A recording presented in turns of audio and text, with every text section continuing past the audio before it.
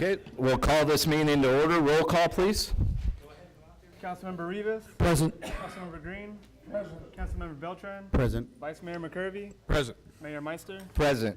This is an opportunity to address the city council on any matter scheduled for closed session. Unless additional time is authorized by the council, all commentary shall be limited to 3 minutes. Is there anyone that would like to come forward? I'm not.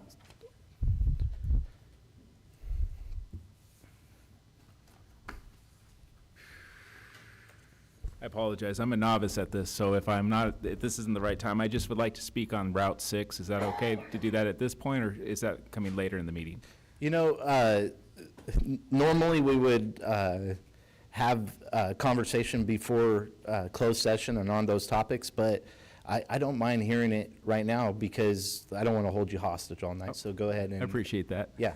So my name is Jay Kelly, and I'm speaking on behalf of Family Healthcare Network. We're a federally qualified health center in Tulare County and Kings County. We provide primary care, specialty care, including family medicine, obstetrics, gynecology, pediatrics, dental, imaging, and pharmacy services. And as a member health center in Porterville, our mission is to provide quality health care for all. Our 190 Porterville Health Center campus has proudly served generations of family from the city of Porterville for 49 years at this location. And annually, the 2 health centers in this campus serve over 28,000 medical and 7,600 dental patients and provide over 98,000 patient visits. Many of our families, as you know, are low-income families and seniors struggling with daily challenges, including barriers to transportation across the city to access basic needs. Route 6 has been a primary transportation route with a drop-off in front of our Family Healthcare Network Center and offers the ability to return to the Porterville Transit Center. We worry that removing this route will negatively impact individuals and families. And so on behalf of our patients and FHCN, we strongly urge you to consider keeping Route 6 in place to ensure community members access to critical health care and to an affordable, safe public transportation option. So that's it. Thank you. Thank you, Mr. Kelly. Mayor, just to note that that's a public hearing item, so we'll enter that, or we'll note it, that it goes into the public hearing record at the time of the item. Thank you, Julie. Okay, is there anyone else? I'm not seeing anyone. Anyone online, Fernando? No, Your Honor. Okay, we'll move on to closed sessions. City Manager? Thank you, Your Honor. Tonight we have 4 items for closed session. Item 1 is Government Code Section 54956.95, liability claim. Claimant Aldo Gutierrez, agency claims against the City of Porterville. Item 2 is Government Code Section 54956.9D3, Counsel Legal Counsel, anticipated litigation, significant exposure, 3 cases in which facts are not known to plaintiffs. Item 3, Government Code Section 54956.9D4, Counsel Legal Counsel, anticipated litigation, initiation litigation, 1 case. Item 4, Government Code Section 54957, Public Employee Appointment, Employment, Title City Manager. All right, with that, we'll go into closed session and reconvene at 6:30 p.m.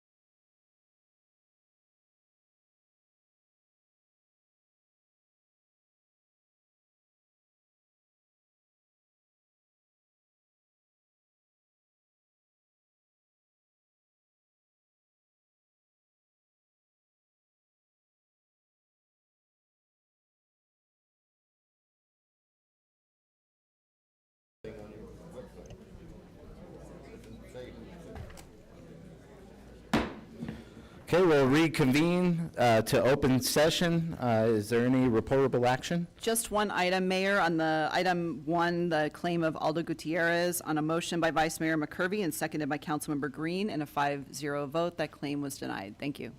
Okay, I'll ask you all to stand for the Pledge of Allegiance, led by Councilmember Green. And then please remain standing for invocation afterwards. Before we take our Pledge of Allegiance, I'd like to have a moment of silence for Marcellus Rodriguez and the Rodriguez family. They had a tragic kayaking experience in Oregon, and we lost an individual from Porterville, 20 years old. It's a sad situation for the family. So I'd ask for a moment of silence.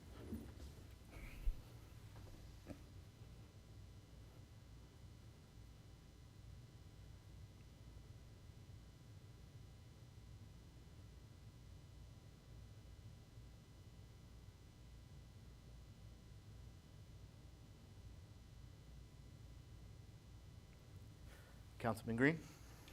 Everybody please salute. Pledge. I pledge allegiance to the flag of the United States of America and to the republic for which it stands, one nation, under God, indivisible, with liberty and justice for all. If anyone would like to come forward for invocation? Yes. Okay. And more than one can pray. Heavenly Father, as we gather here today for this city council meeting, I ask for your guidance hand to be upon the mayor and the city council members, the city manager, city attorney, and everyone that is part of the city council. Father, Lord, I pray for your heavenly hands to guide them through their tasks with the commitment to serve to the best interest of the community. Father, Lord, I pray for the protection and your mighty blood of Jesus Christ upon the police officers and the firefighters as they put their lives before ours on a daily. We stand before you with gratitude. We thank you for being with us today and every day. You never leave us nor forsake us. In Jesus' name we pray, amen. Amen.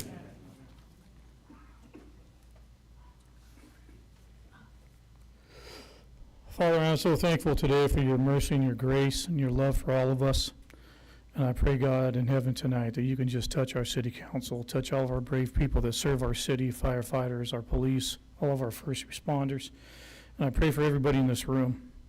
I pray, God, tonight as we discuss our topics that come to our city, I pray, Lord, all of us could keep a cool head and just know, Lord, that we're all trying to get to the same place, and that is in your love and your kindness. And I pray for our city, I pray for our mayor and all of our council members in your name. Amen. Amen. Please be seated. Okay, with that, we'll move on to presentations, starting with the 2025 Edison Scholar, Judith Gomez, City Manager. Thank you, Your Honor. Brian Thorburn from Southern California Edison will be making this presentation. Brian, good to see you, sir. Good evening, Mayor and Council. Brian Thorburn with Southern California Edison. It's a pleasure for me to be here tonight to talk a little bit about Southern California Edison's Edison Scholar Program, which we are now in our 20th year, where we award 30 scholarships throughout our service territory to high school seniors who are headed to continue their education in science, technology, engineering, and mathematics. And we're thrilled that our Edison Scholar locally this year is Judith Gomez of Porterville and a senior at the Harmony Magnet Academy. So at this time, I'd like to introduce Judith and her parents, Juan and Lily, if they can join us here. And then we'll let you all do a recognition. Then we have Supervisor Townsend and our legislative offices here as well. So Judith, if you could talk a little bit about yourself and introduce your parents. Hello, my name is Judith Gomez. I'm a senior at Harmony Magnet Academy, like he explained. So I'm here with my parents, Lilia and Juan Gomez, and in the fall I will be attending Stanford University, majoring in environmental engineering. And I just wanted to thank Edison for providing this generous opportunity and the scholarship, because now I'll be able to afford to go to my dream school. So thank you. Wonderful.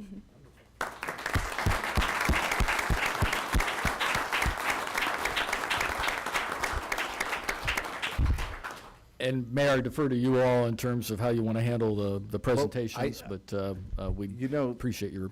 County Supervisor Townsend, he's not much of a speaker, but if he's got a certificate, we want to see him come up here.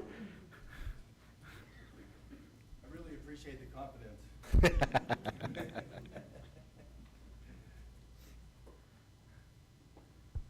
Well, congratulations, Judith. What a great honor. I'm on the advisory board at Harmony Magnet Academy for the Academy of Engineering, and so I've seen a lot of great students come through, and it's a real honor for you to be able to get this Edison scholarship. So we're really proud of you as the city of Porterville and as the county of Tulare.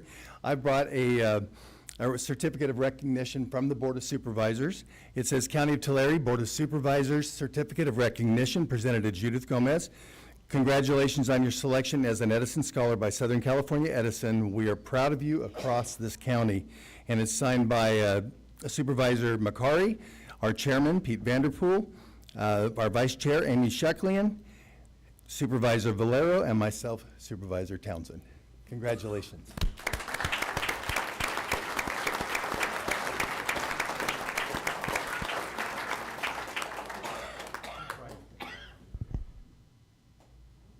Now, you're supposed to hold for pictures when the mayor's in there, man.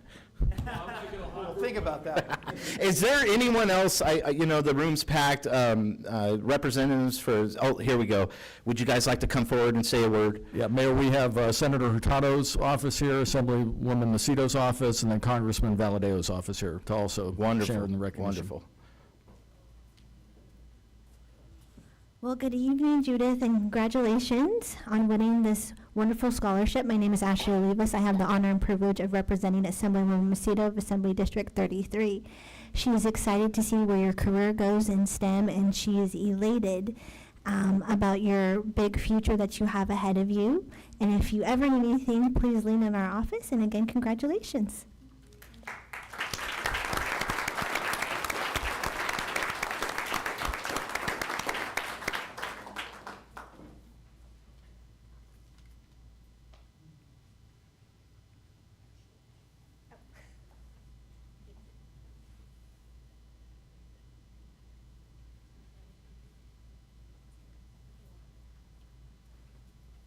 Lots of recognition for you tonight, Judith. I have the privilege and honor of representing Congressman David Valadeo of California's 22nd Congressional District. Your story and your journey is truly so admirable. And with that being said, on behalf of Congressman David Valadeo, we would like to provide you with some congressional recognition that reads, in honor of your support to the city of Porterville, we honor your steadfast commitment towards strengthening our community, building bridges, and creating opportunities. I would like to congratulate you as Southern California Edison Scholar of the Year and wish you the best in all of your future endeavors. And with that being said, congratulations.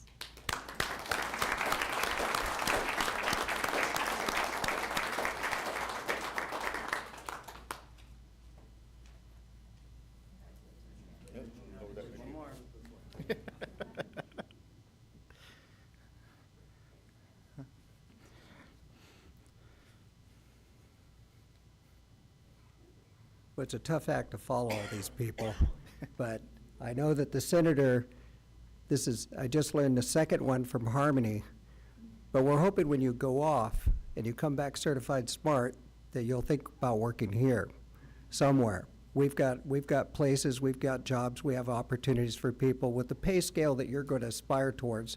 So, congratulations on all your hard work and the achievements. And I hear that you're doing the college tours, and it's been, sounds like they've been having a food fight over who gets you. So good luck with that.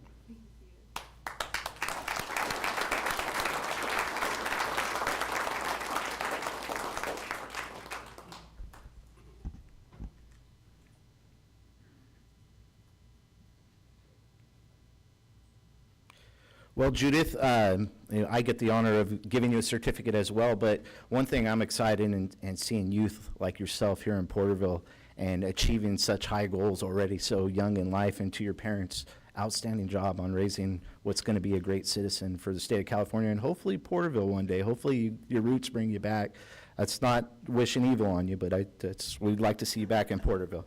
With that, in recognition of being awarded the Edison Scholarship for exceptional academic performance, leadership, and dedication to advancing the field of environmental engineering, your commitment to creating a more sustainable future is truly commendable, with great pride and high hopes for your continued success by the City of Porterville. So.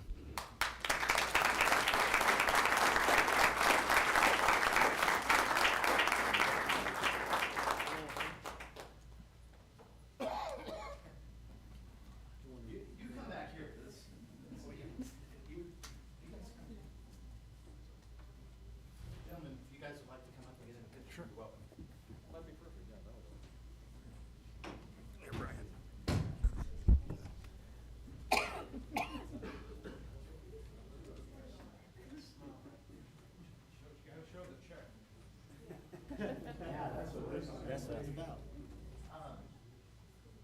don't mind, County Supervisor Townsend and come on up. Your parents.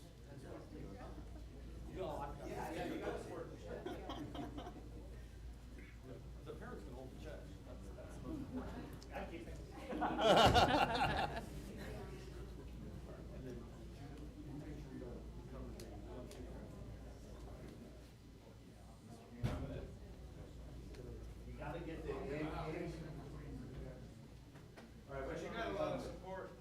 Let's look my way, let's look my way first, okay. You got it. Excellent, thank you. Wait, one more, Mr. Coleman. You took a couple. All right, ready? 1, 2, 3. Got it.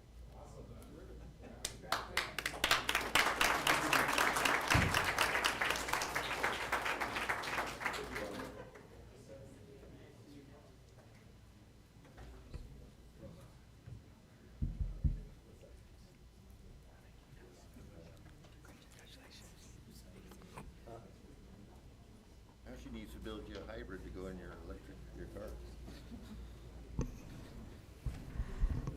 Again, on behalf of Edison Mayor and Council, thank you very much for the recognition, appreciate it. Thank you, Mr. Thornburg. Okay, with that, we'll move on to our next presentation, Employee of the Month. Oh, okay. Yes. I'm not going to stop you. I mean, Thank you. You're in charge. Yes, good evening, everyone. At this time, Assemblywoman Macedo would like to recognize Jason for all his hard work and dedication.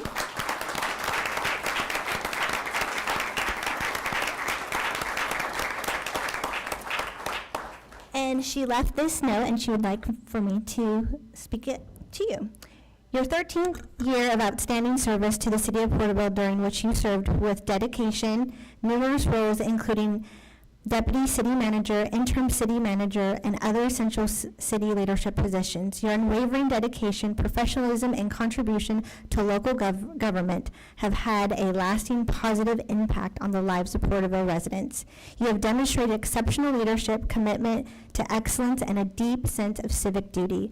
On behalf of California State Assembly, it is a privilege to commend your years of service and recognize the vital role you have played in shaping a stronger, more resilient community. Congratulations, Jason.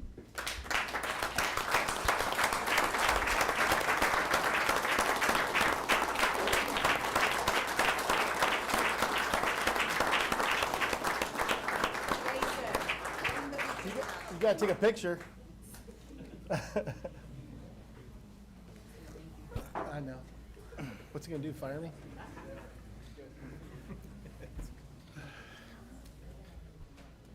Mr. Ridenhour, would you like to say a word now or wait for the end of the meeting? Okay. Okay, with that, Mr. Ridenhour will go into Employee of the Month. Thank you, Your Honor. Tonight, our Employee of the Month for the month of May is Hugo Espinoza, and I've asked Mr. Knight to provide this. Thank you, City. Almost. Thank you, City Manager. It's my privilege tonight to recognize Hugo Espinoza if he wants to come up to the front against his protest.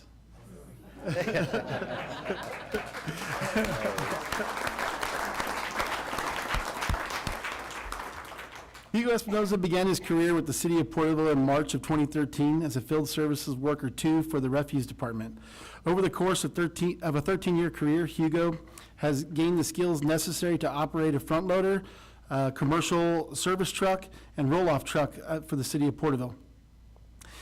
He is also one of the few welders in our department which provides valuable skills set to repair the equipment. He also has received his industrial maintenance mechanic technician certificate.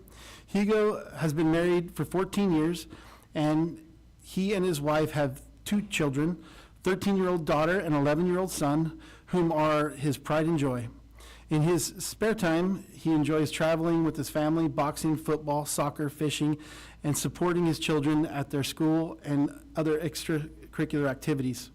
Hugo is also always looking for ways to further improve his skills and become a better version of himself.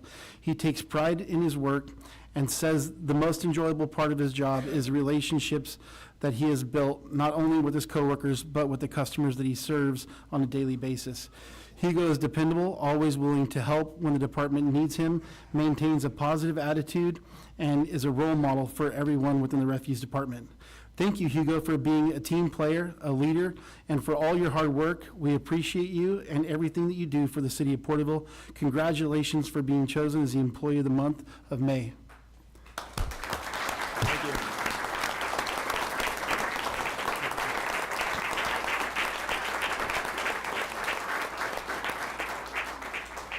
It took a lot of work, but we got everybody here to support you, from our legislature to Board of Supervisors. I hear you. Hugo, before you go, are you going to give a word to the people that you serve? All right. You know, I don't even think you want to take a picture, right? Okay, Hugo. Fair enough. All right, with that, we'll move on to the Porterville Police Department. Actually, City Manager, you'll take that. Thank you, Your Honor. Chief Costello will provide the next presentation for the Porterville Police Department being recognized for excellence in policy and training. Chief. Yeah, thank you, Mayor, members of council. I'm going to have Assistant Chief Bartow present this item since it's his division, and I think he's partly responsible for assisting in this, so I'll let him do the presentation. Thank you.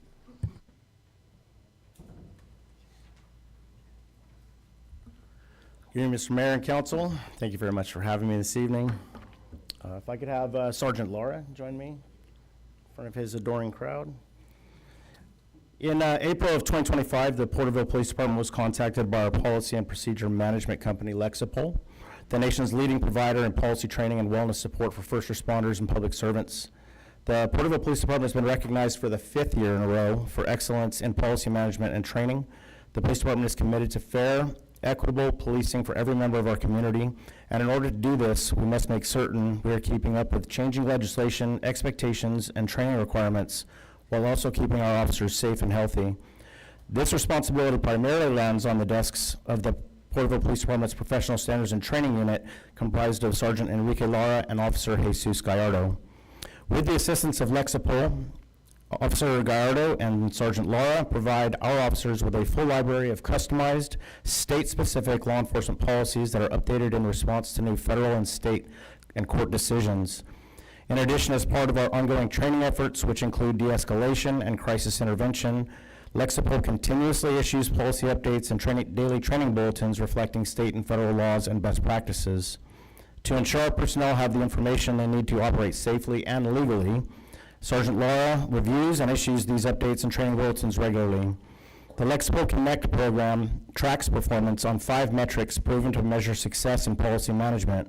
The Porterville Police Department has achieved gold recognition, which is the highest achievable standard for consistent and effective policy dissemination to personnel, timely policy updates as laws change, and officer training on policies.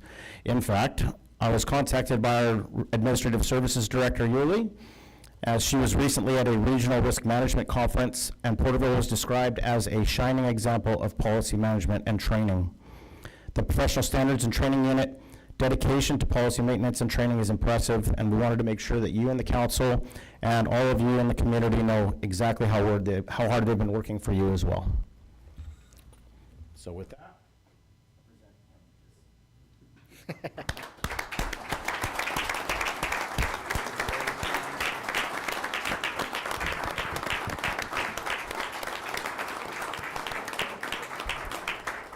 Yeah, there's no way the police department gets off that easy. We gotta hear something.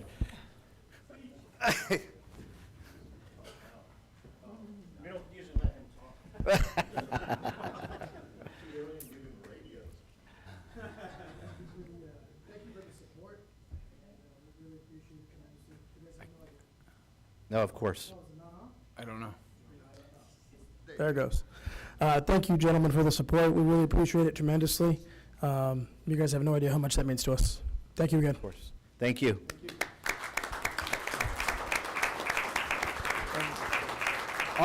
Honorable Mayor. Yeah, and I was gonna. We have one more. Okay, yes, I see that moving. Another one? Another one. I Another told one? you he doesn't like talking. Is this one on the agenda? Only one more. On April 21st, actually, I had just had a shoulder surgery done, but we had a Tulare County Association of Governments meeting over in Visalia, Tulare. And so I got a ride over there, and then I needed a ride back to Porterville. Mayor Meister was there, and so I asked him, and he cleaned out all of the garbage and the fast food and the Coke cans, all the stuff out from the front seat, and he allowed me to ride with him. We got about a half a mile away, saw smoke, black smoke rising, and it looked like there had been an accident. And both just noted, that looks like that's an accident right where we're going. We pulled up, and sure enough, there was a vehicle up on its top that was fully engulfed in flames. Another vehicle was up against the railing. Actually, the railing had cut the vehicle, part of the vehicle off, with two gentlemen trapped inside. And the fire was spreading from the car to the grass all around it towards the vehicle that had the other gentleman in it. There was also, so we stopped. I was in a sling. I got out, Greg got out, he ran straight over. The first thing he saw was a gas can sitting in the road that was leaking, and he took that, uprighted it, got it out of the way. Then he saw a shovel that had fallen off the trailer, and he went and started throwing dirt on the fire, put the fire out so it wouldn't reach the car that had the gentleman left in it. We were both yelling to find out if the people had got out. There was another lady on the scene who had been calling 911. She was saying yes, and there were the other gentlemen that were at the door of the vehicle. Greg just went into full rescue mode, and I was very impressed with it. In fact, I felt held back because I only had one hand, and he was out there just taking charge of this. He really went into, he doesn't like to hear this, but he went into hero mode. And it, just like a first responder would.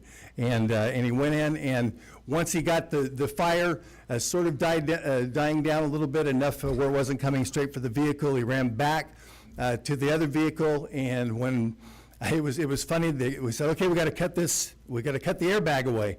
And so the other two gentlemen that had been in the burning vehicle, they pulled out their pocket knives, and Greg got a real knife, a big knife, and cut the airbag out. And then went back and threw a couple more scoops of dirt on the fire, and then came back and immediately said, we've got to get these guys out. And just went into action, reached in, pulled the one guy out, gave him to one of the guys that was standing there. I grabbed one arm, the other guy grabbed that. We pulled him to the other side of the road in some shade, and then immediately he grabbed the other guy and brought him over, put him in the same place, and went and found, it was funny, there was a piece of plywood in the back of his car, part of the deck of the back of his car. He just pulled that out as a backboard because both gentlemen were complaining about back pains, and so we tried to get them on there. But the whole time, and as soon as it was done, as soon as the guys were there and the fire department got there and the police got there, we got back in the car and drove to Porterville like nothing had happened. Greg still had blood on his hands because both of the gentlemen were bloody that he pulled out of the car. I didn't want to let that go. Greg didn't want to say anything about it, but this was a very heroic action, a very selfless action, and so I did. I also brought you a certificate from the County Board of Supervisors. Certificate of recognition presented to Mayor Greg Meister in recognition of your selfless actions on April 21st, 2025, freeing and removing 2 victims trapped in a wrecked vehicle while controlling the spread of fire by the second vehicle. Thank you for your courage and your quick actions, and it's signed by all 5 supervisors. Thank you, Mayor Meister. Thank you, Mr. Council.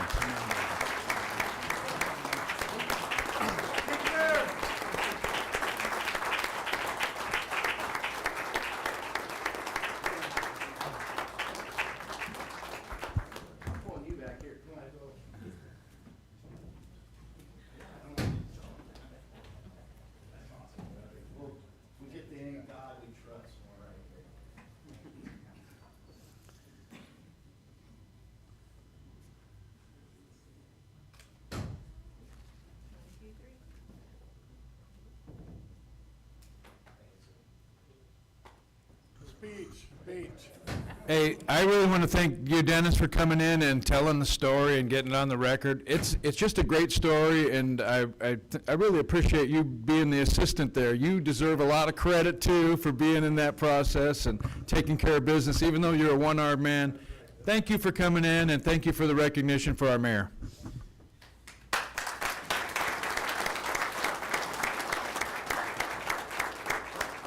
Well, that's our county supervisor, a great man. He is correct on most of the story, even with the trash that I had to relocate. But, you know, it's flight or fight. And I think that I did what any of us would have done in this situation. When we see a fellow man and hurt, we make a decision, and that was it. Now, I remember getting the guys out first before I started working any fire, Townsend. So that's how I remember it, but. You were doing a good job. Yes, yeah, thank you, sir. I would just like to add this. Greg showed up late to a meeting after that, but he was worried because he was late to the meeting. He's just all business. Love that, Mr. Mayor. Thank you. Thank you.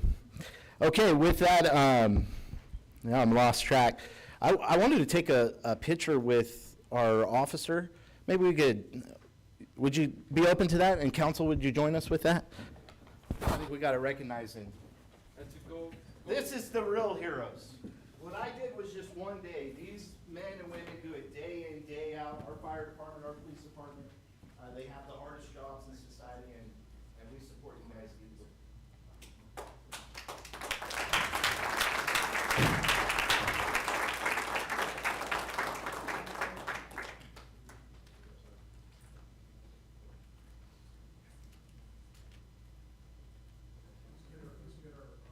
Which one we look?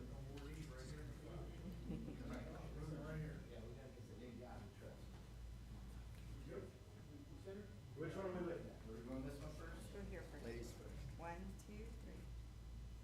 Got it. Thank you.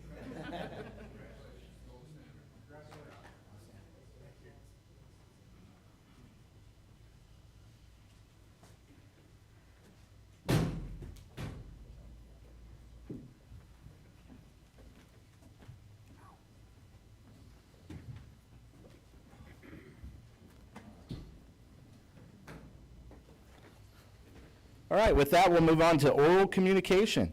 This is the opportunity to address the council on any matters of interest, whether on the agenda or not. Please address all items not scheduled for public hearings at this time unless additional time is authorized by the council. All commentary shall be limited to 3 minutes.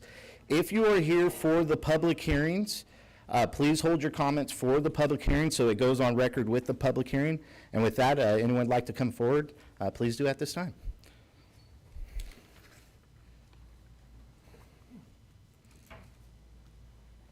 Fernando.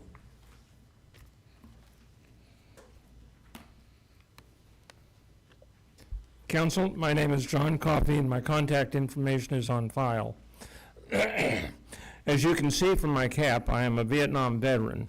Friday, May the 2nd, 2025, I walked through Veterans Park, which is supposed to be our premium park in Porterville. Imagine my dismay at seeing 2 dead trees at 2 monuments, and where 1 tree had been removed and the stump ground out. There are multiple events planned to be in the park this month. I would hope, foolish as that may be, that the 3 trees are replaced in a timely manner with the proper level of respect for those who gave their very lives for this country. The park is also in need of some general maintenance, like around the flagpole where the concrete is broken, and I might add has been for some years. Porterville Elks Lodge will be in the park on May the 25th to put out flags at each of the monuments. I hope there will be live trees there. I would like to commend city staff for the road work that they recently did on North Newcomb. It was desperately needed. Also, I am glad to see the start of replanting on Main Street of the trees will make it much nicer. Last night, May the 5th, people over about Beverly and Castle started some kind of celebration, maybe a bit early. About 8:30 p.m., they started in with their fireworks in total disregard for animals and veterans. if they are that self-centered, and in my opinion, they need to hold off on their self-centered ways and go to the city fireworks show and not terrorize animals and veterans. Thank you. Thank you, Mr. Coffey.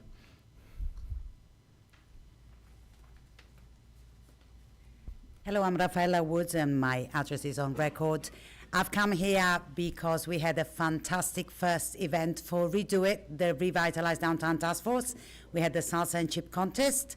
So we brought people downtown and brought people into businesses, which is great. And I saw him down there, and I would like to thank the Fire Marshal, Clayton Dignam, for being one of our judges. And I can announce we had 6 restaurants entering, and the People's Choice went to J&R Meats for salsa and chips, and the judge's choice went to Shop and Save. And apparently they do an amazing red and green salsa, so give them a try. Want to thank Papa's the Loaded Baked Potato for participating, El Nuevo, Safford's Chocolate has done a sweet salsa. I'm going to forget someone because I know there were more. J&R Meats entered, obviously. So that was a fantastic event, and there'll be more coming. I also want to thank Councilman Raymond Beltran for agreeing to be dunked for the Jackass Mill Run. It was great. Lots of people from Porterville came. You helped us raise money to create more events for the future, so thank you very much for that. And then lastly, and definitely not least, I would like to thank Jason Ridenauer. I feel like, I don't know, because I'm not old enough to be your mom, but I kind of feel like I've seen you grow when you first started in Porterville and where you've come right now. And I cannot thank you enough, not just for what you've done, but the grace with which you've done it. And I get to probably work with you in Exeter, obviously, because I do real estate everywhere, but I just want to really thank you for everything you've done for Porterville, and you'll be sorely missed. Thank you. Thank you, Ms. Woods.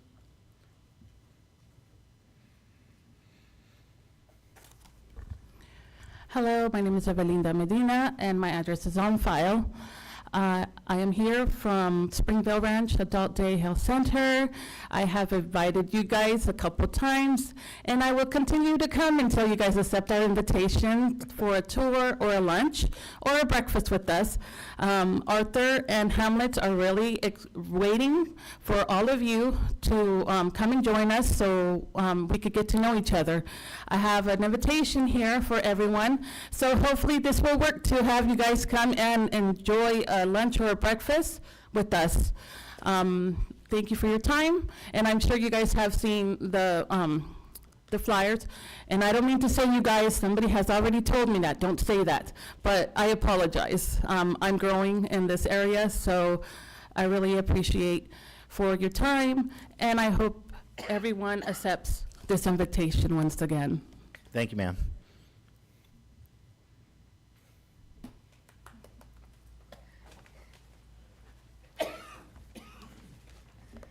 Good evening, Council and Mayor and everybody. I'm Steve Walker, pastor at Valley Oak Community Church at 1970 West Henderson, and I'm here to tell you about a battle that is brewing in our community.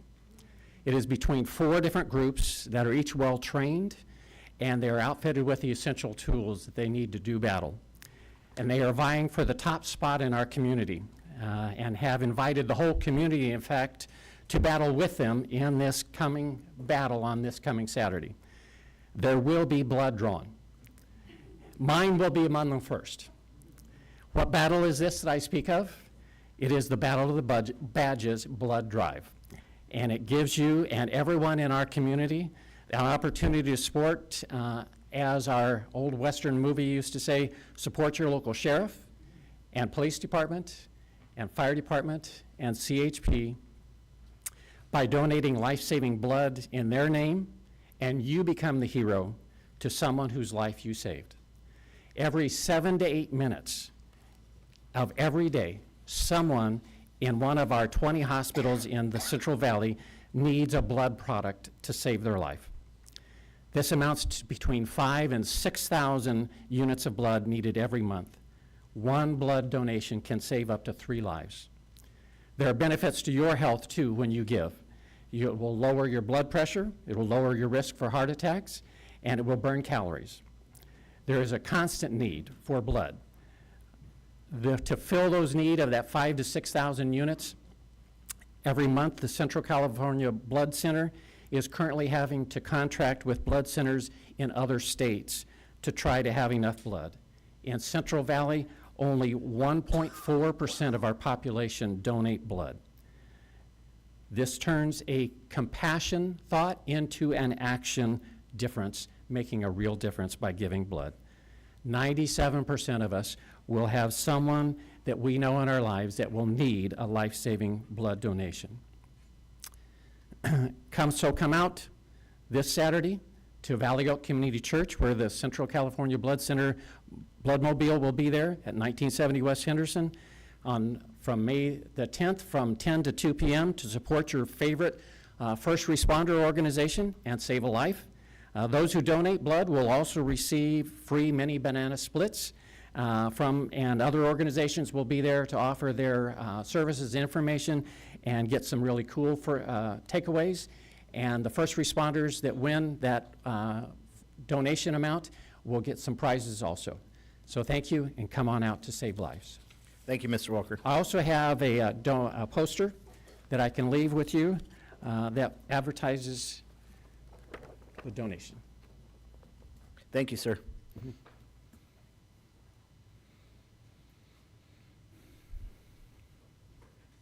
Good evening, gentlemen. My name's Gilbert Brown. This is my wife, Elizabeth Brown. And we'd just like to touch base on a couple things real quick. One, there's talk that the transit system bus routes are going to be stopping. They want to eliminate 6 and want to eliminate 4. And I'm not sure how far that's going, but there's some questions about that. The other thing is I'm more concerned about is that at 2nd Street in Putnam there, I just witnessed, I've got a picture on my phone, we saw a wreck again. 3rd Street, not 2nd. Or 3rd, I'm sorry, at the corner by the senior center where my wife and I reside.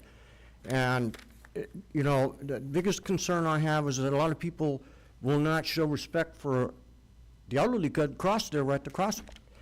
And even though the city and probably Porterville police officers have put those little meters out there to meter their stroke, slow down, they still don't abide by it.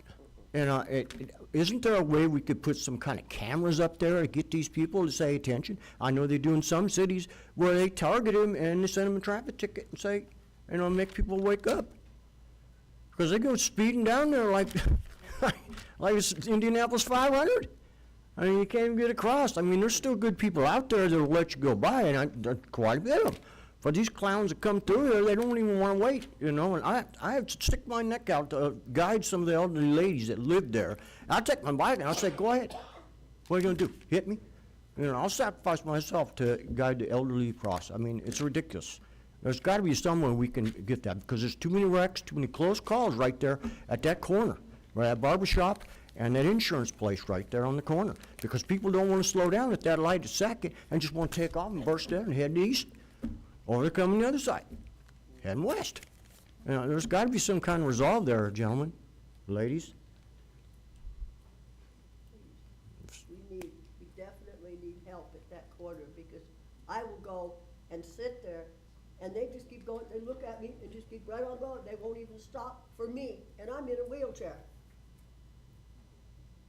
I've been watching this for 9 years that we've lived in that building. We've seen how numerous wrecks at that corner where somebody is going east or west and somebody going north or south, the one at the stop sign, they'll race through there and plow right into the ones that have the right of way. And too many close calls we've seen. And you sit out there at the bus stop and wait for the bus, the transit, right across the street from there. And you see how many people, they can't judge speed and depth perception. Stop in right there. The next thing you know, there's either a close one or they're already hit. There's got to be some kind of resolve there. That corner, please.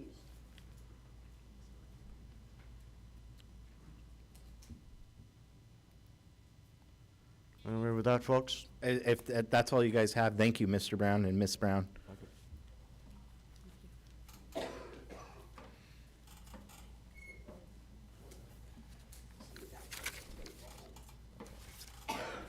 Hello, my name's Ken Widman, and my address is on record. I'd like to thank you guys for your time that you're giving me to make a couple of comments.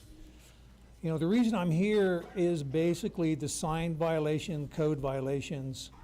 You know, I know some of the guys that work there now because we've got to work and talk together for a while. My issue is, how do they come about and how are they handled? Complaint-based is what generates the code enforcement on sign violations. Evidently, it's not taken into consideration if it is a legitimate complaint, or if it's an anonymous complaint, what I was told could be written down on a piece of scratch paper, and that's what a complaint could be. If I call the police department, which I do kind of participate in a neighborhood watch, first thing they ask is name and phone number and the reason I'm calling. If the development department can't follow a simple process like that, or really if you got one person, a competitor, trying to stab another competitor in the back and being petty and being vindictive like junior high school kids, I feel, and then they get these folks involved, what type of professionalism is that? I got a problem. We had an issue back right after COVID. I owned a small shopping center. The place was a ghost town. California, Tulare County opened back up. Porterville deemed it more important to be closed. When they reopened, they put their little A-frame signs on the sidewalk to let people know we're back, trying to generate business. Within weeks, I get a letter from the code people, and God bless them. I mean, they're married to their book. That binder and those codes is what they live by, and I mean, whatever you put in front of them, I think they'll do a good job. But now we have people that are just reopened after COVID, and they get threatened because of their signs and where they're located. I'm going to just give these guys a break, let them have a chance to make some money. So November, we get more letters. They go out and look, and I'm assuming it's starting on the signs on the street again. But now this time, it incorporates window tint on their business fronts and the store signs on above their stoops. They say that the stoops, the fascia board is the roof line. The signs go above the roof line. The back of it's a flat roof that tapers back for the roof to drain in. The back curves up, and if you're too close to the building, you can't see the rear of the roof. To me, that's the roof line. And they say they go by complaints and interpretation of the code, but their interpretation is the only one that's deemed important or they go by. So if you have a sign that's within inches, that is going to be acceptable to me. So, Thank you, however- Mr. Wigman. Please summarize. Huh? You have 30 seconds to summarize. Okay, what I'm saying though is roof lines, and then they say master sign programs, but the master sign program just kicks the can down to the renters. I would like somebody to take a good look at how this thing gets generated and how it gets processed and what the codes actually are, because I've also been told that they don't have enough staff or enough time in the day to address all the violations in the city of Porterville. Everywhere I drive, I see violations. I have painted my buildings, we have all new signs, we've refaced everything, and that still doesn't seem important to these folks because of their code book. Thank you, Mr. Wigman. Okay, I have some information if anybody would like to have that. So I don't mean to get heated, but it's been going on a long time. I know I frustrate them, and God only knows they frustrate me. So I'm going to keep one of these. I don't know if I have extras. But this is the complaints. I have yet to see the original complaint from the person that generated it to them. I would like to see that, to see what they considered their complaint, if it included all the signs and all the complaints that are in these. Thank you, Mr. Wigman.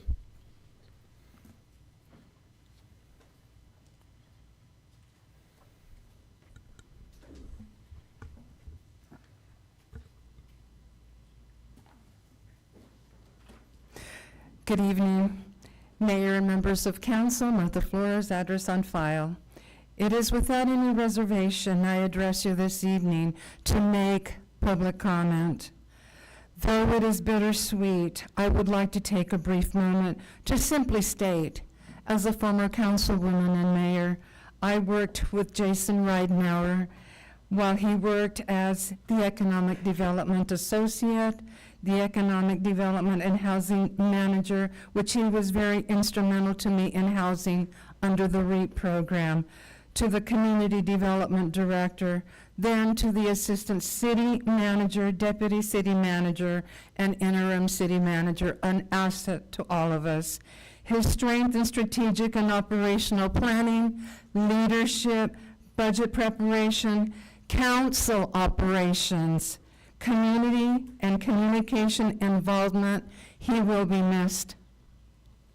With his education, experience, and personal skills, he has demonstrated his ability to be successful. I am here to publicly thank him for all he has done and to congratulate Jason in his new position. Thank you. Thank you, Ms. Flores.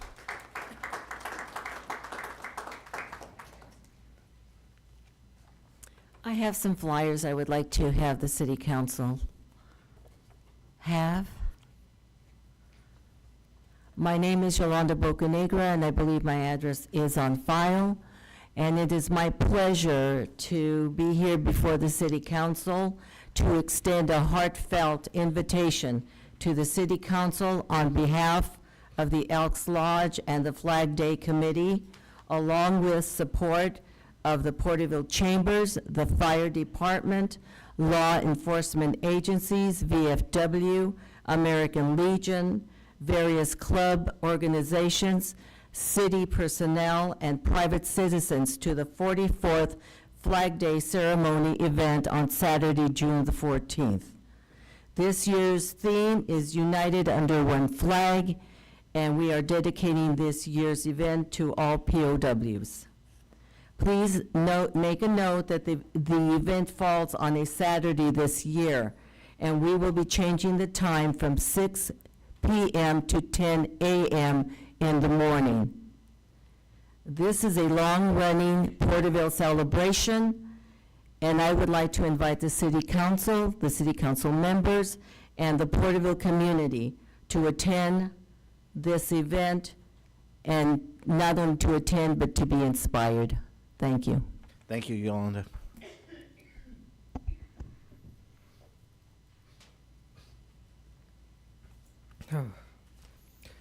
City Council members, my name is Brandon. I'm a student at the Porterville College and a resident of Spring, where you can find my address on file.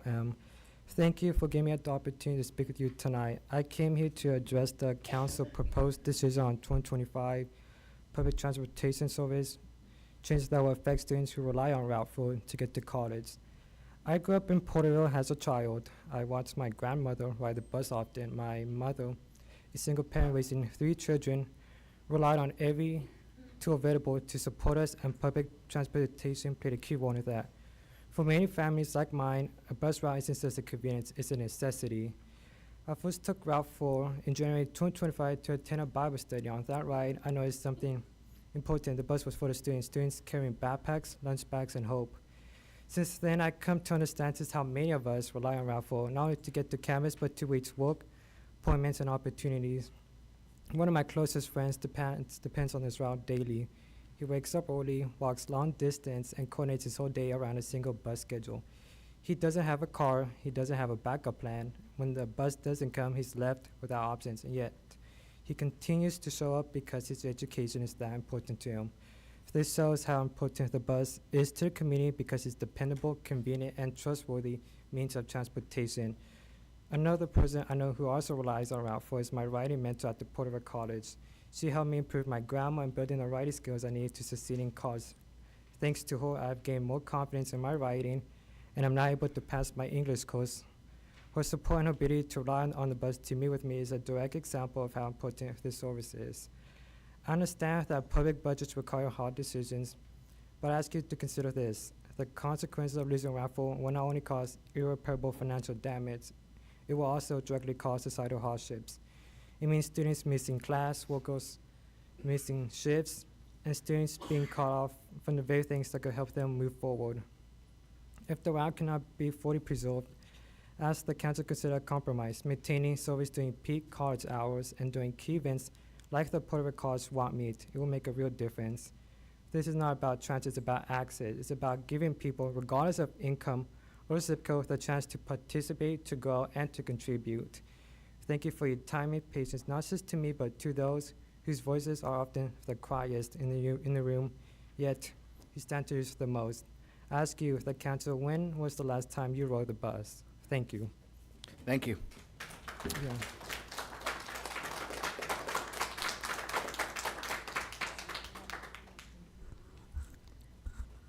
Good evening, Mayor, council members, and staff.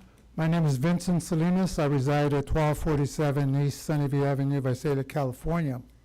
I'm a business consultant with the Small Business Development Center that covers 4 counties, Tulare County, Kings County, Fresno County, and Madera County. I'm here this evening to thank Jason for the last 10-year partnership that we have developed between us and the Economic Development Department and providing direct funding to small business that want to start their business here in Porterville. You're the only city in Tulare County that provides direct funding to small business. And I wish Jason the best in his new endeavor. Thank you, and thank you for allowing us to be a partnership with you. Thank you, Vincent.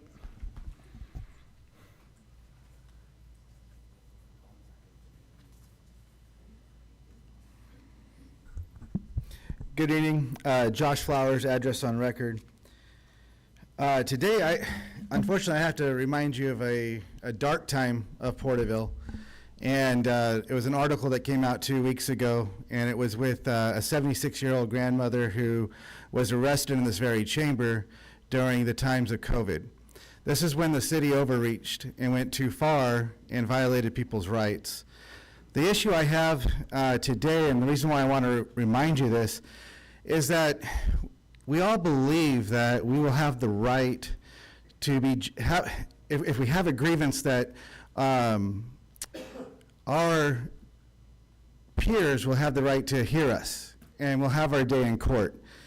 Well, what happened with this particular case is that we found out that municipalities have a cover within the judicial system, which basically means that if your rights are violated early and inside and at the time of, I should say it this way, before you address it, what happens is that you'll never get that day in court because the municipalities have basically cover fire, is what I call it. Where what I'm going to ask you guys or implore you to do is please really figure out a way to put some ordinances in place that does protect the citizens' rights, because that day in court never happened for this woman I was telling you about.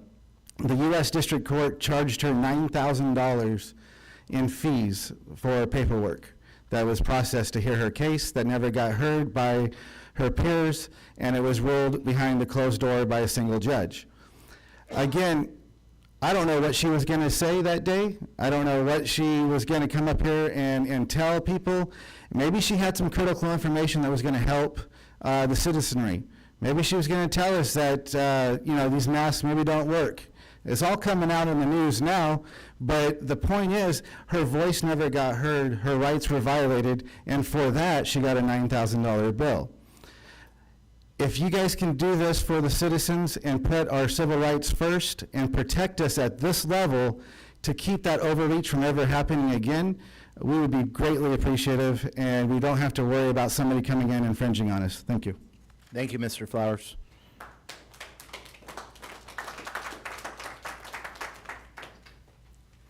Hi, how you doing? My name is Luis Navarro. I have a little complaint. Back in November of 2023, I turned in a property use verification form to city planning, and I did not get it back until July 2024, which put my business on a stop for whole 9 months, and I got code violations in excess of the amount of over $6,000. So I never got contacted by anybody. All of a sudden, I got a warning that that my license was gonna be pulled. So I was pretty upset, and I was like, how come I be fined while my business was on a hold due to just one form for 9 months? I have a copy of the complaint right here, and Fernando. And copy of those bills that I got right there. And I think it's a little outrageous, that my business was on a hold and I get fined for code violations. So I don't know if I need help with this. you can see the complaint. I would really appreciate you taking a look at it and contact me when at your earliest convenience. Thank you. Thank you, Mr. Navarro.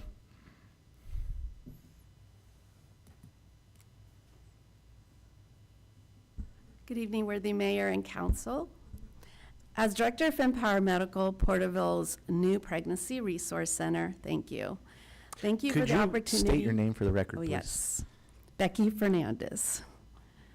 Thank you for the opportunity to speak briefly this evening. The need for a pregnancy center for women who find themselves with an unintended pregnancy is vital for our city and adjoining towns. Directors from Visalia and Tulare have been assisting women from our area for years. Our current culture and society often champions abortion as a form of empowerment, a quick fix that supposedly restores freedom and control of women. A recent study found the chemical abortion pill to be 22 times more dangerous than FDA had stated.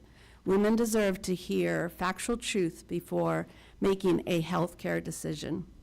In the last 6 months, my team and I have had the opportunity to see one of the greatest needs in our society. In a world where social media has saturated the lives of so many young people, there's something heartfelt with the one-on-one personal encounter our center provides. The one that without words says, I see you, I hear you, I'm here for you. FemPower offers 24/7 nurse chat line to reach the hearts, minds, and souls of those who find our website.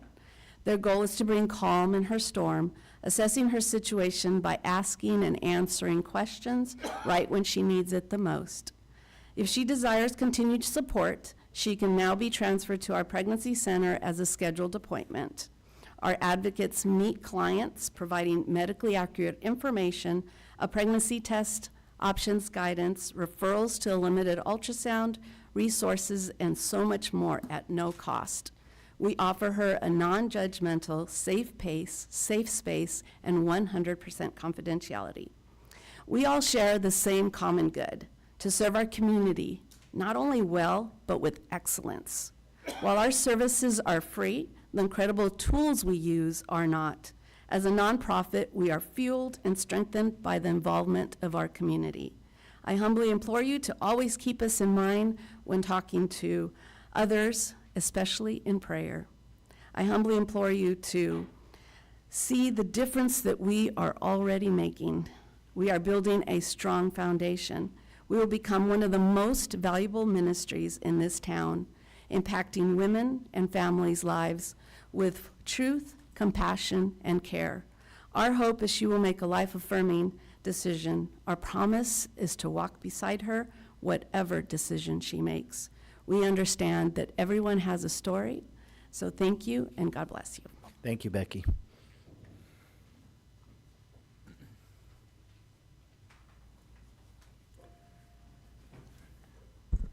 David Horowitz, address is on record. I'm glad that we've formed a downtown committee. I'm thankful that you guys are going to allow me to be on this. One of the problems that I think we need to address, which was already discussed by several other people tonight, is code enforcement and the way the code enforcement's done. The problem with our code enforcement is it's supposedly anonymous. So like the first gentleman said earlier tonight, if you have someone who is in business against you, they can use this as a weapon. It has been used against me as a weapon. As everybody knows, I own Horowitz Jewelry. We had a banner that says, "We buy gold," which quite honestly is beneficial to the city of Porterville as it brings in more revenue. Unfortunately, the city of Porterville has decided that we should pay for the right to hang a banner on a building that I own. To me, that's pretty ridiculous. I paid a lot of money for the building. If I'm going to put a banner up that benefits the business and benefits the community, I don't see why I should have to pay for that privilege. I had to take the banner down, and now I have a freestanding sign, which makes no sense. The freestanding sign's allowable, which actually stands in the entrance of my business, where the banner hung across the front of my building and did not interfere with anything. However, somebody anonymously complained that I had this banner, probably the gold shops that I take business away from. The bigger problem was there were banners on businesses on both sides of me. Miraculously, neither one of them were ticketed or fined for their banners. So the problem with code enforcement in Porterville is it's selective enforcement. It is not enforced across the board. So if someone at the city has a hard-on for you, they can make your life miserable with this code enforcement stuff. Whether it's good or not, doesn't really matter. Like the gentleman said, they've got their book, they're going to enforce it. You know, it needs to be done fairly. The way it's done right now, totally wrong, challengeable in court. I don't think we should be harassing merchants who actually help the community, especially the smaller businesses. We're the ones that support the community. We give to Little League, we give to Bobby Sox, we give to bowling, we give to Rockford School, we give to Hope School, we give to all the high school football teams, we give to their cheerleading squads, we give to their choirs. Today I had Porterville High come in because I donate a watch for female and male student of the year every year. We're the ones that do that, and we're going to be harassed about paying for a banner that promotes our business, which makes it where we're able to donate back to the community. Hopefully that can change. Thank you, Mr. Horowitz.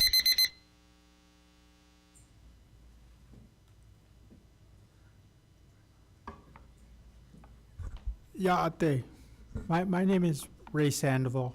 I live here in the city of Porterville at 641 West Putnam Avenue. I'm here to address the, I don't know if it's an issue or kind of a problem, but what I'm here to address is basically with the city transit and the routes that they're going to considering possibly discontinuing. We have two different routes. One that's going to the Lowe's and the Home Depot locations, and also the college. Me as a returning student, don't let the gray hair just kind of make it look a little bit differently, but I am a returning student, and I rely on the bus systems. I was introduced to them roughly about a year ago when I first started going back to Porterville College again. Now, my history of public service goes back a long ways. It begins in 1990 when I went to the police academy. I was a police officer for 5 years. Had the distinct pleasure of working with some of the fine gentlemen here, such as Dominic and some of the other gentlemen and ladies here of the police and fire department, because I was a paramedic for over 22 years now. Like I said, I've had the distinct pleasure of being able to work with them. Unfortunately, in 2015, I was diagnosed with Parkinson's. I was in an accident about 2 years ago that ripped the motor out of my vehicle, but miraculously, I was unharmed. But like I said, I don't drive, therefore I do rely on the transit system. And just like the other gentleman was saying, it would be a very big disservice if those routes were discontinued. I guess that's pretty much what I'm looking to kind of voice my opinion. Thank you. Thank you, Mr. Sandoval. Okay. Have a good night. Yes. Hello, my name is Jolene Espinoza, and I actually came here to listen. I wasn't going to speak, but after hearing Brandon, I think it was, speak about the transportation and how important it was to him, I decided that it's probably important for me to say something as well. I have a vehicle at the time, but there's been several years of my life where I was dependent on public transportation. Currently, my husband is a supervisor for public transportation, and Route 4 and Route 6 are very important routes for the community as far as my point of view goes, because of the medical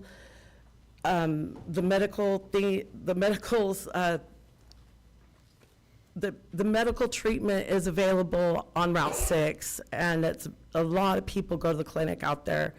And there's very few routes in this town anyway. People have to walk a long distance to get to the buses sometimes. And I just think it's really important to keep those. If anything, the vans that are provided for people that, I mean, they can call Uber or something.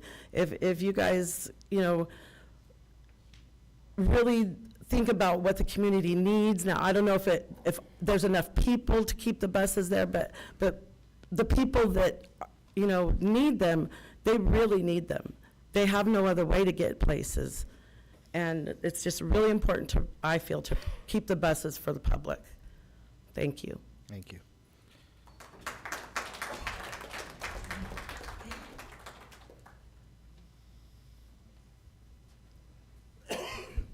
Hello, I'm Carmine Calderon. I don't know if my address is on record. It's been a while since I was speaking.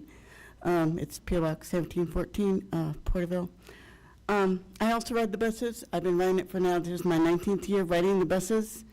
I use Route 4 a lot. I've been working at one of the schools. I work at Pioneer for my primary job as a substitute teacher. So I need Route 4. And I ride all the other buses, but Route 4 is really important because right now I won't be working much longer because of summer break coming up. So I take Route 4 to get to work and from work because I work at one of the schools, the middle school. And Route 6 is also important for stores, and I also use that clinic.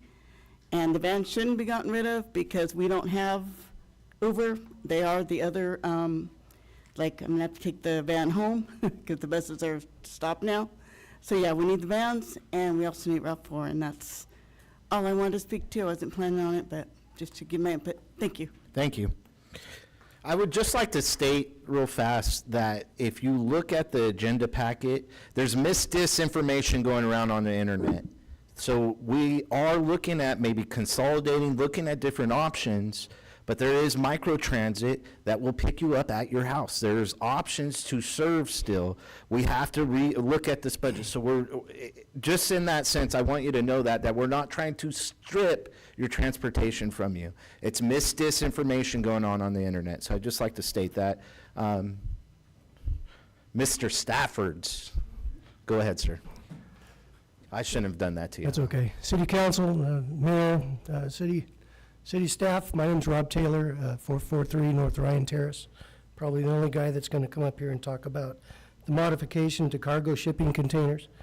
I'm pleased that the council is actually going to take a look at this one. There are many beautiful structures that are made out of these containers. I visited several places in San Luis Obispo, Atascadero, Las Vegas, and they've really enhanced the areas. And so I hope that when you guys get to your discussion, that you'll really consider the possibilities. I've had a chance to visit with some of your staff about what some of these commercial buildings can look like, and they're pretty amazing. I think it'd be a neat way to enhance our community a little bit, add a little pizzazz, I guess, in some areas. One idea I had was maybe finding an area where containers can be established, and food trucks can maybe take over those containers. Instead of driving around town, they can have a place where they can have their own little restaurant. Anyway, lots of different options. So thank you for bringing that up. I've got a couple containers that I'm putting in my commercial lot, gone through the entire process through the application and the building permits. And so I'll be putting mine in sometime in the next few weeks. I'll invite you guys out to take a look to see what a really nice container could look like. So thank you for that. And I want to say thank you, Jason, for all your years. We've worked together a long time, did a lot of great stuff. So good luck in the future, buddy. All right, thanks. Thank you, Mr. Taylor. Greg Sheldon, 880 North Williford Drive. Let's talk about containers. You know, when I was on council, and as long as I can remember, there's always been a code that stated that you could have a storage building less than 120 square feet. without a permit. Now, I thought it was something that the city of Porterville magnanimously enshrined in their code, but I found out that that's not how it is. That exception is not in our code per se, it's in the state building code. And that is enshrined in our code, but if you don't know where to look, you know where it is. What's interesting about it is the entire code lasts 3 sentences. If it's bigger than 120 square feet, it's 4 sentences. Now, I was on council when one of these ordinances was adopted, and I was reading the staff report today, and not counting what they're proposing tonight, there was 10 pages. And to kind of mimic the mayor, I want to say, so we, the city of Porterville, are more dogmatic than the entire state of California in our requirements. What the state of California can do in 4 sentences takes us 10 pages. And if you count the additional one that's proposed tonight, it'll be 14 pages. So I must not have been at the same meeting, because I thought we were trying to streamline things, because it seems like what we're proposing tonight is going to add 4 more pages to 14 pages. So anyway, let's just do what the state does, and I hate to even say that, but if they can do it in 4, maybe we can do it in 8. The second thing is radon strong. In 2020, City Council unanimously passed an ordinance to mandating face coverings. It was silly. If anybody that had high school health thinks that a patch of cloth on your face or a 6-foot setback's going to stop a virulent, pandemic, you're kidding yourself. Nevertheless, it was adopted. 2 years later, Radon came to the meeting. I believe I was probably here, and ended up in handcuffs for daring to say the emperor has no clothes. She goes to court. She gets beat in court. Again, as the gentleman said earlier, as Josh said earlier, but the ultimate indignation is that she has to pay $9,000 for daring to say the emperor had no clothes when the emperor had no clothes. So if we insist, or anybody insists, on having this 78-year-old lady who has a terminal disease has to pay this $9,000, there's a special place in hell for despots, dictators, and tyrants, and whoever does that needs to go there. Thank you. Is there, go ahead, ma'am. Thank you, Mr. Shelton. No.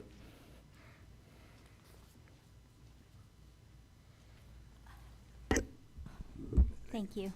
Hi, my name is Pauline Ariano, and I'm here to support public transportation, which is basically transport that I'm talking about is the one that comes to the place where you're at to pick you up and take you to where you need to go and drop you off.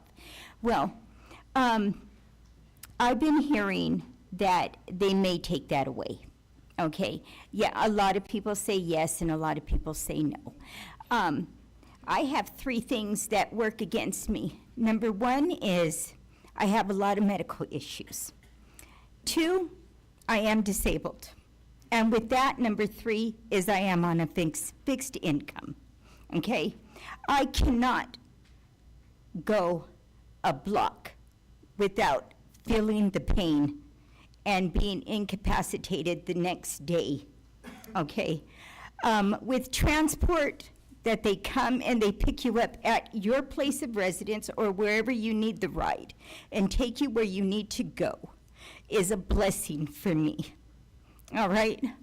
I really don't want to see it taken away because this is something that has helped me a lot ever since I found out that it started.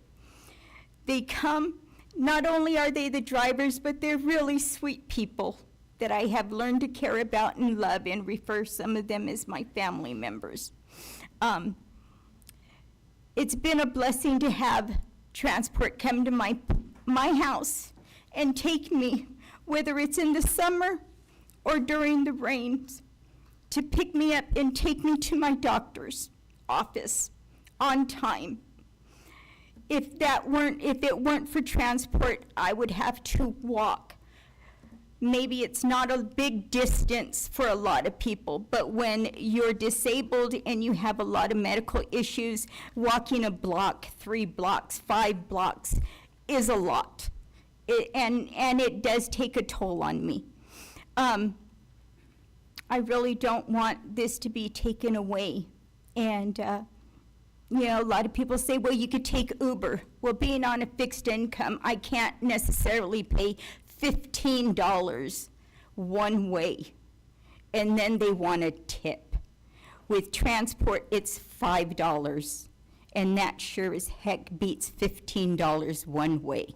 I'd rather pay $10 to get to an appointment safely and get home safely. So I'm here just to say that I'm in support of transport, and I really hope you guys keep it going because it is a blessing. And also, you are employing some people that have family too. Thank you, Paulina. Thank you.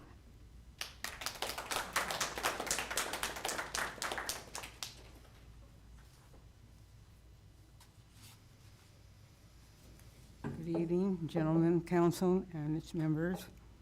My name is Barbara Posada, and I am speaking on behalf of some of my comrades who also ride the transit system at the from the Pincus Arena, bus number 6. Before this article aired in the newspaper, some of us attempted to get onto the bus. The doors were closed on us, and we were told that we could not bring our shopping cart on. That would have to be tied down, and the response to that was, well, what if we shop at the grocery store and our cart is full? Oh, you can't come on the bus like that, you have to take it out. Now, what are you gonna do, scatter it all over the seats on the bus? No. Well, then we saw the article in the paper, and nobody was able to come because they didn't have a ride or they couldn't catch the bus. So I volunteered to come on their behalf. So we're hoping that you can resurrect this problem, turn it around, and make it available to us again. Thank you. Thank you, Barbara.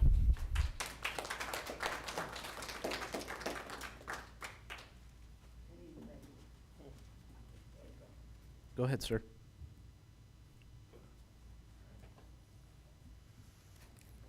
Good evening, City Council. My name is Jose Ojeda. I live at 1534 West Date here in Porterville.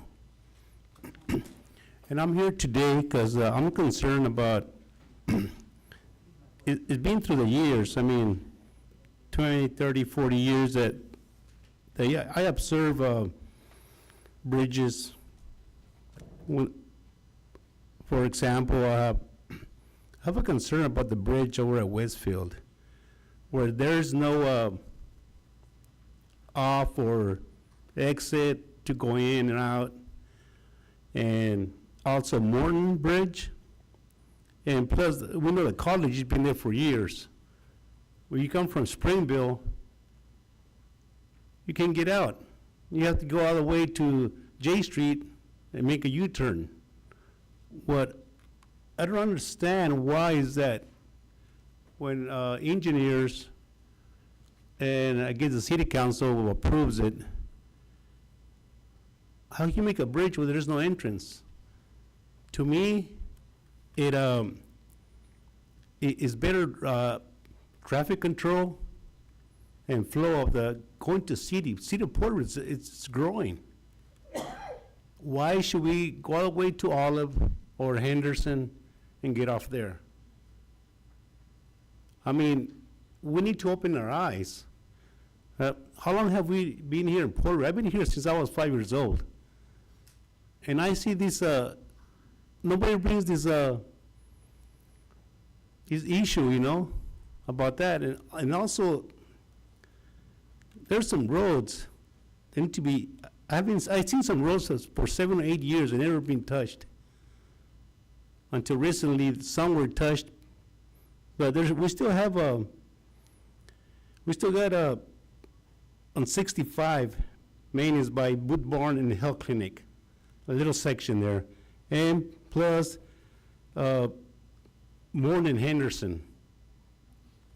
I mean, we need to look at that. If I was a maintenance director, I know I would go by there.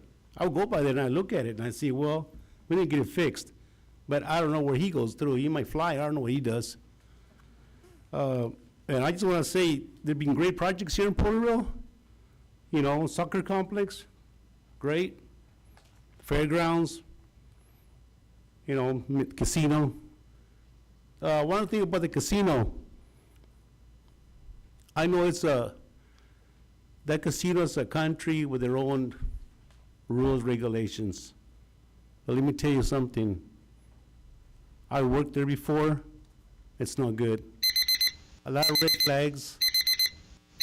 There's a lot of sexual abuse and everything. Please summarize, Jose. Yes, so I just want to say thank you for allowing me to speak this, and maybe you can give me an answer, or just try to decide if there's something can be done about all this that I said.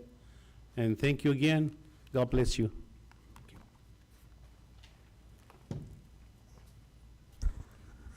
Brock Neely, address on record. I just wanted to clear up a few things. This is from the court decision on Rady Strong v. the City of Porterville. On page 6, line 5, it starts as, Strong first contends that the arrest was not lawful because there is no California law that states a person is required to wear a face mask indoors, or that a person must wear a face mask covering their nose. Strong acknowledges the existence of the ordinance, but argues that because the guidance it referred to was only, in her view, recommendations, the ordinance could not have made its terms criminally punishable. Now, this is from the judge. Strong's argument plainly is without merit. The California Constitution provides that a city may make and enforce within its limits all local police, sanitary, and other ordinances and regulations not in conflict with general laws, and references the California Constitution.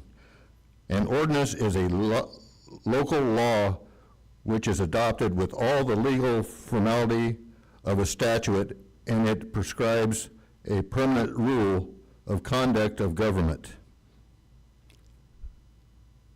The mask mandate was a law. And you guys sitting up there have to realize you're passing ordinances, and if you don't think the mask mandate was a law, then all the ordinances you're passing are a bunch of bullcrap. You're part of the government. You are the government. We always have been part of the government. Wake up. Is there anyone else? Please come forward. You've already spoke, ma'am. You could, if you have comments for the transit, you could speak during the public hearing. Okay? Okay. Thank you.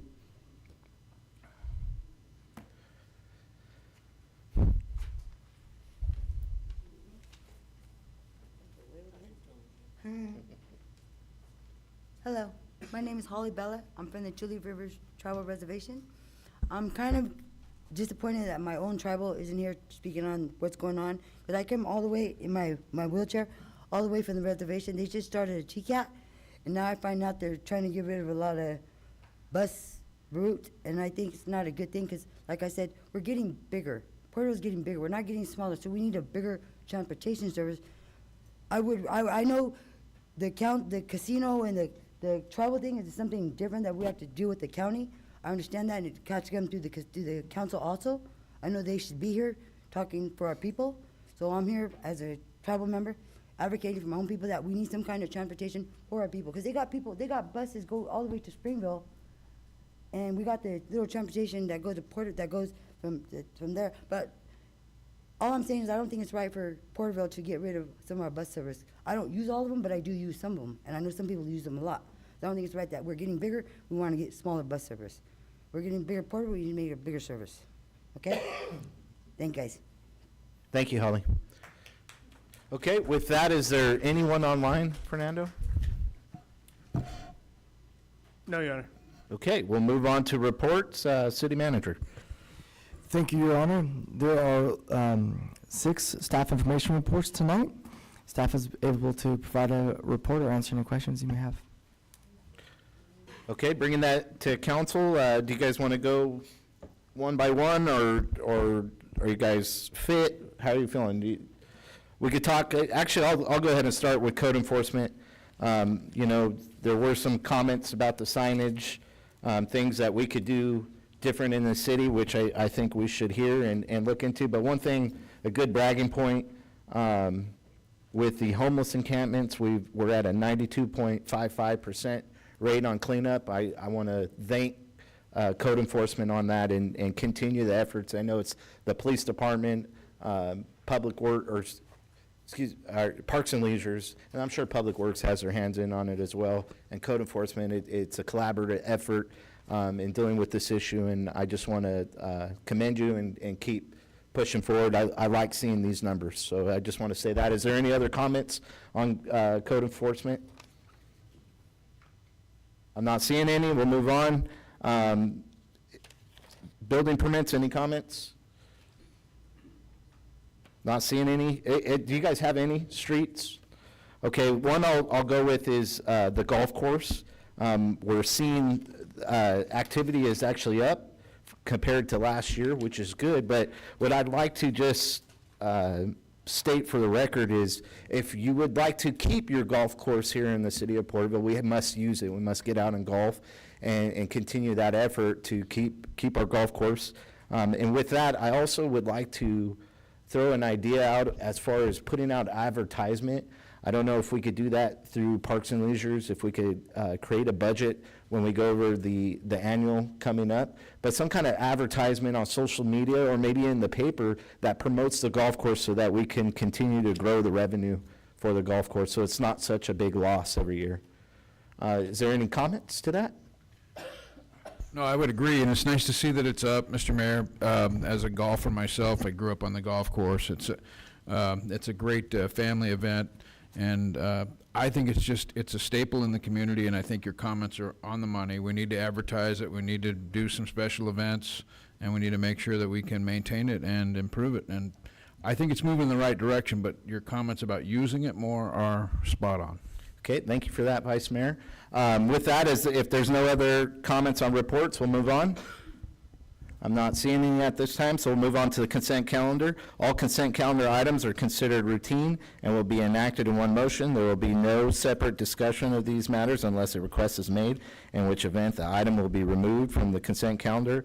All items removed from the consent calendar for further discussion will be heard at the end of scheduled matters. How would council like to go forward? If no one's going to pull any of them, I'll make the motion to accept items 1 through 20. Okay. I'll second that motion. If there's no other discussion, we'll call for the vote.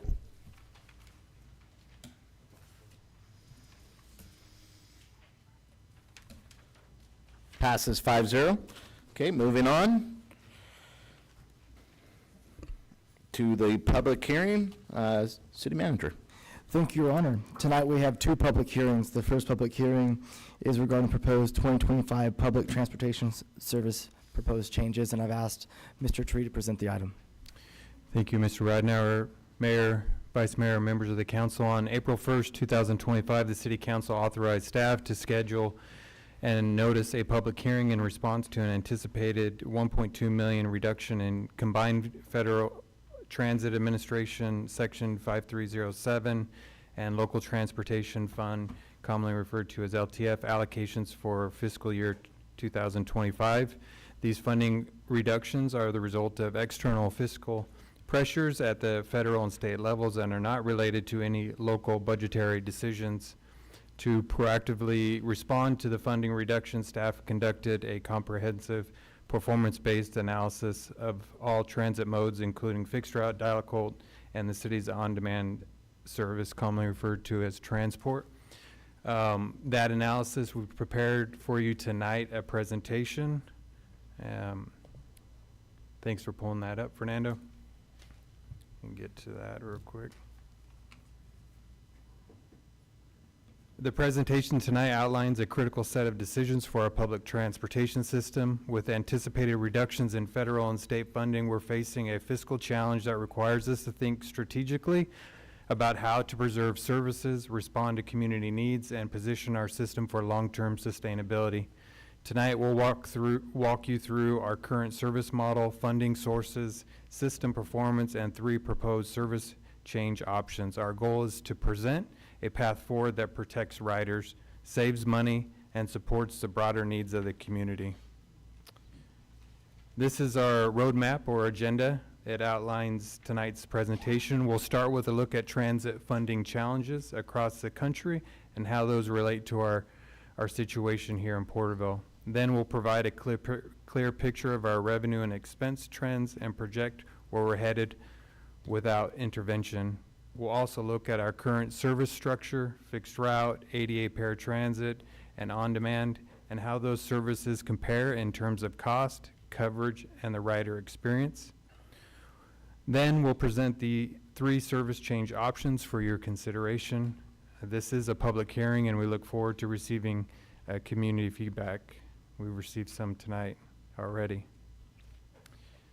Transit systems across the country are dealing with a similar financial stress. The Regional Transportation Authority in Chicago faces a 40% service cut due to over $770 million deficit.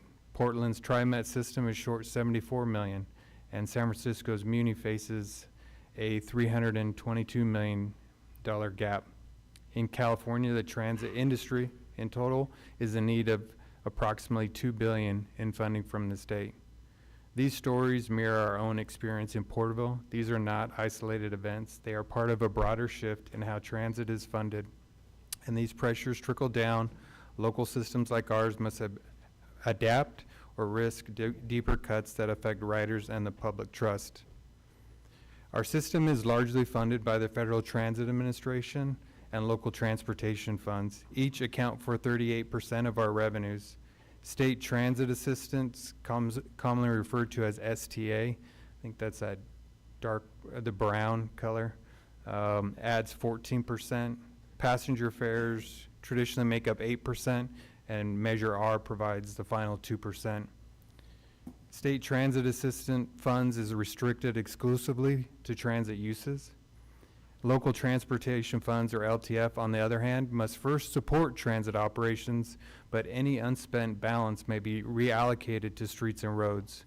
Historically, the city has transferred over $1 million annually from LTF to support our vital road maintenance and capital projects.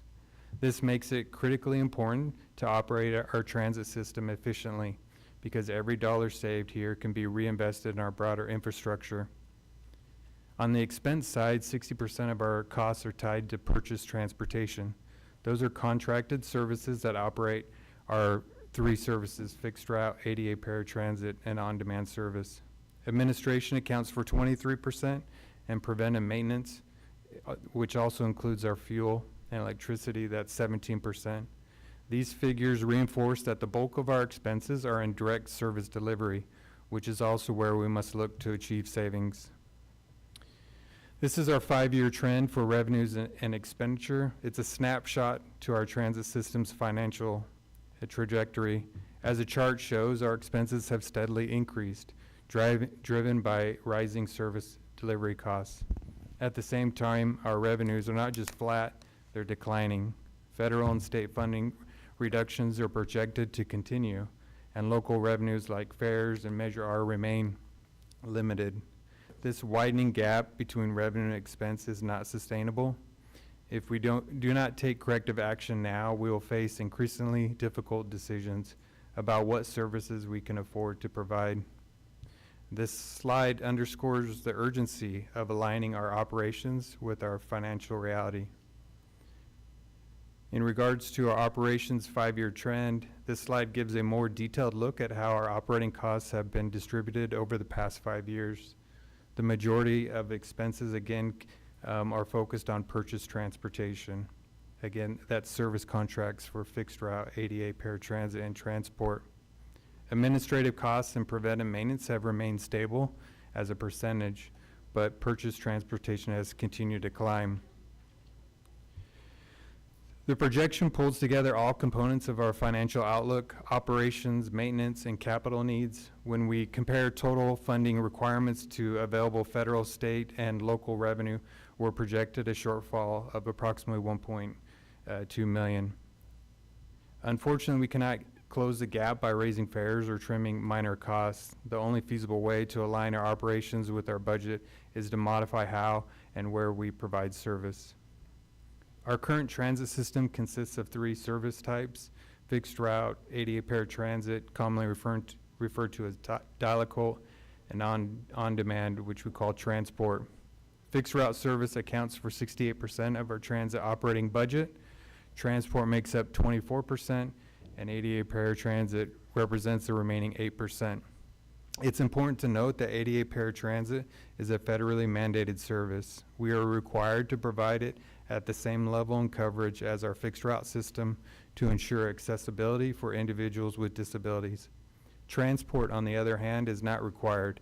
It's a premium service that we introduced in late 2020 to enhance flexibility and the rider convenience. While it's been well received, it comes at a higher cost. As we evaluate service modifications, we must prioritize maintaining what we're required to provide while reasonably assessing the scope of premium services like transport. Fixed route services is the most cost-effective in terms of productivity and efficiency. We see an average of 15.5 passengers per hour at a cost of about $8.90 per ride. On-time performance has been excellent at 97%. However, the user experience can be a challenge due to long travel times, up to 60 minutes, for example, to travel from East Porterville to Walmart. This means fixed route works well where density and schedules align, but becomes less practical for those with a limited time or in less centralized areas. Our on-demand service, transport, offers faster travel times and a better ride experience. With an average wait time of 25 minutes and a 5-star user rating that we're proud of, it's clear that this service is well received by the community. However, the cost per passenger is high, over $54 per trip, and its efficiency is low when compared to fixed route, with just 3.1 passengers per hour. This creates a sustainability issue. The service is effective in meeting rider needs, but inefficient from a financial standpoint. So let's talk about effective and efficient a little bit deeper. This slide helps illustrate the central trade-off in transit: effectiveness versus efficiency. Fixed route is highly efficient. It carries more people at a lower cost. Transport, on the other hand, is highly effective. It meets riders' needs better, offers faster service, but provides broader access, but it comes at a premium. The goal for us is to find a balance that maintains service equality while protecting long-term funding. This chart compares ridership totals by route from July 2024 through March of this year. Routes 1, 2, 3, and 5 show consistent high levels of use, but Route 4 and Route 6 clearly underperform, with significantly lower annual ridership. This helps inform where we might realign services to achieve greater overall impact. So let's take a little bit closer look at Route 4 and Route 6 ridership. This slide zooms in on the monthly ridership trends for Route 4 and Route 6. These routes have consistently remained the lowest performing in our system due to limited trip generators. One important factor we've observed is the seasonality of these routes.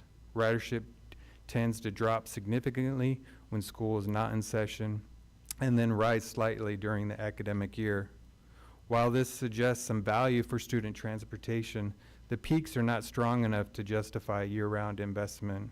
These patterns reinforce the consideration of scaling back or restructuring these routes in a way that better aligns with actual demand. By contrast, this slide shows consistent ridership on transport across the same time frame. Demand is steady and strong, suggesting a loyal user base. But again, this must be weighed against its much higher per ride cost. The question we're facing isn't whether it's valuable. It clearly is. It's whether we can afford to maintain it at its current scale without other trade-offs. Transport faces challenges not just in cost, but in closely aligning supply with demand. When we have too many drivers, this leads to low productivity. When we don't have enough drivers, this leads to longer wait times, delayed trips, and even service denials. Any decision to maintain or expand transport must be matched with the realistic expectations about capacity and cost. So now we'll get into the three service change options that staff is proposing. This is option 1. It's a phased transition away from the two lowest performing fixed routes, Route 4 and Route 6. These routes have consistently demonstrated low ridership and high cost per passenger. Under this option, Saturday fixed route hours would be reduced from 7 a.m. to 8 p.m. to 8 a.m. to 6 p.m. to better match Sunday service levels. To preserve the weekend access to popular destinations like the swap meet, this option also includes a new community shuttle serving the swap meet on Saturdays. Riders affected by these reductions would transition to the city's on-demand transport service. The estimated annual savings for this option total about $1.4 million. It offers a strong balance between cost control and service continuity, especially for those in outlying areas. Now we'll look at option number 2. Option 2 proposes maintaining limited seasonal service on Route 4 while eliminating the city's on-demand transport service entirely.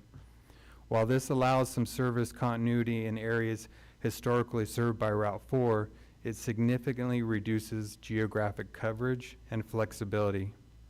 Transport has been a vital service for residents needing direct to destination travel, particularly in areas such as the casino and the sports complex. Eliminating it would result in a loss of service to key service locations. However, the estimated savings under this option are projected to be $1.2 million annually, making it a less cost-effective option than option 3 that I'll discuss in a minute, and less service-preserving than option 1 that I previously talked about. So now we'll look at the third and final option that staff is proposing. Option 3 consolidates Route 4 and Route 6 into a single restructured fixed route and eliminates the transport program entirely. This option provides the greatest cost savings, an estimated of $1.6 million annually, but also comes with the greatest trade-off in terms of coverage loss. It would limit service to the core fixed route network only, meaning areas like the casino and the sports park and other outlying neighborhoods would no longer be served. This model prioritizes efficiency, but comes at a real cost to the rider access and flexibility, particularly for those without an alternative transportation option. After evaluating all the options, staff recommends option 1. This recommendation is based on 3 key priorities: minimizing service disruption, maintaining equitable access, and ensuring financial sustainability. Staff recommends that the City Council conduct a public hearing to receive public input regarding the proposed 2025 public transportation service changes, and that the City Council consider the 3 service modification options presented tonight and provide direction on a preferred course of action. This is the conclusion of staff report, and happy to answer any questions. Thank you, Director Tree, for the report. Do you think we should, or City Manager, should we open the public hearing first and then go into questions? Yes, Your Honor. Yeah. Okay. With that, and I just can't help but think to myself, as you showed that 5-year trend, and now funding's being cut by $1.2 million, and thinking of the billions of dollars wasted across this state on electric infrastructure and electric buses that have been a complete failure. And now this is impacting my community, and it's very unfortunate because people are here today and they're concerned about their routes, but these are decisions that are made at the top that are trickling down and impacting us today. And now we have to make a really difficult decision on how to still provide quality service to the constituents of Porterville while maintaining the budget. And this is not an easy decision, and I thank you all for coming here today and speaking your minds and addressing this issue. So with that, I will open the public hearing at 8:23. And Mayor, I just wanted to note for the record that we did have quite a few speakers actually speak and give their public hearing comments earlier during the public comment period. So I just wanted to note for the record that what we'll do is the clerk them can up make sure to that all those are registered, and that way it'll allow time for those that haven't had a chance to speak yet to speak now. Thank you for that, City Attorney. So with that, if you've already spoke, you have been heard. We will move your comments to this public hearing section for record. If there's anyone else that'd like to give a statement, please come forward at this time.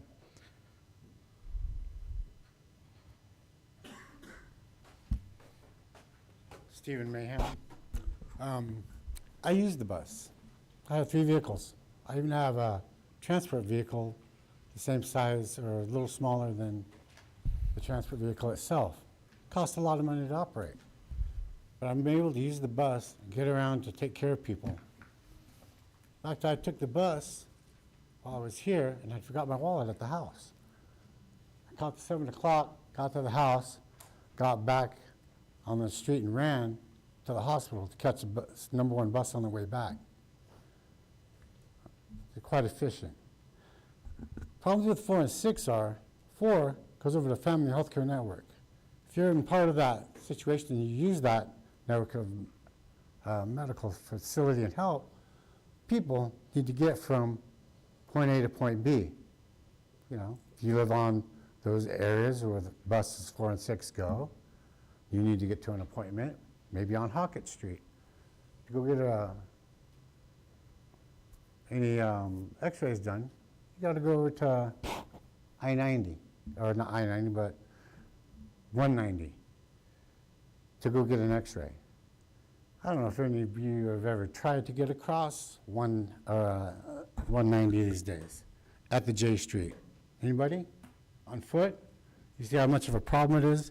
Because you got cars going onto the highway, to the green. You don't have any walkways or crosswalk there, lines, because traffic's moving.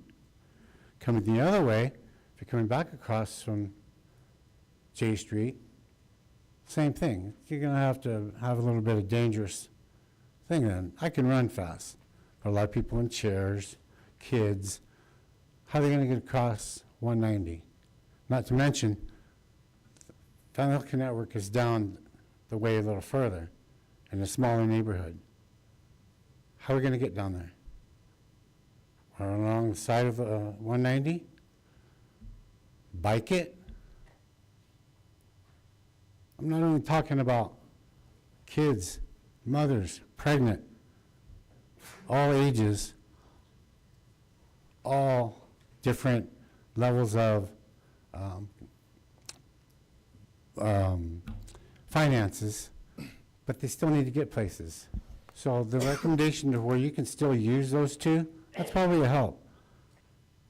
It's like you take part of Porterville, which is exactly like the man said. I remember when this town had less than 8,000 or 9,000 people, and I raised my kids in a different state, and they had bus service up there. Here they didn't get to what, 93? And it says to look at the future. So let's look at that. Not forget today. Thank you, Stephen.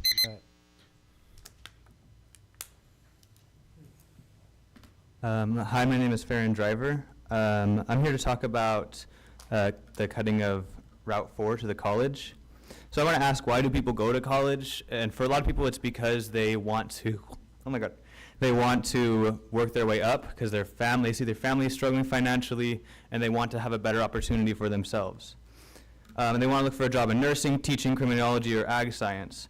But if they're struggling financially, they're going to struggle to get transportation. So they're going to look for public transportation to take. I want to say that the alternative transport is not financially viable for these people, and the bus routes need to stay. If transport costs $5 a ride, and you're relying on it for going to school for 5 days a week, for 20 days is $200 a month, and that's too much. That's an absurd amount of money to be expected to pay for getting to school. Cutting the busing would also increase the demand for transport. It would mean that more people would need to use transport to get to school, and that would mean more buses, or no, sorry, more drivers, more cars, and more expenses for the city. It would also create more unreliable transportation if there is more demand and less availability because of the cutting of the buses. If people need to take a rideshare program, they already do exist. I understand that they're more expensive, but busing is more reliable in the long run for people. I don't know why I wrote that. But overall, I just wanted to say that buses, especially bus 4, should not get removed, especially not for a untested system like transport that will be a bit inefficient. Thank you. Thank you, Mr. Driver.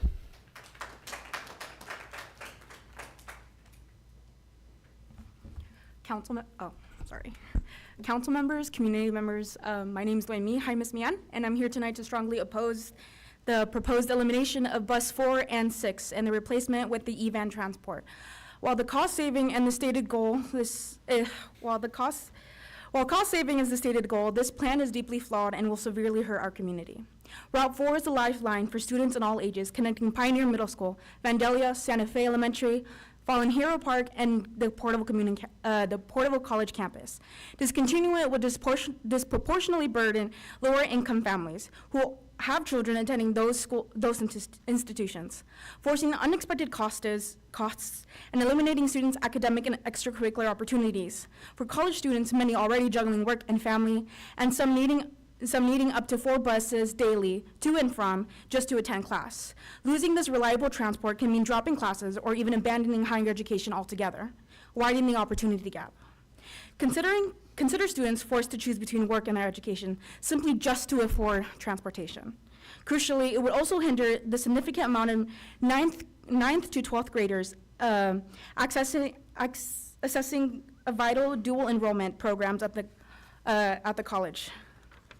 Route 6 is even more crucial, connecting our rural areas to the city center. Porterville High School, Olive Street School, the TCOE, Tulare County Early Childhood Education Program Preschool, and Olive Preschool, and most importantly, our hospitals. For many of these outlying areas, especially the elderly, those with disabilities, and lower income families without cars, including myself, who rely on it for health care, this is the only way to access essential medical care.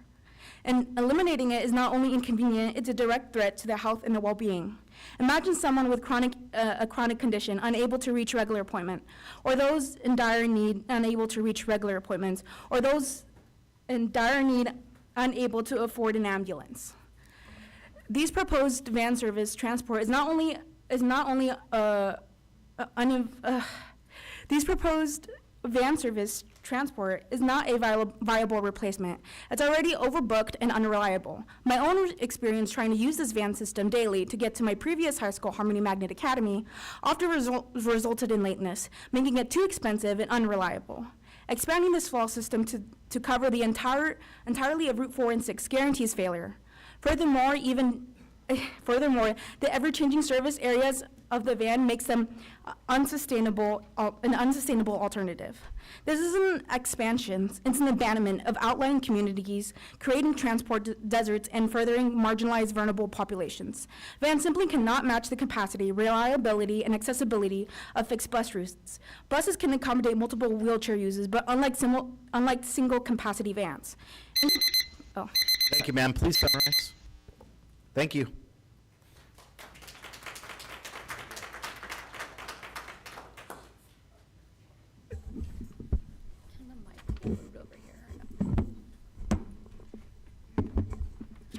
Okay. My name is Alexis Diaz. So, good evening, council members. As a proud Porterville resident, a former Porterville College student, and now an employee at the college, I'm here tonight to strongly oppose the proposed cancellation of routes 4 and 6. While I understand the city's concern about cost and ridership data, I urge you to look beyond numbers and consider the human cost of this decision. Route 4 is not simply a seasonal route. It is a lifeline for many students, staff, and community members year-round. I personally relied on Route 4 as a student and now as a college employee. I continue to witness also how essential this route is, not just for Porterville College, but also for Vandalia and Pioneer students and their families. Education doesn't pause during breaks, as there is preparation, tutoring, and support services to be continued, and students still need to access. Similarly, eliminating Route 6 would directly harm access to family health care, the only clinic within Porterville's family health care network that offers the radiology services. That alone makes it indispensable. Patients, including the elderly, people with disabilities, and those who are low income, depend on that route for their vital appointments. Without it, we risk worsening the health disparities in our city. I acknowledge there may be a lower number of passengers on paper, but low ridership does not equal low need. In fact, it often signals where support is most needed. Cutting these routes might save dollars in the short term, but the long-term cost to education, public health, and equity will be far greater.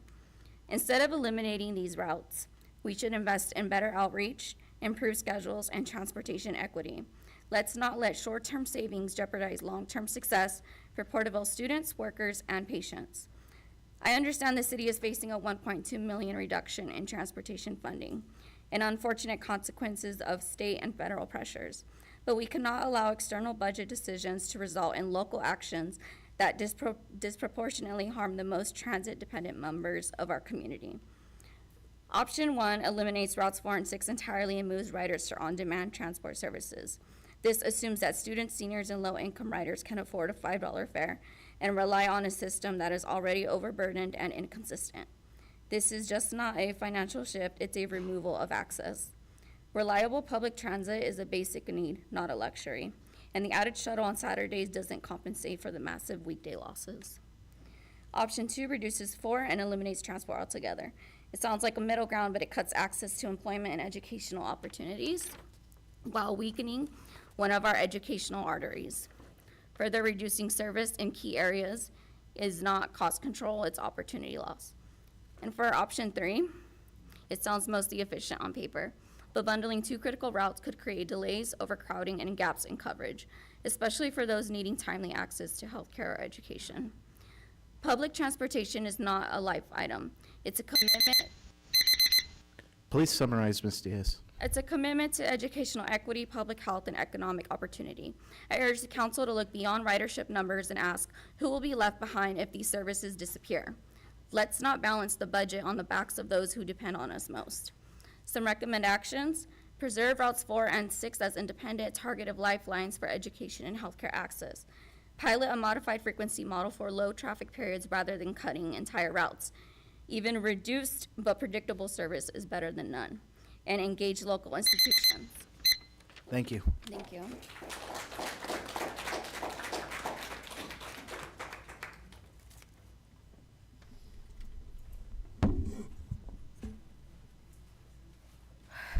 Hi, my name is Audrey O'Bannon. Pardon my nervousness, it's my first time doing this.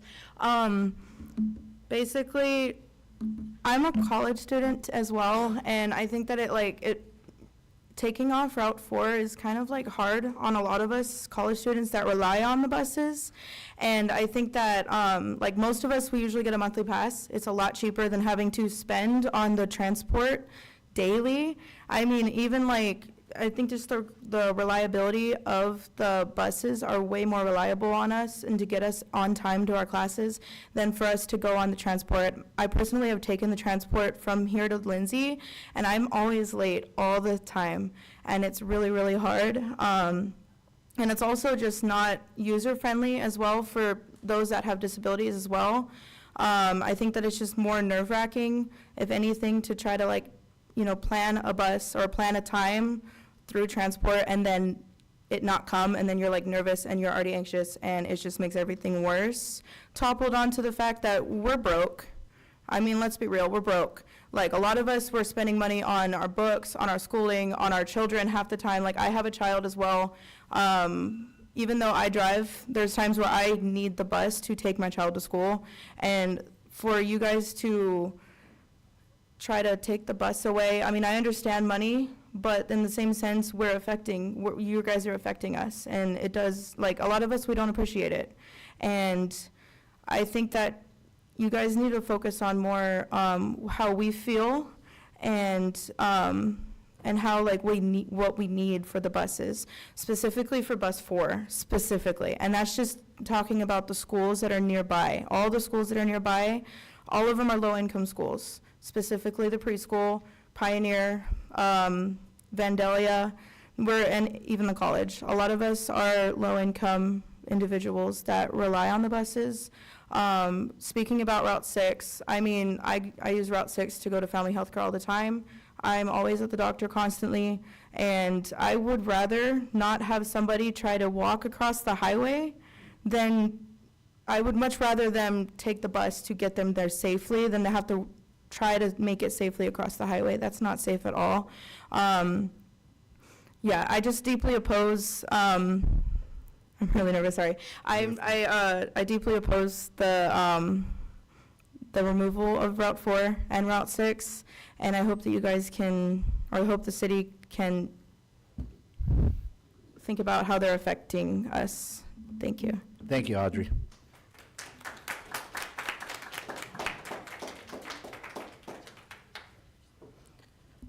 Hi, my name is Sandra Alcantar. I'm a disabled person, and I use the buses daily, and I go to college, and you guys need to not think about us, you know, other people that need the bus. You know, we don't have cars, we don't drive.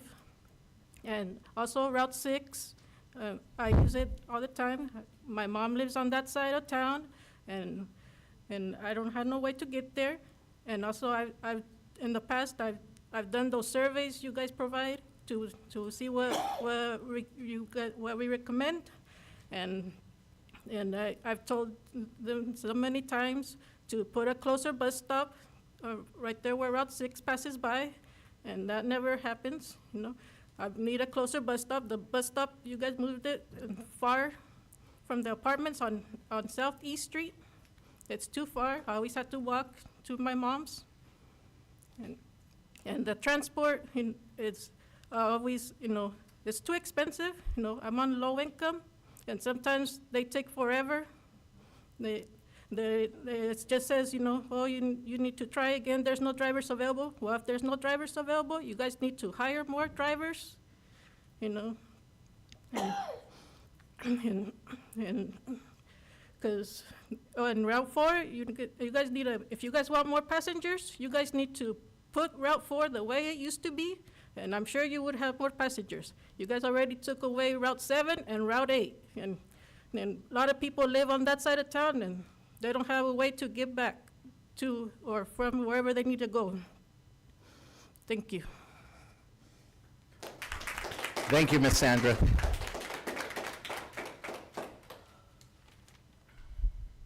Hi, my name is Karen Snodgrass. I've never done this before.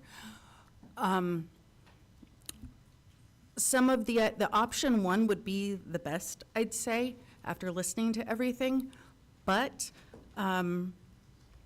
there's people that live in that area. I go to visit friends in Route 4, Route 6. It wouldn't help cutting the hours on Route 6 because there's Aldi, Lowe's, a lot of revenue for the city in those areas. And I mean, I have problems too when I'm trying to get the on-demand transport. It's so on demand that there's no ride available. So I think you need more, not less. But I mean, if you didn't have the funds, I appreciate all the free rides we've had over the past practically 2 years. But for more revenue would be maybe a little higher priced on the rates. But It's, all right. Thank you, Karen.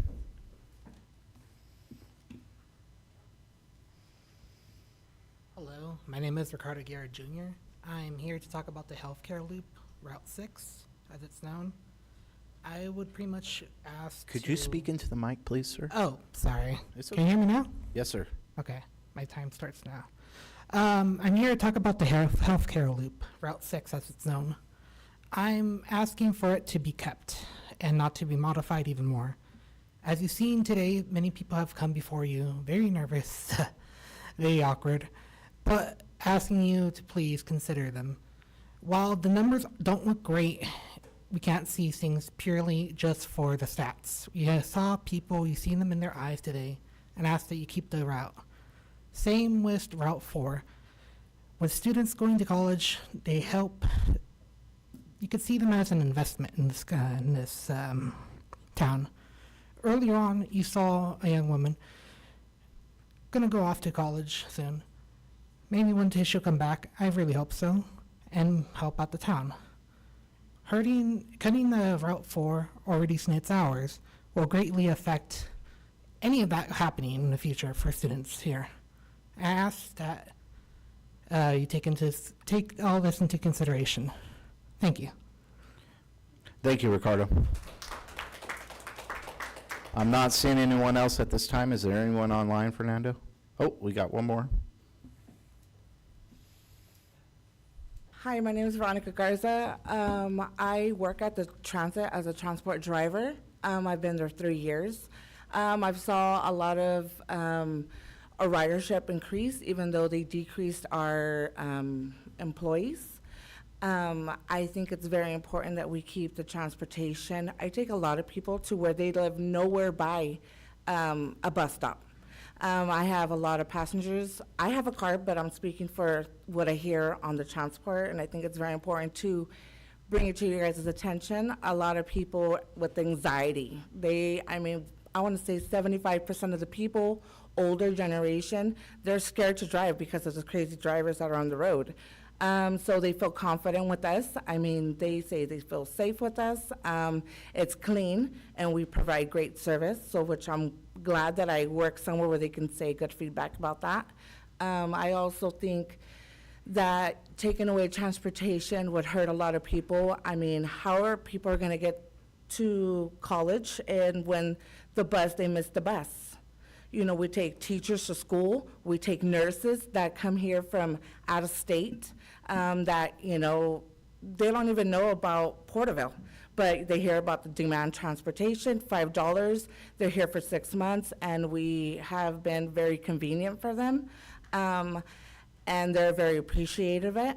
And also, they say that, the $5 it's better than $15 to $20, and they make thousands, and they're even appreciative for, the cost.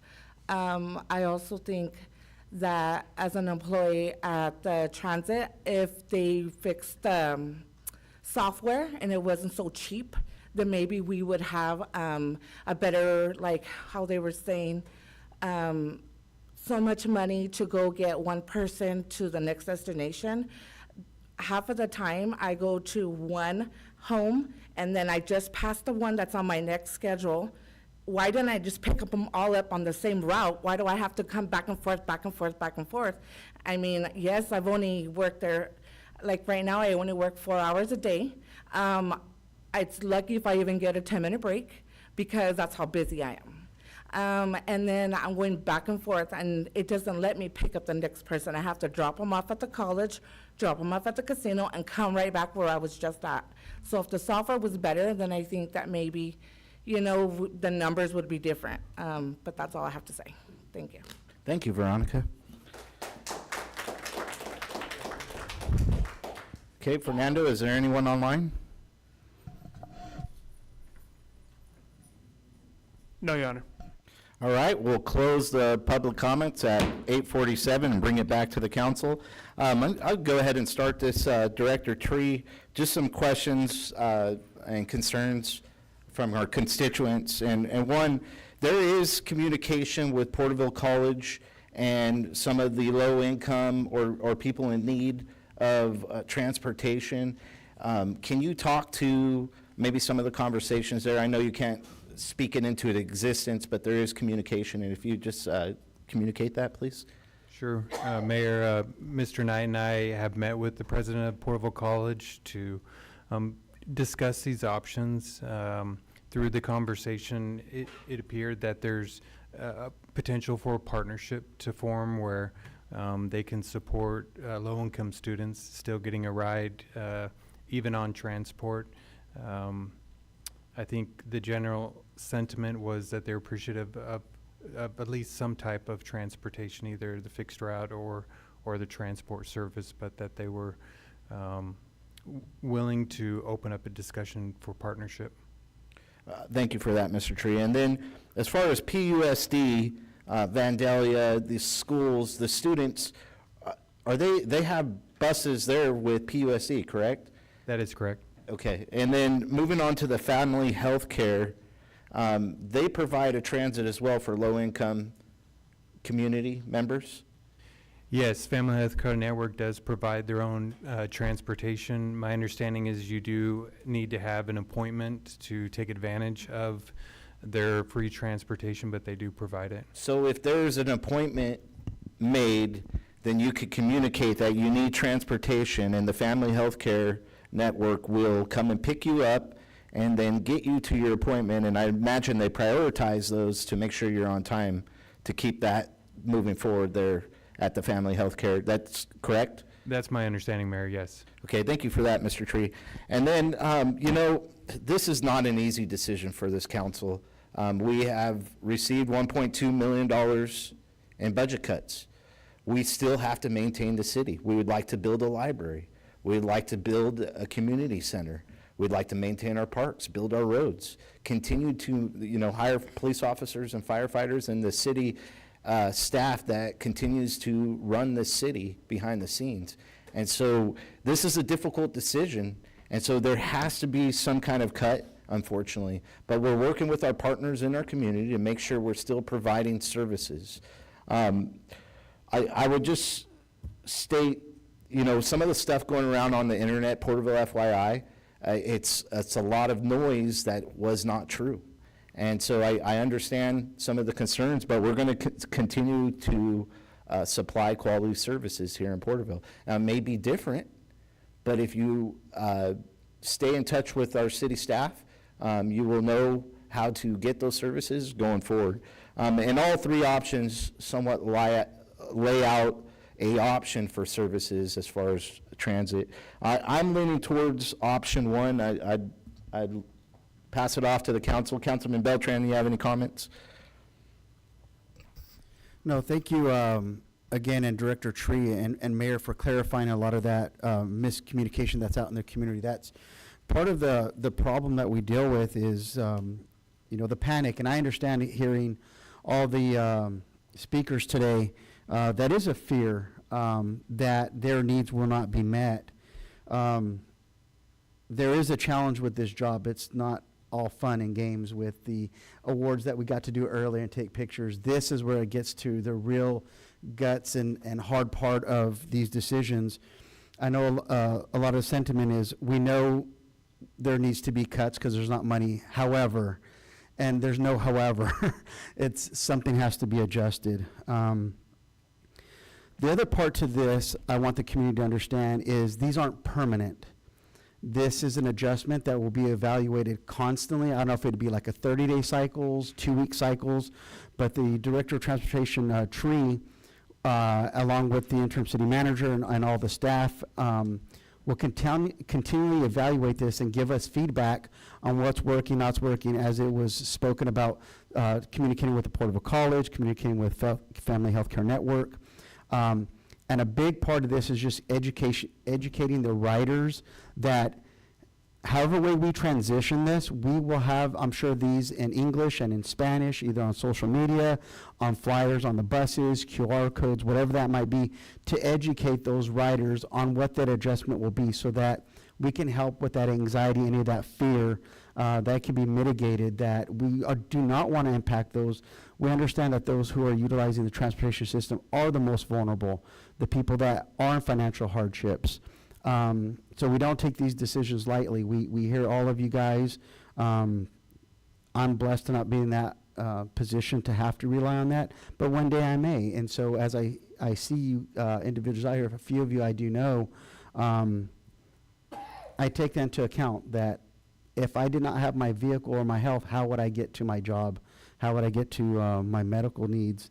So with all that being said, I don't want people to think this is permanent. This is just an adjustment, and we will make changes as we need to. I know option one seems to be the middle ground. However, there's probably 20 different options we could do, like a Frankenstein this thing. I like the idea of option 3 with just that it's consolidating the routes, not eliminating the routes, but with the rest of option 1, with the modified times and the establishment of a Saturday shuttle. And that is, the people on Route 4 and 6, I get it.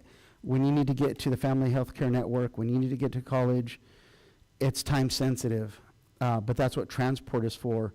I hope the other community members see that. The rest of the taxpayers are subsidizing that ride. It's $5, but in reality, it costs $54. The rest of the community is helping pay for that, and that's not sustainable long term. So I know there's really no one-cut solution. We wish we could keep everything the same, but just my input is option 1. But instead of transitioning away from completely Route 4 and 6, would be consolidate them, just so that at least has a minimal service that those who utilize the ride can adjust their schedules to hopefully help provide some assistance.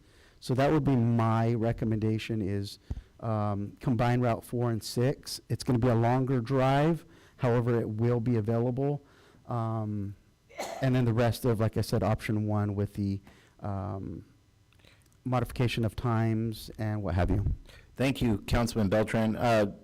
Director Tree, is that some math that you could do over the counter here for us and get us an idea? Because I know originally that was the conversation, was combining the lower routes into one, but if you could, do you already have that figure? Yeah, approximately 900,000 in savings based on that option. Okay. So if we add this, wouldn't. But the goal roughly is 1.2 is what we're trying to save. And that's So what we're I 400 hope the over. community members know, that everything we're doing is trying to get close to that number. That's the target. So it's not meeting it, but it's. Thank you, Councilman Beltran. Councilman Rivas, any comments?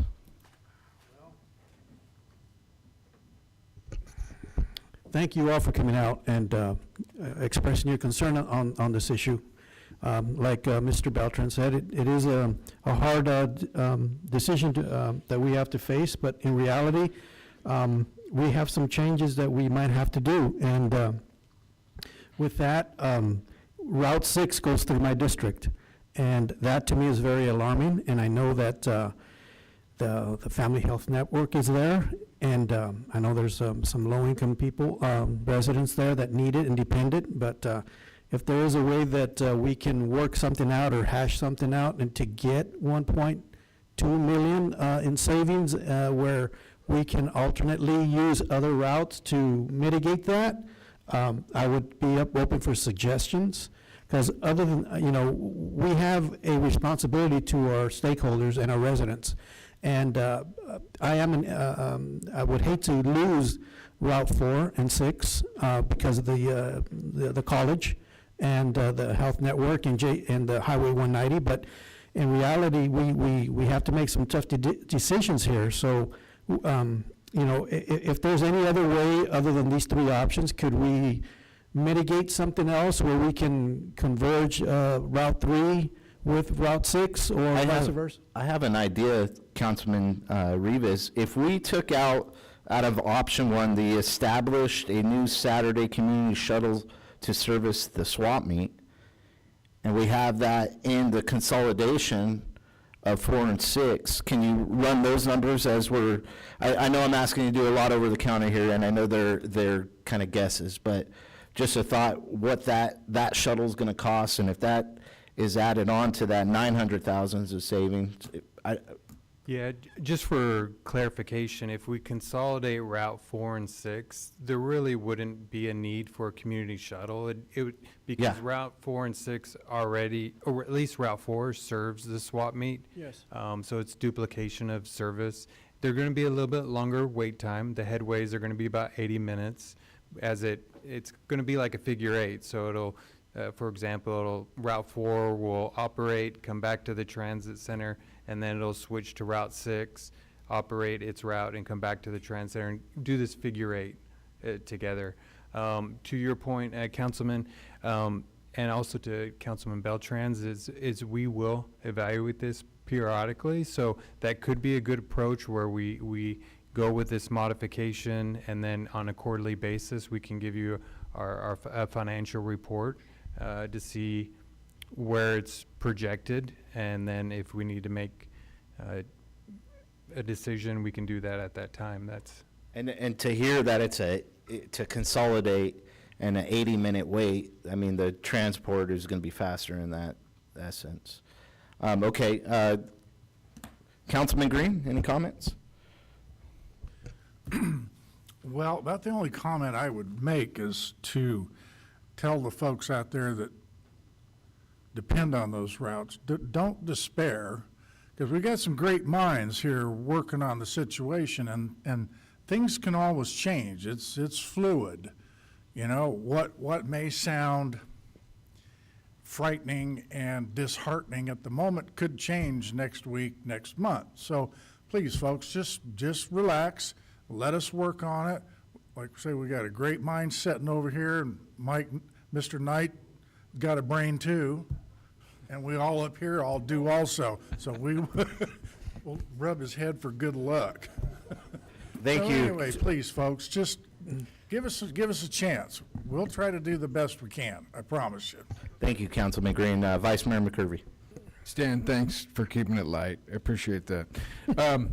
I got another question, and Veronica brought up a great point with the software on the transport. Is that a real thing? Have we talked about that? What is your thoughts on that? good question, Vice Mayor. We do meet with the software provider on a monthly basis. There are some bugs that the company is working through. I think a good stat for you when it comes to the percentage of shared rides, it's actually 20% of all rides have another passenger in the van going to a different destination. It absolutely can improve. We stress that to the software provider that we need it to be more efficient. We need more shared ride experience. There is that trade-off when you're picking up another person. You're like, you know, now my trip, because the software, just like Uber, it takes your pickup point and where you're going, and it gives you an estimated arrival time. And so when you add another passenger in, it has to deviate from its course. Now your estimated time might not be correct. It's getting better. It is a software that's continually improved. We do have a good partnership with that provider. It's called VIA. But to your point, it needs to be improved, and we're actively working on it. Well, that sounds like an opportunity for the future. Thank you for that input. So, you know, I'm still leaning towards option one. And I like option one for a lot of different reasons. One, we're going into summer, and there is a seasonal component to that route. I like the idea that family health care has an alternative transportation. I like the shuttle that happens to, which is most of the ridership that goes out there on the weekend, that offsets the transport really well in the data, because Saturday and Sunday data for transport is not as efficient. So it's a great offset. I really like that option. It saves us a lot of money. And we have these other low-income solutions and conversations going on throughout the summer. Now, here's where I want to go back to the audience so the audience can hear this too, and that is, we are going to review it, but we are also going to be adding fares. So there's going to be more conversations like they go back after we learn. Let's say we go with option one and we see what the trade-offs are. This is a really important discussion tonight because Thomas Sowell had a really great quote. He says, there's no solutions, there's only trade-offs. We have to figure out what the right trade-offs are for the city so that we can save the money, but with the least amount of impact. If we do option one, we can see where the results are and measure them, and then we can bring a combined route back, say what A.J. Rivas, Mr. Councilman Rivas was saying before the fall, so that we can get that seasonal change back when that route has more demand. And then that's a big good use of funds. Now, I think the more we save, the longer we can go without fares. And so there's like a pinch point here later in the summer. We're going to be looking at adding fares. And so we have to keep that in mind. There's more changes coming. This might be a good time to go in with the good modified solution. I'm open to discussion on the other ideas from the council, but I really think that number one still provides the best solutions. Because we have the other trade-offs available, and that's why it's number one. I think I would agree with Vice Mayor to try to consolidate 4 and 6. We're still going to come into a loss, which is going to be an impact on our general fund. So with that, if there's any other comments from staff, I know Councilman Rivas, go ahead, sir. I have can you finish that assessment that I asked you about the between one of the other routes and Route 6? I believe you had mentioned potentially Route 3? merging Route 3 with another 6. route. Yes, sir. So annually, each route costs about $700,000 to operate. Okay.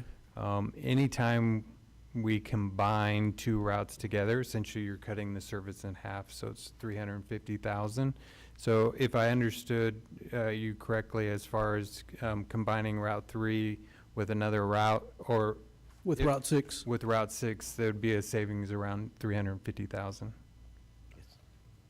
Okay.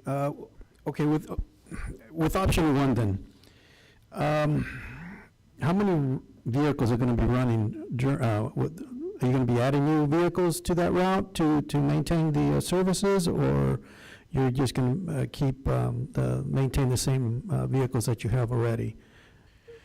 Good question, Councilman. Right now, we traditionally have 4 vehicles on the road at a peak time. Again, we try to match the supply with the demand. Right. So in the morning, we'll start with 3 vehicles, and then as peak service begins, we'll add another vehicle, and then when it starts to taper off after dinner time, we start taking cars off the road.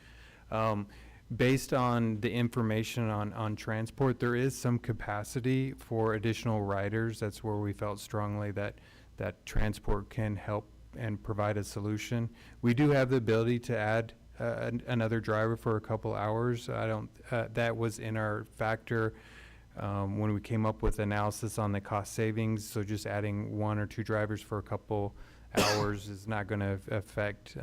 Maybe possibly on peak hours, maybe you can add two drivers, maybe 1 hour, just to alleviate some concern with the stakeholders. You know, that would. Go ahead. Well, option 1, it provides that, right? Yes, sir. Yeah. Okay, Councilman Beltran, you had a comment? Yeah, just one additional comment. A statement that was made earlier kind of surprised me. I didn't think about this angle, but I think it would be in the benefit of the taxpayers of Porterville that the casino would be blacked out from transport. I don't believe the taxpayer should pay $54 for somebody to go to the casino.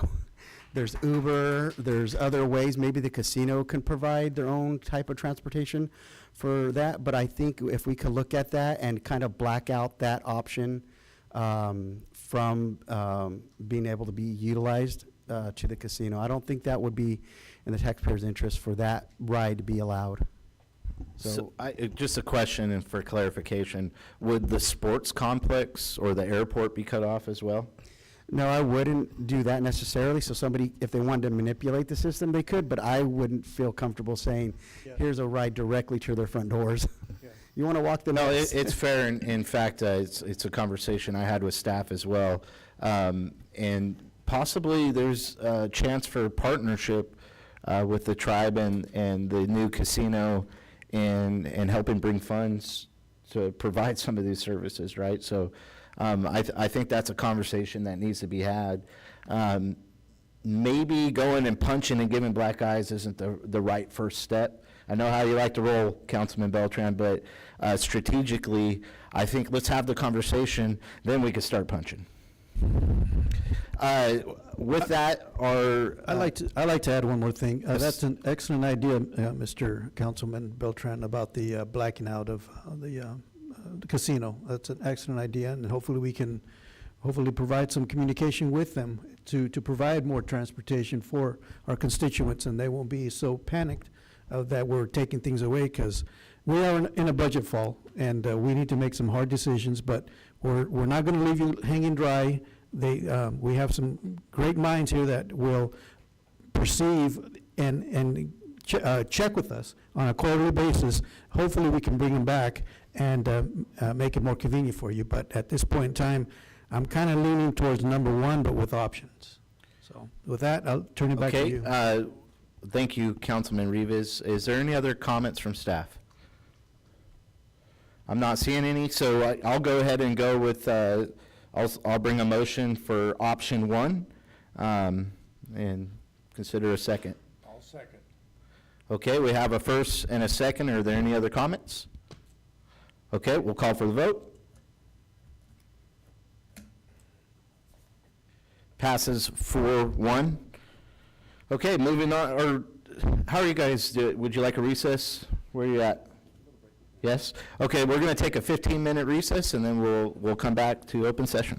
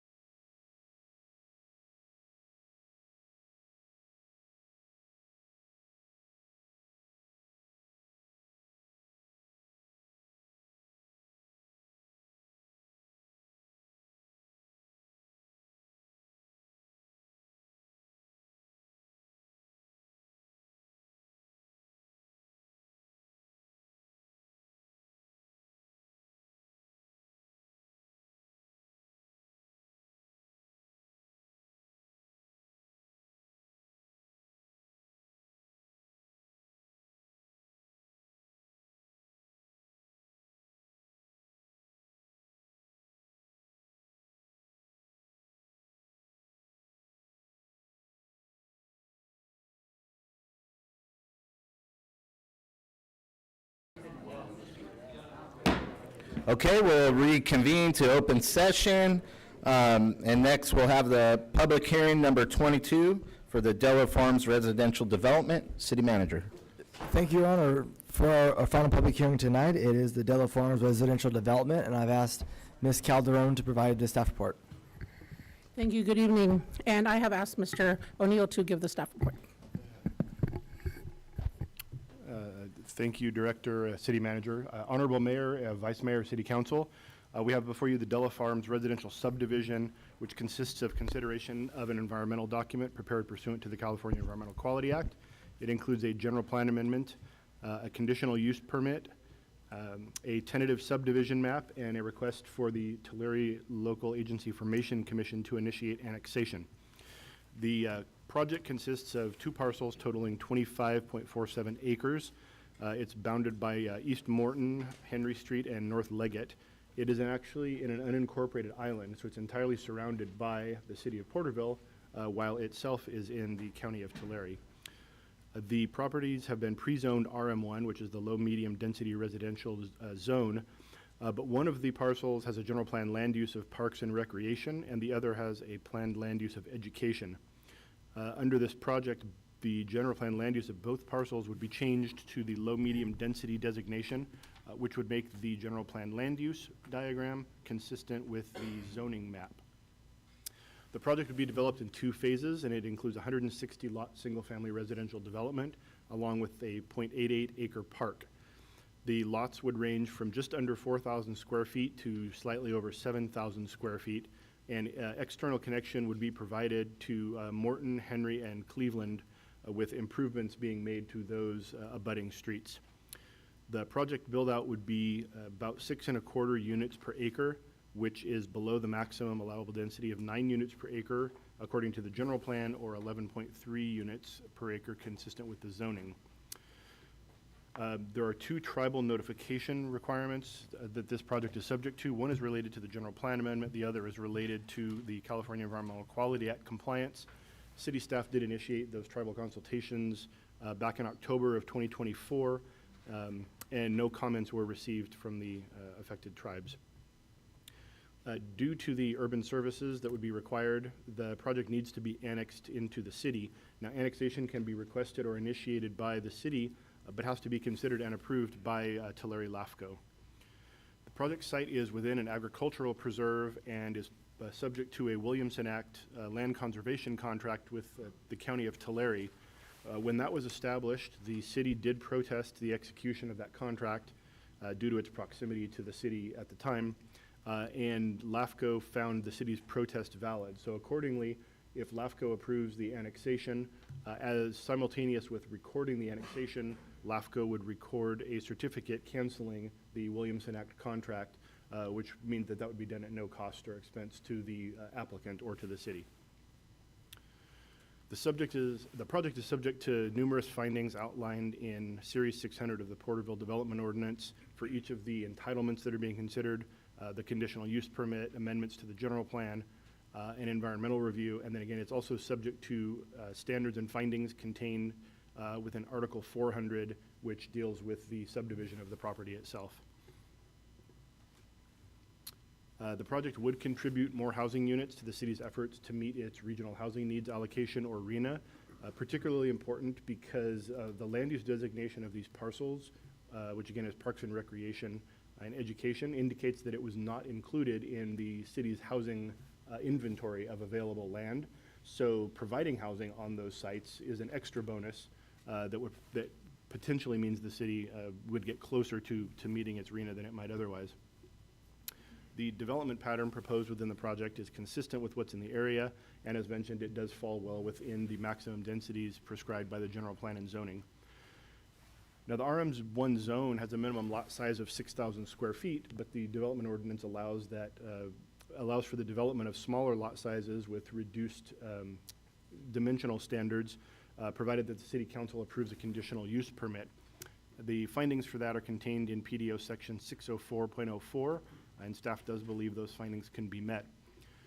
If approved, tentative maps are valid for a 24-month period following approval, and there are various mechanisms built into the Porterville Development Ordinance as well as into state law that would allow the map's life to be extended should that need arise.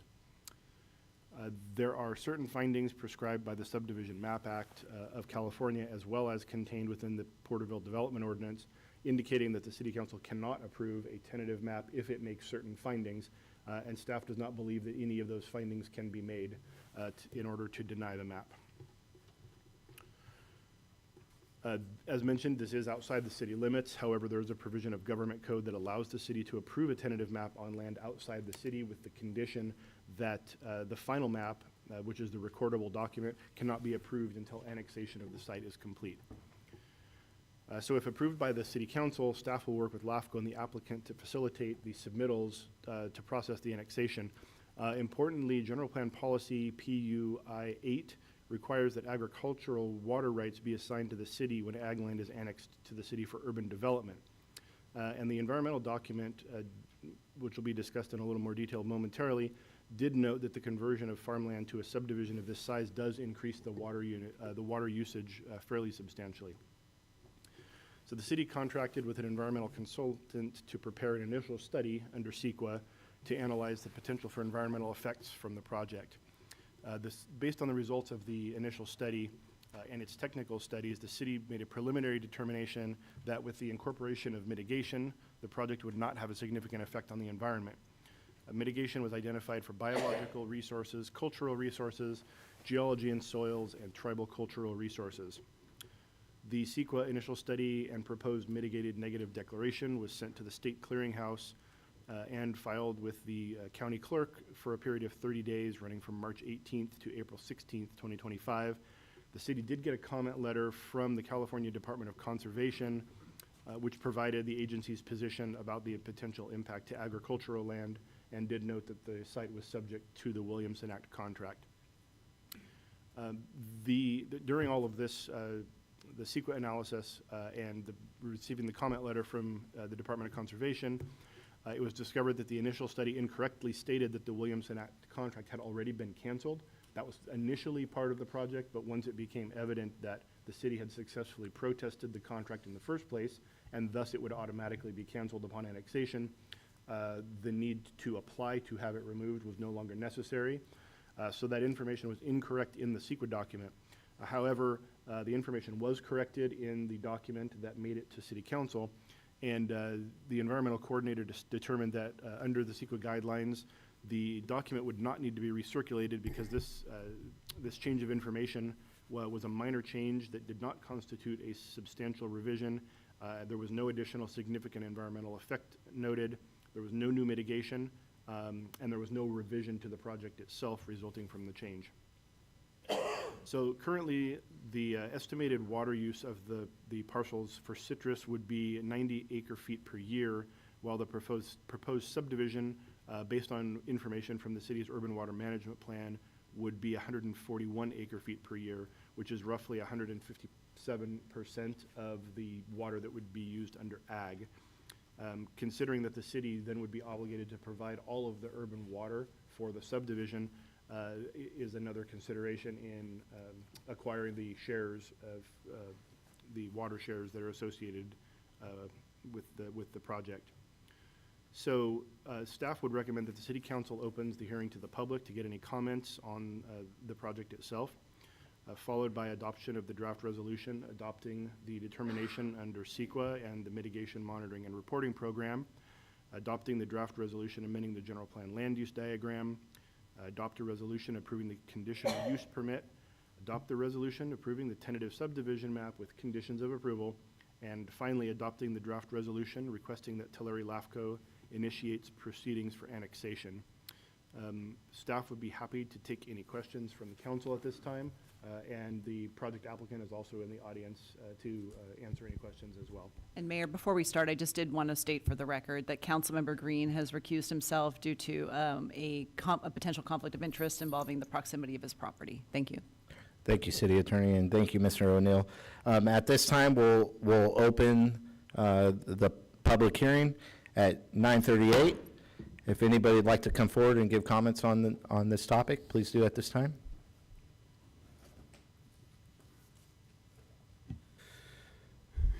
Good evening, council members. My name is Drew Dell, and I want to begin by saying that I'm not a developer. I took this project on to learn the process, and by the grace of God, I've been fortunate enough to meet some incredible people that have taught me a great deal along the way. Thank you, Mr. O'Sullivan, Quinn, and David Duda for the guidance throughout the project. I'd also like to thank city staff for your patience over the past year as I've asked countless questions and made frequent visits. Tonight, I have a question regarding the conditions placed on this project. At what point does a request for water shares move beyond reasonable regulation and become overreach, especially when the city's own environmental document states the project's water impact is less than significant? I'd like to respectfully point out the last two annexations did not involve or even consider the water shares owned by the applicant. What makes my project different? Your general plan states water rights must be forfeited when farmland is annexed into the city. Water rights are permanent to the land. Water shares are not. They are stocks held in a private ditch company. I understand the critical importance of water and would be willing to sell my shares at a fair market value. I ask you to remove this condition and allow this project to move forward. Thank you for your time and consideration. Thank you, Drew. Is there anyone else? I'm not seeing anyone at this time. Is there anyone online? Yes, Your Honor. There appears to be one person who wants to speak. Okay, go ahead and bring them in.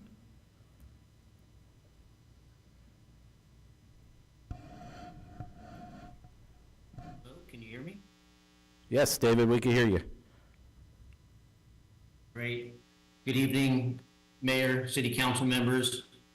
This is David Duda with Four Creeks, 324 South Santa Fe and Visalia. And I just want to thank staff, Jeff's presentation on the project, very thorough, and from a planner's standpoint, I thought this project made a lot of sense, being an infill project, and the opportunity for the city to remove that island within the city. Yeah, just to further add from Drew's presentation, we're in full support of the project. Conditions except the condition for adding or taking the water shares. Thank you. Thank you, David. Is there anyone else, Fernando? No, Your Honor. Okay. We'll bring it back to the council and close the public hearing at 9:41. How would you like to go forward, Vice Mayor McCurvey? I think it's a good project. I notice we're still looking at that Quimby Act thing, Jason, with the park in the corner there. It actually looks like a pretty good location, but I think that it's a great project to fill in that area. I really think that there's an opportunity for us to talk about water and specifics about that, because a lot of generalities, but the concerns are real because those water shares do have some value, and there's a potential conflict there. So I think it's a great project. I think we move it forward, but I think I would recommend that we have some sort of a negotiation on the water shares. Okay, thank you for that, Vice Mayor. Councilman Beltran.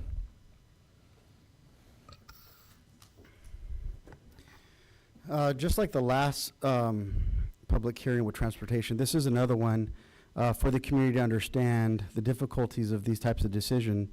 There's a part of course, we want development. This annexation of a county island within the city limits obviously would, is a benefit the community for services and what have you. The dilemma becomes when people get into this area of development that aren't familiar with development, and that's difficult because, of course, we want to try and who's the next generation developers in our community? You name some individuals who are very seasoned in our area, and I'm glad to hear that they're mentoring you along that way. There's a lot to learn, especially in the state of California. In general, Here's the problem, is if if homes are gonna be built on this land, which is being proposed, the water use from these houses are greater than what the water amount is that's allotted there. So therefore, there's an impact to the city in need of water. This individual has those water shares, but wants to be compensated for them. That could be up for negotiation. My concern is opening up that precedence for certain things. If this was, there are properties that may come before council in 10, 20, 30 years that formerly had water rights that were sold off, and the city will then have to develop. How much does a well cost, Mr. Knight? 3.5 is the last number. So let's say something gets built on a piece of property that has no water rights or no water shares with it. The taxpayers get to build a $3.5 million well to subsidize that area. Yeah. While the property owner, whoever sold those shares, profited, but the taxpayers got to subsidize it. That gets to the root of this situation here.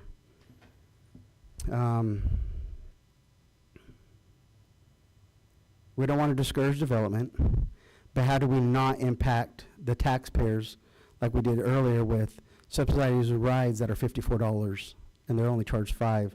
How do we embrace development when there's a potential cost? Not maybe on this project, but setting the precedent 5 years down the road, 10 years down the road, where there starts to be an impact and we're asking the taxpayers to build a multi-million-dollar well. This is where the problem starts to come from. So,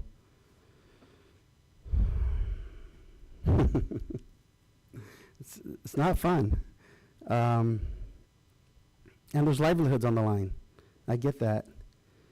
I'm okay with negotiating that as well. I think we're trying to compromise.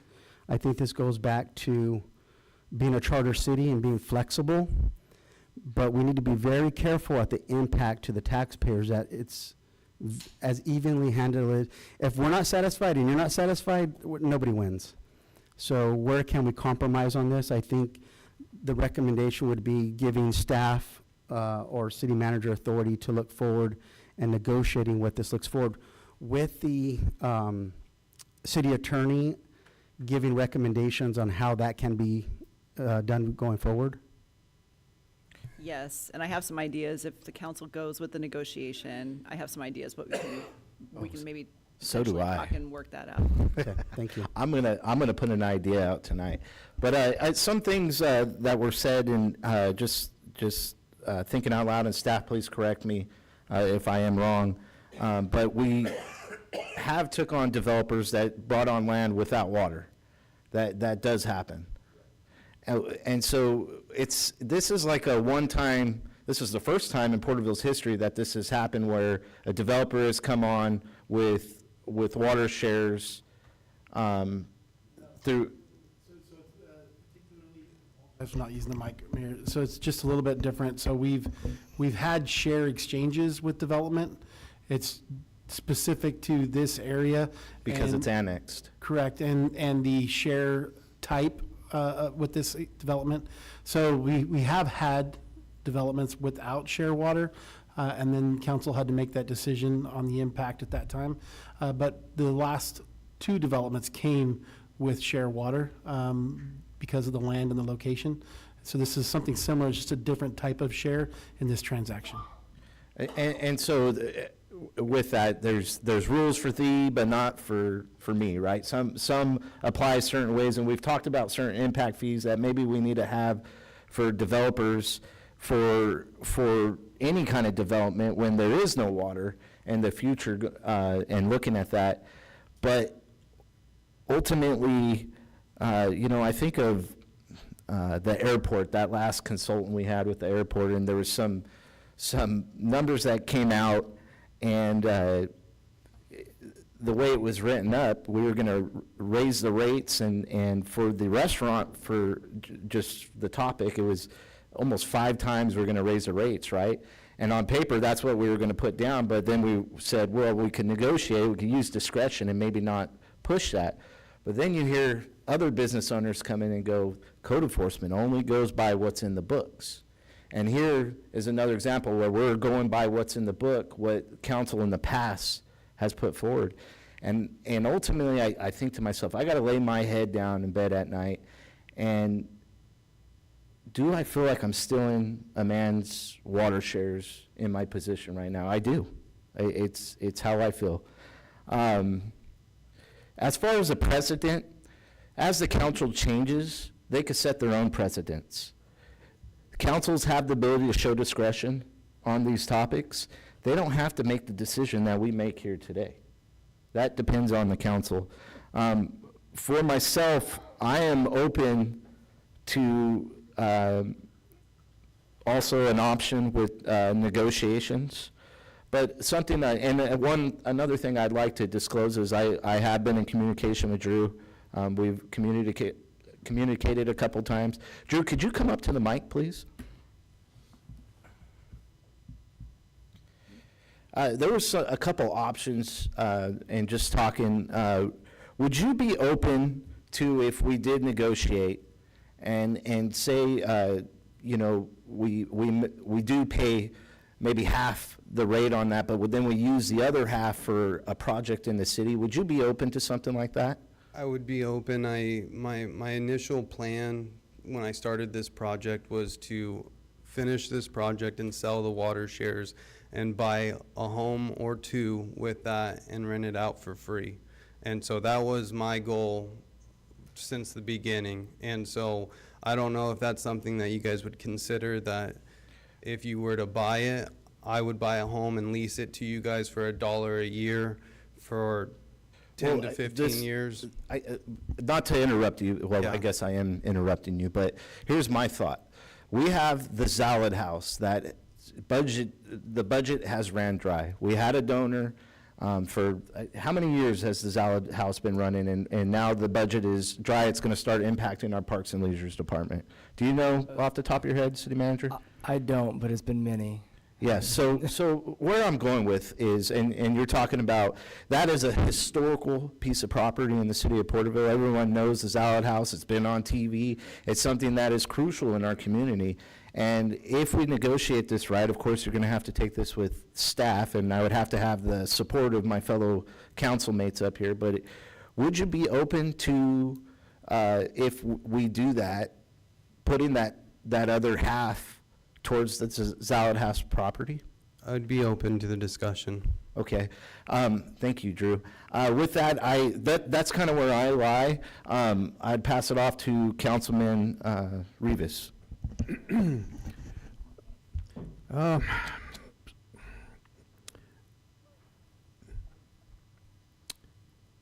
I'm kind of in the same boat with all the council members in regards to open for negotiation for you, because I really don't feel right where, I mean, they're your shares, and I think you should be paid a fair share. By the way, do you know what the fair share value is for how many shares that he has? And The Assistant City Manager Knight would know. so, that. Mr. Knight, I believe who do he I has address it to?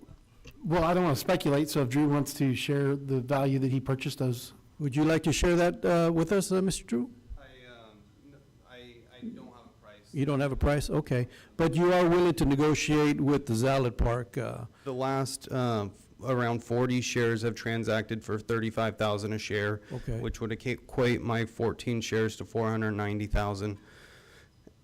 And I don't know if I'm allowed to make a point on Jeff's comment on my water usage, but in the environmental, it shows what my net water usage is, and it's 45 acre feet per year for 160 homes. The 141 acre feet a year is a calculation that I'm not really sure Where they came up with it? where they came up with it, but the environmental document states 45 acre feet per year for 160 homes. Thank you, Drew. Okay, well, with that, I'm open for negotiations on that, and I don't want to hold up building or that The project. project. So with that, I just leave it with open negotiations with the city staff, and we can go move forward with this. Okay, with that, I'd make a motion to go forward with the project as recommended with the one amendment that we have the option for negotiations with city staff. You kind of heard let me add that, what direction I gave as far as if we do half the funds towards the Zalad House. Is that something we could do? So let me clarify to make sure I understood. So what you're asking is we negotiate a sale price for the total amount of shares. Yes, sir. And so that total sale price would go to Mr. Della, and then half of that sale price would be a donation from Mr. Della towards the Zalad House? That's what I'm proposing, Mr. Della. The one caveat that I have is that I'm not a rich man. These water shares are leveraged, so if you guys were to buy them off of me, you wouldn't be cutting a check to Drew Della. It would go to Zion's Bank. So they have their name on the certificate. And that's fine, that's the detail, but I just, for the process of it, I think we would need to do a complete transaction for the purchase of the share, and then my assumption is we would strike an agreement with Mr. Della, although we're doing this no longer a negotiation, we're making the transaction in public, but, so what's been described is we would negotiate the purchase price for the shares, and then Mr. Della would then, in agreement, contribute half or whatever is negotiated towards the Zalad House as part of that transaction. That's what I'm proposing. Okay. It sounds like Mr. Della is okay with that proposal. I'm open to the discussion of that. I would, I want it to go to a good cause and that's my thing. And like I said earlier, my vision was to sell these shares at the end of this project and buy a house and rent it out for free for women and children. I have a soft spot for women and children. My father passed away at 14, and my mom, I was raised by a single mom, and it's tough. I see the benefit to city projects, but then I also see that the fundamentals of a home would be great, and I don't know if that's something that you guys would consider, but me buying a home in this project and leasing it out to you guys, but I'm open to the discussion to some kind of civil give back community. I apologize. What I'd like to do is, I think we have a conceptual discussion, and what I'd like to do is go back to negotiations with council's direction, and then we can bring something back at a later date. I was going to say. I apologize for trying to speak things into existence. It's just my style. I mean, because I have a fallback, because I think there could be some issues, more than just minor issues with the fact they're leveraged and then trying to actually get a discount and then have money donated, just putting it out there. Correct. That may be an issue. So it just crossed my mind, we were talking about, we are looking at developing capacity fees for these situations. We prefer, I know, generally to be able to acquire water shares, because then that is actual, ability for, to provide water and produce water, have water, generate water. So, but that being said, we would have alternatives, because we discussed a lot of times no one has anything, right? And so they should be paying something for that, for the need for the capacity, for the need for the city to be able to keep, allow for the expansion of the plant to deal with that development. So what we could do is one potential is to go ahead and negotiate a price for the shares, and that with the agreement that then if at the time of, at the time that the building permits are pulled, which is when we usually finally require fees to be paid. Occupancy, exactly. At that time, then if there is a capacity fee that's been developed, that then it gets paid at that time, because then it can get folded into the unit cost for the housing, which then also helps with the developer's cash flow in leveraging issue with the shares. Just a thought. So it's, again, I think it's too much to just get it all done right here, but I just think there are potential options for maybe making this work, depending on the difficulties we come across with regard to the Thank letter, you, Ju- what's going on. Thank you, Julie. This, council have any other comments? Are there any other comments from staff? Mr. Reinhardt? No? Okay, with that, I would make a motion to go with staff recommendation. Yes, Mr. O'Neill? Yeah, thank you, Your Honor. I did want to clarify what Mr. Della just brought up. I went back and looked at what he said is accurate, the distinction between what I said originally, which is the 141 acre feet, and what he brought up as the 45. The issue there is that there are two different methods of estimation that are included in here, one of which results in the larger number, is based on a gallons per day per capita times the number of persons in a household, which was basically used to specifically assess the potential water use of it. The other one was, the lower number was based on the city's master plan as opposed to its utilities master plan as opposed to the urban water management plan. And it is based on a kind of a generic usage for a type of density rather than strictly by household. And I'm not trying to argue his point because they do provide two different numbers, just explaining that that's why there are two different numbers. Gotcha. That's all. Thank you, Mr. O'Neill. With that, I'll make a motion to go with staff recommendations with one amendment that we add the option for negotiation on the water shares. I'll second that motion. Okay, if there's no other discussion, we'll call for the vote. Passes 4 with 1 absentee. Okay, moving on to schedule matters, I believe.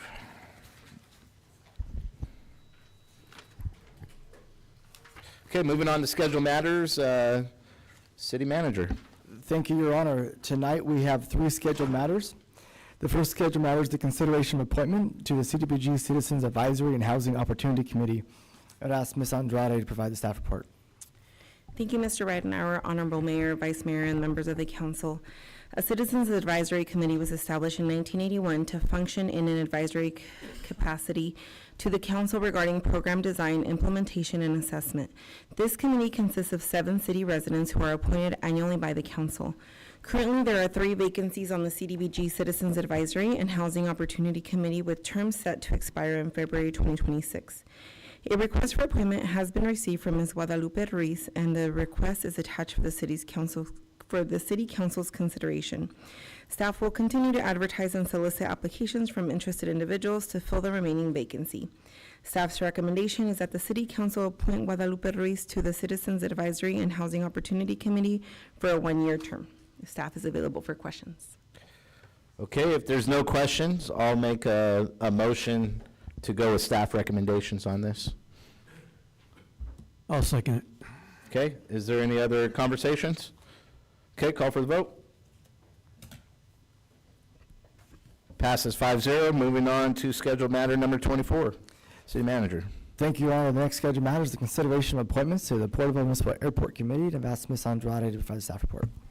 Thank you again. At its meeting on March 4th, 2025, the City Council established a Porterville Municipal Airport Committee with the adoption of Resolution Number 22-2025. Resolution Number 22-2025 established the composition of the committee. The committee was established by the City Council to review matters pertaining to the airport and make recommendations to the council. The committee consists of 9 members, including 2 council members and 7 members of the public, comprised of airport representatives and inclusive of the Porterville Military Academy and the Porterville Experimental Aircraft Association, President and Vice President. The committee has 7 vacancies for council member appointments. Staff originally received 9 requests for appointments, which are provided herein for the City Council's consideration. These were from Mr. Fred Donke, Miles Elliott, Brianna Groves, Michael Hardaway, Stephen Page, Mike Quadaker, Elizabeth Raya, Scott Raya, Christopher Scott Shaw. As a note, staff did receive an additional request for appointment yesterday after the agenda was posted from Mr. William White. Staff has reviewed each request for appointment and determined that the applicants meet the eligibility requirements to serve on the committee. The recommendation also included appointing 2 council members to the committee, but Councilmember Rivas and Green were appointed at the March 18th meeting, a detail that was inadvertently missed in the current report. Staff's recommendation is that the City Council consider the appointments to the Porterville Municipal Airport Committee, and staff is available for questions. Okay, bringing it back to the council, how would you guys like to go forward with this? Councilman Rivas? I have two questions. Did you get an application from Debbie Quadaker? Quadaker, I'm sorry. It's okay. Not from Debbie, no. No? Okay. Is there any way we can put her as an alternate in the event? She's not on the list here today, yeah. Mike is, isn't Yeah.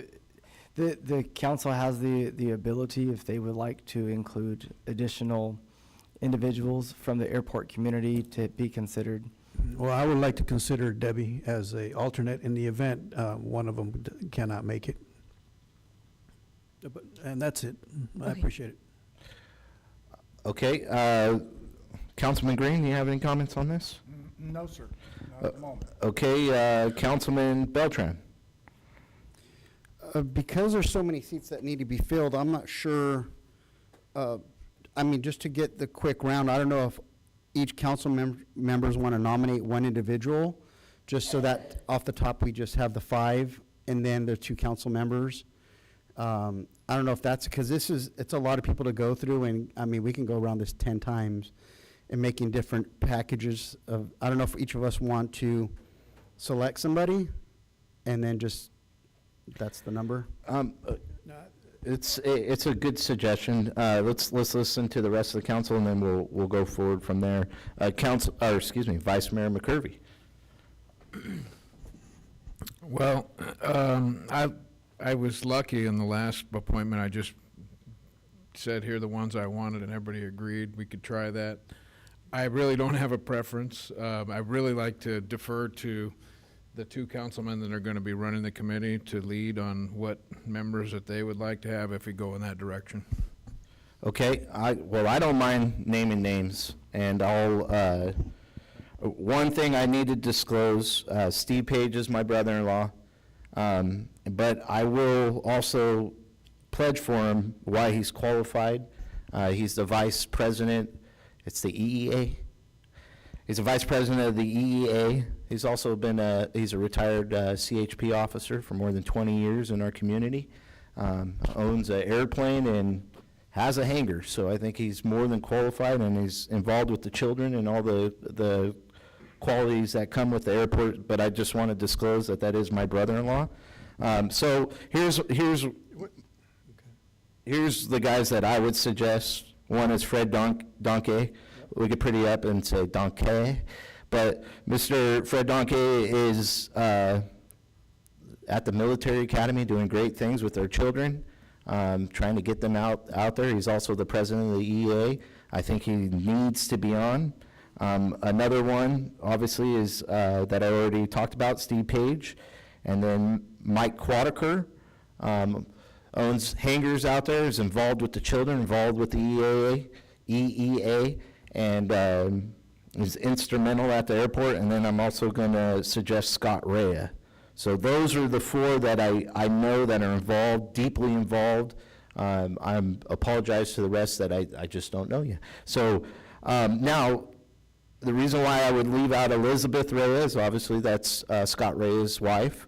I think that is right. I have a question. Is Brianna Groves in the audience tonight? Are you married to Miles Elliott?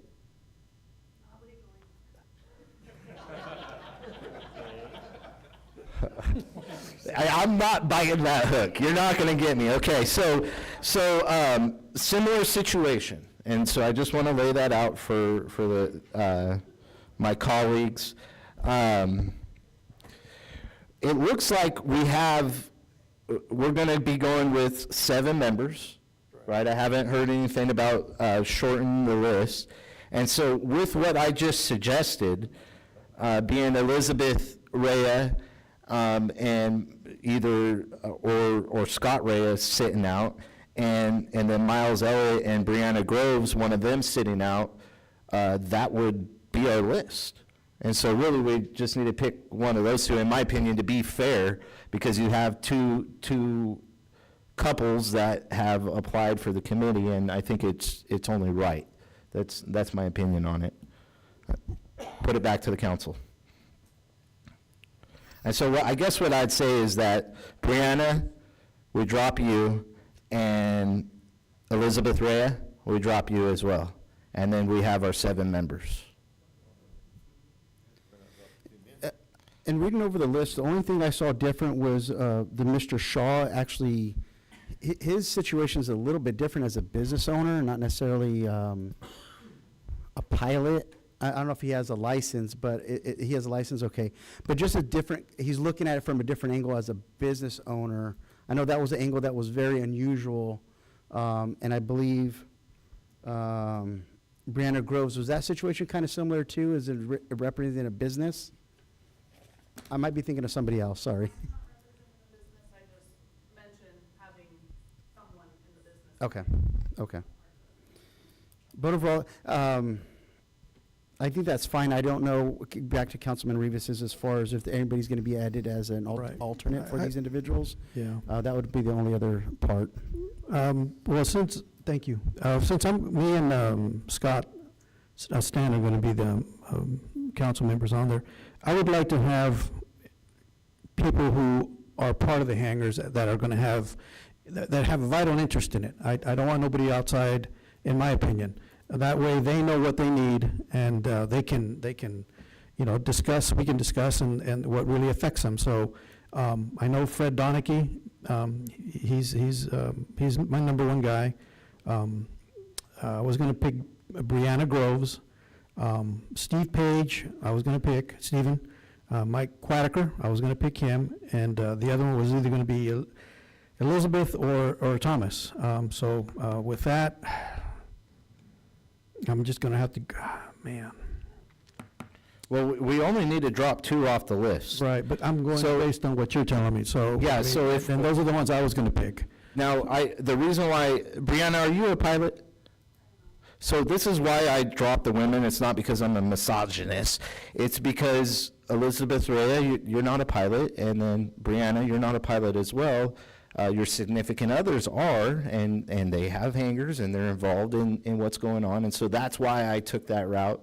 I understand. I just put. I appreciate that, thank you. Yeah. But you know who runs the house? The women. Yes. So, Yes, I they can have pilot licenses all day long, but we all know, I'm not a misogynist either, but, I mean, let's keep it real, please. But, I mean, if she doesn't have any objection, I guess I can go with Mr. Elliott. I mean, but I would really like Mrs. Groves, because I've talked to her hand in hand, and she's a really go-getter. Okay. As long as Mr. Elliott, I mean, it doesn't cause any friction, any problems, I would pick her. But I would pick Scott. I would pick Mr. Quatiker, Mr. Page, Mrs. Groves, and Mr. Donachie. So we're going to cut Miles Elliott. I would like to have him as an alternate, along with, Elizabeth Rea? yes. So what you're saying is you want to add 2 alternates with the 7 committee members? That's correct. That's going to be 3 alternates, yes. So Because, you're going to use all 9 people, 2 as alternates? Well, he's adding, they're just alternates. They're not going to participate, but they're just alternates in the event somebody doesn't show, yes. Yeah. Would that be okay? Who is it? this is That's what I want. This is your committee. I'm not, I mean, That's where I want, I mean, that's what I'm motioning for, so. okay, there's a motion, and does staff need clarification on that? No, I was just saying that we can do this. What staff will do is at the following meeting, similar to tonight, we'll bring back a resolution that amends the resolution that formed the committee for ratification to the actions that are taken tonight. Appreciate it. So it's documented. Yeah. Perfect. Okay, so we have a motion to have as members Fred Donkey, Brianna Groves, Michael Hardaway, Steve Page, Mike Quatiker, Scott Rea, Christopher Scott Shaw, with alternates of Elizabeth Rea, Miles Elliott, and Brianna Quatiker Yep. as alternates. So that is Sorry, was that Debbie Quadaker as Yeah, alternate? Debbie, yes. Excuse me. Debbie Quadaker, so that's Councilman Rivas's motion. I'll second that motion, and if there's no other discussion, we'll call for the vote. Okay. Passes 5-0. Congratulations, you guys got everything. Okay, moving on to scheduled matter number 25, cargo containers. Thank you, Your Honor. The final scheduled matter for this evening is a modification to the cargo container shipping container policy, and I've asked Mr. Sanchez to present this item.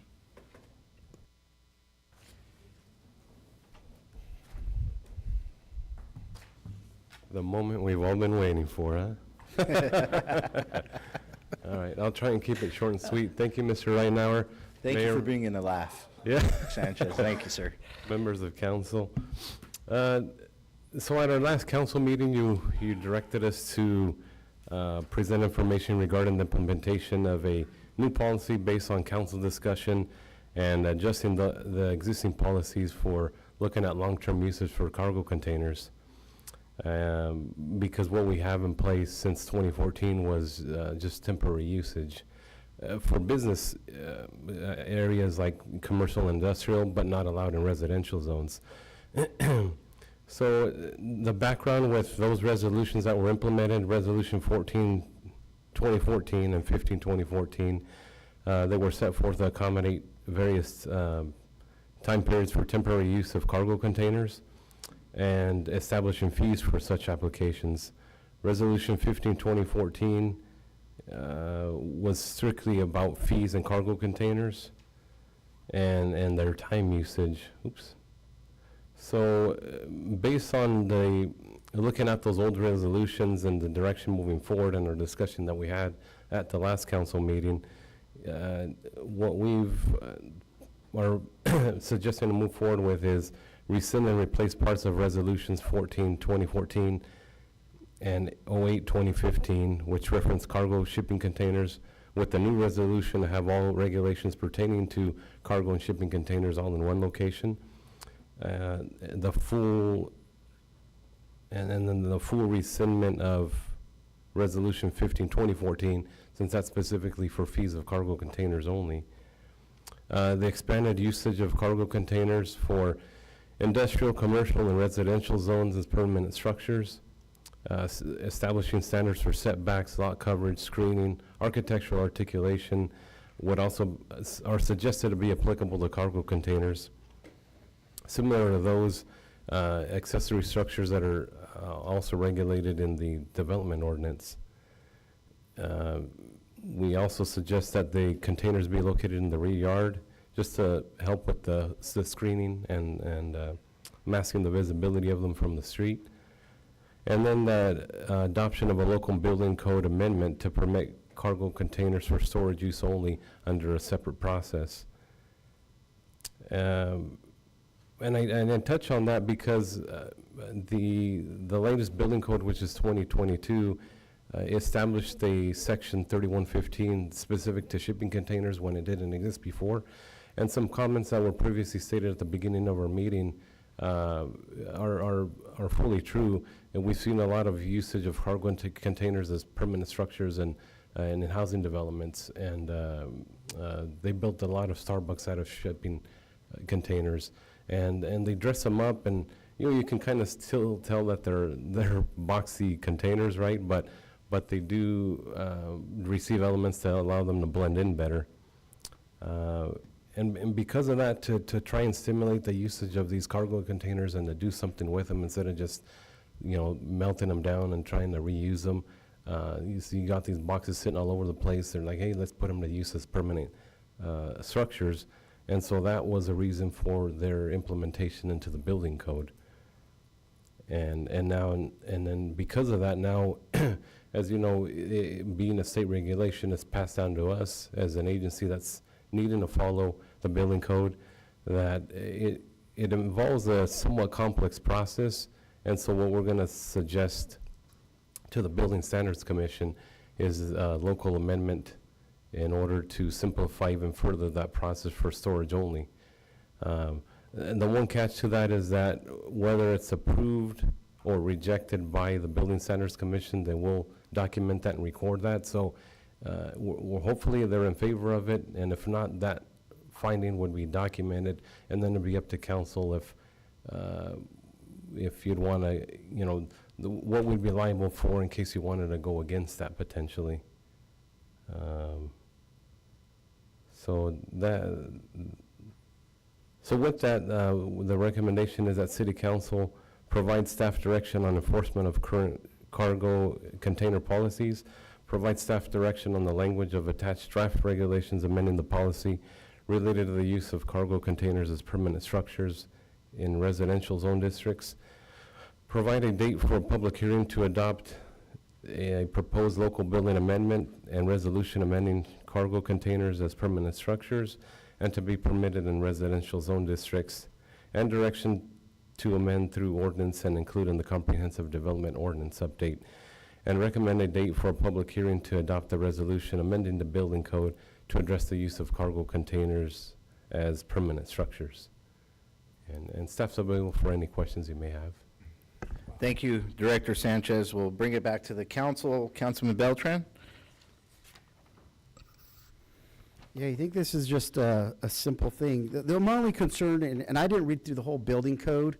I know there was comment you spoke about briefly about how the state of California just has like a few lines, but the city has much more ordinances, and that goes back to not trying to overregulate, but again, not allowing them on, you know, on driveways or on the front of properties.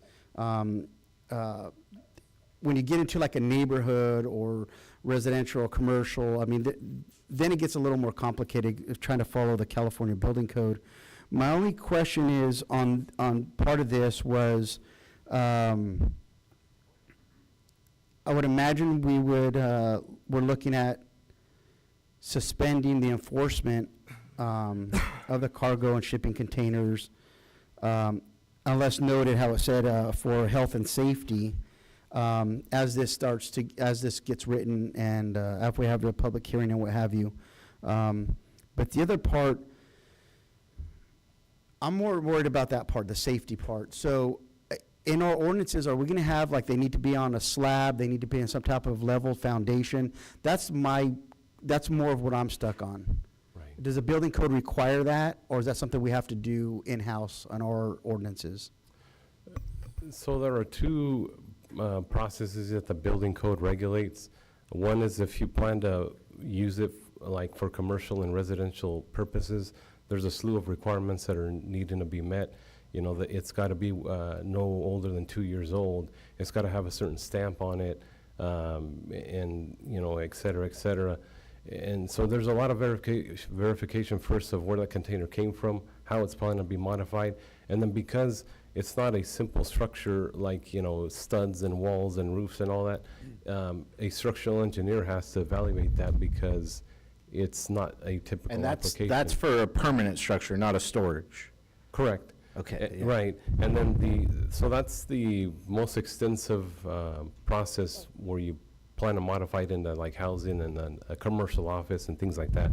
Now, they do offer a simplified process where you take that container and you don't modify the structural members, which would be, you know, all the sides of it, all the beams and columns that make the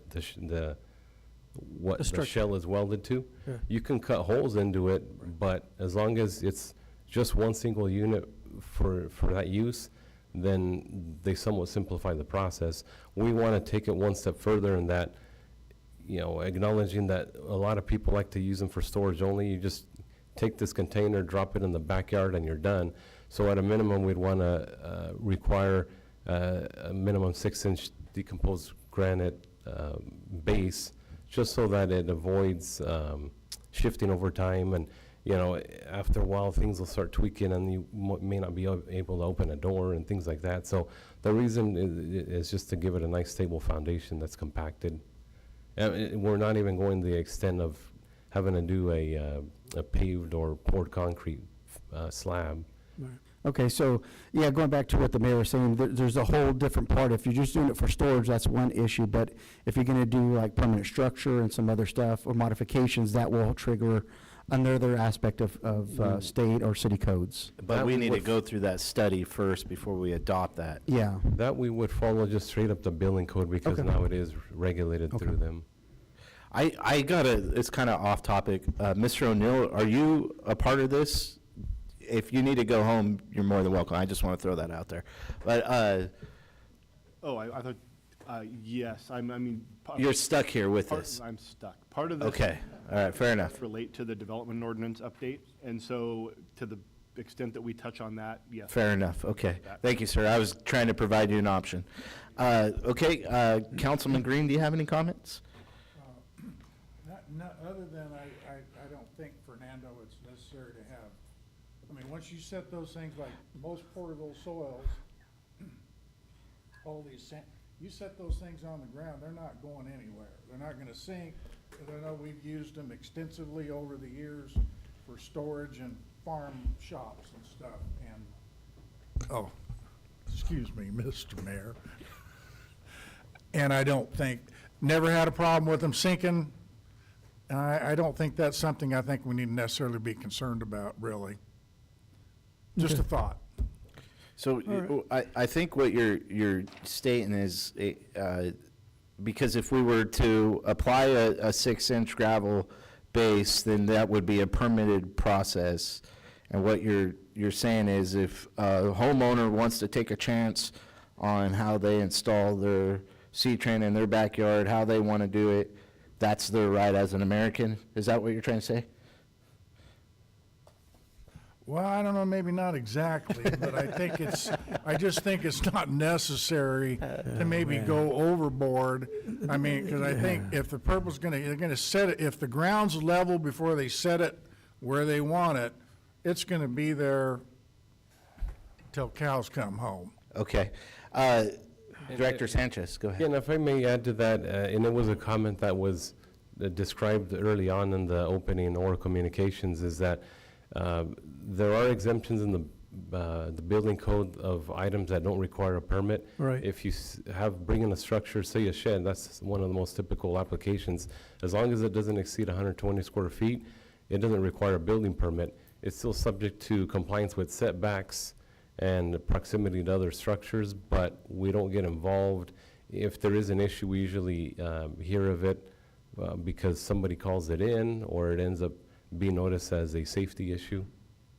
Yeah. Thank you, Director. Councilman Rivas, you look like you're biting at the bit. Yeah, thank you.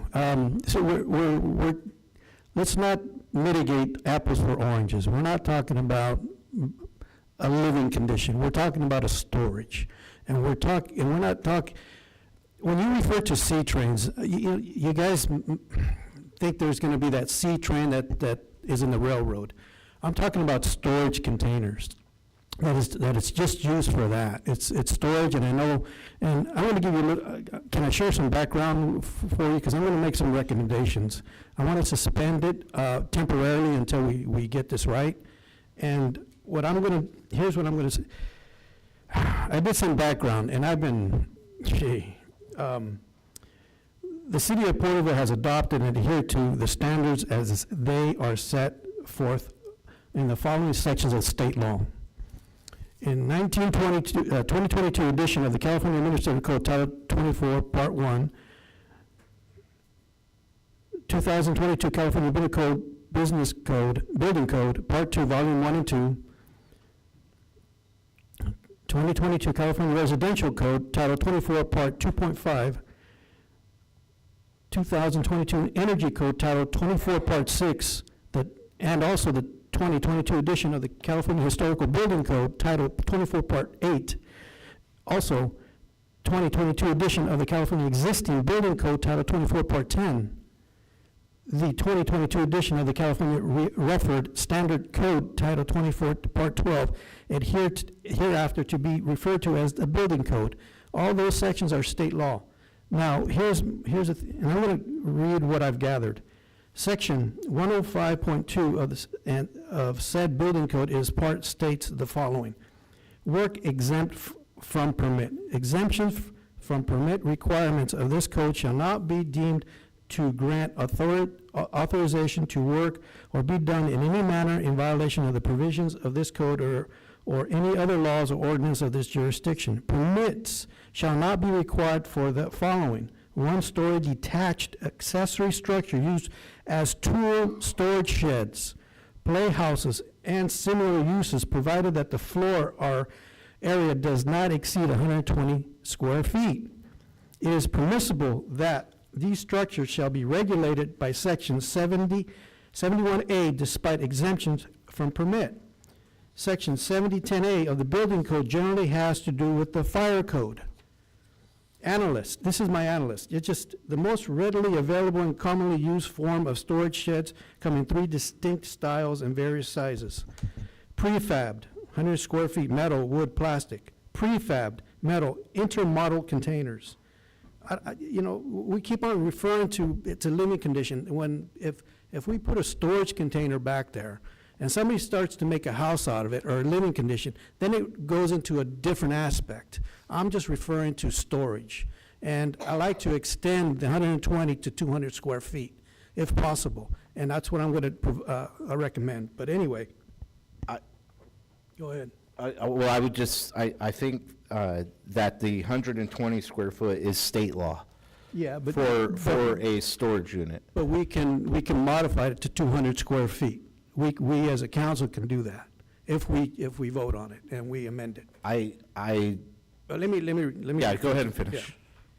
And then also there's large truck boxes. There are typically used items that have been removed from large diesel, gasoline powered over the road vehicles. Although they come in many sizes, and the most common size used for personal storage measures 26 feet long, 8 feet wide by 8 feet tall, 208 square feet of floor area. In conclusion, whereas the building code specifically allows for non-residential use, inhabitable structures of 120 square feet of floor area or less to be constructed or installed without a permit, the code does not specifically speak to the requirements of detached accessory non-residential use. Structures exceeding 120 square feet of floor area. The omission leads to the presumption that any regulation of a structure that exceeds the building code mandated suggests, whereas it appears that the building code may require a permit to construe or install a one-story detached accessory building as used as a tool storage shed or playhouse, similar to using 100 square foot of flooring.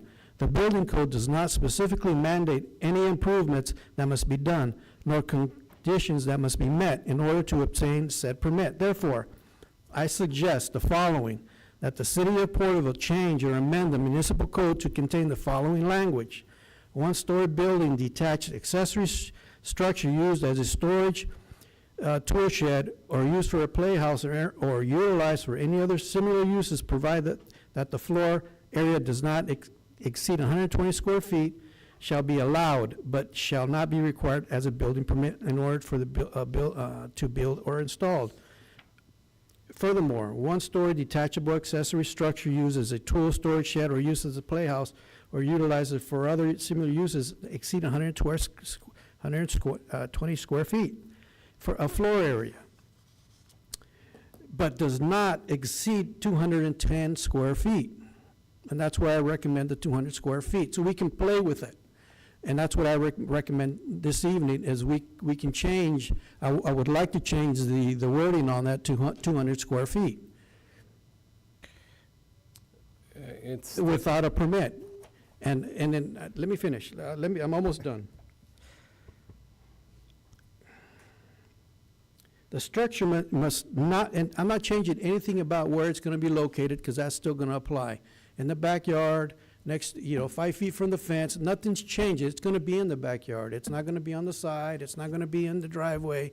That's not permitted. I'm not asking for that. What I'm asking is just an additional 200 square feet, and that's what I'm proposing. So, furthermore, as it is, where am I? Under the circumstances Shall the structures described in sentence 2 or 3 above ever shall be used for residential purpose without a written approval for the directors of the required departments within the city of Porterville, then they would require a permit for living conditions. But all I'm requesting is, don't convolute, I don't want to convolute it that people are going to be living in there. That's not what I'm saying. From the beginning of last committee, I just wanted 200 square feet. That's all I asked for. All that other stuff is convoluted to me. And that's what I proposed today as without a permit. You can have a storage container up to 200 square feet, no more, and without a permit. And anything after that is grandfathered in, as of today, if it gets approved, and without a permit. And that's what I propose to put back to you. Thank you, Councilman Rivas. Maybe, I don't know if I'm looking for legal or Director Sanchez. As far as the 120 square foot, I was under the assumption that that is state law. What he read there for the 210, have you read that kind of language? Do you have any? No, it is that section 105 of the building code. It is kept at 120 square feet. We could propose an amendment to the Building Standards Commission, but it likely rejected. So the cargo containers, you know, if we're thinking sea trains, the standard sizes are 8 by 10, 8 by 20, and 8 by 40. So you'd really only be able to exempt the 8 by 10s, unless. But then, because if you chop it up, then we go back to your altering it. Then it requires a full application of the building permit. So we're kind of stuck on the 120 square feet. And there is no, where are we stuck on the 120? I know it's state law, but state law is just I mean, No, when we come, I understand. We can go more restrictive than state law, but we can't broaden it, right, Javier? That's correct. Yeah. You mean you can't go 200 square feet? Is that what you're saying? Right. Correct. I beg to differ with you on that. And it can be a proposal specific to containers, and maybe they would entertain that, they being the Building Standards Commission. It's just. Have you ever done anything like that before, where you applied and gone through that process? And if so, how long does that process look like? We haven't under the building division, but the fire department has. We have some local amendments that clarify or enact some specific items that are recommended, not mandatory, and it's important to fire for those to be mandatory, so those have been done. Yeah. But it's a public hearing process, so we'd put together, you know, the notice, circulate our proposal, open up the public hearing, get feedback, and if it's ends up being a yes vote from you, then we take it up, send it up to the Building Standards Commission for their consideration. Thank you, Director Sanchez. Vice Mayor McCurvey, you have any comments? Yeah, so I'm trying to understand the beginning conversation that we had on this. You said it was not regulated before 2014 at all, zero, right? Correct. And now there's some language in 22 that I don't understand, but if we go back to 2014, we don't have to do anything. You don't have to go to the building commission and ask for an extension or change. You just don't regulate it. Yeah, you just go back to state law, you're saying? Well, there's the comment in the new section that they've created that says they would be treated as accessory structures. Which it is. That makes sense. But as a storage at 120 feet as accessory, there is no permit process for that. Correct. It's going over that 120 feet, we start having issues. It would require a building permit. Even if it's a simple shed for storage purposes only, but somebody is adamant that I gotta have 130 square feet, it would require a permit. So anything over 120 square feet triggers a permit. Well, I would still suggest if we could modify the 200 square feet, and that's what I would motion to go without a permit. Anything past that would require a permit, and anybody that has a a storage container in their backyard that exceeds that, then it should be grandfathered in. Because with all the regulations and stuff, I'm trying to see if we can not put a C-train back there. It's more of a storage container than anything. So with that, I mean, I would consider just moving forward and going with the 200 square feet with that, and maybe if we can send it to the commission, then we'll send it to the commission. But we'll go from, I'll just turn it over back to the mayor. Councilmember Rivas, I can look at whatever it is you're citing Sure. too, and take a look at it and see if, what exactly it's saying, and, because this is part of this is just to develop the draft regulations anyways, so provide me what you have and we'll take a look at it. Sure. I'm not aware, because I'm all for just following state law here. I think actually what Javier's trying to propose is actually to help make it even easier than just simply defaulting completely to state law. So, it's the idea is actually to make it better, so that, and not more burdensome, so. I'm not trying to make it burdensome. No, I'm I just know trying that. to, But what I think the issue is what does state law say? I'm more than willing to take a look at whatever it is you're looking at and try to sort through it. mitigate with that? All right. You know, there was a suggestion that we just go back to 2014, and then we just go, there is no permit process for storage in backyards, but we still maintain the fact that we don't allow storage or C-trains in front yards. We want them to the rear. We want them not next to the house, right, all those safety issues. But I kind of like that suggestion. And then we don't even have to worry about grandfather laws or suspending enforcement. I'm open to that idea. And then I also think that we should look at, give direction for our Director Sanchez to look at adding the permitting process for people that do want to turn this into housing. Maybe they want to build an ADU in their backyard out of C-trains. I don't know what that looks like, but you would go and get that process and what that looks like and bring it back to the council for direction. So that is already, if we're to use it for more than, let me see.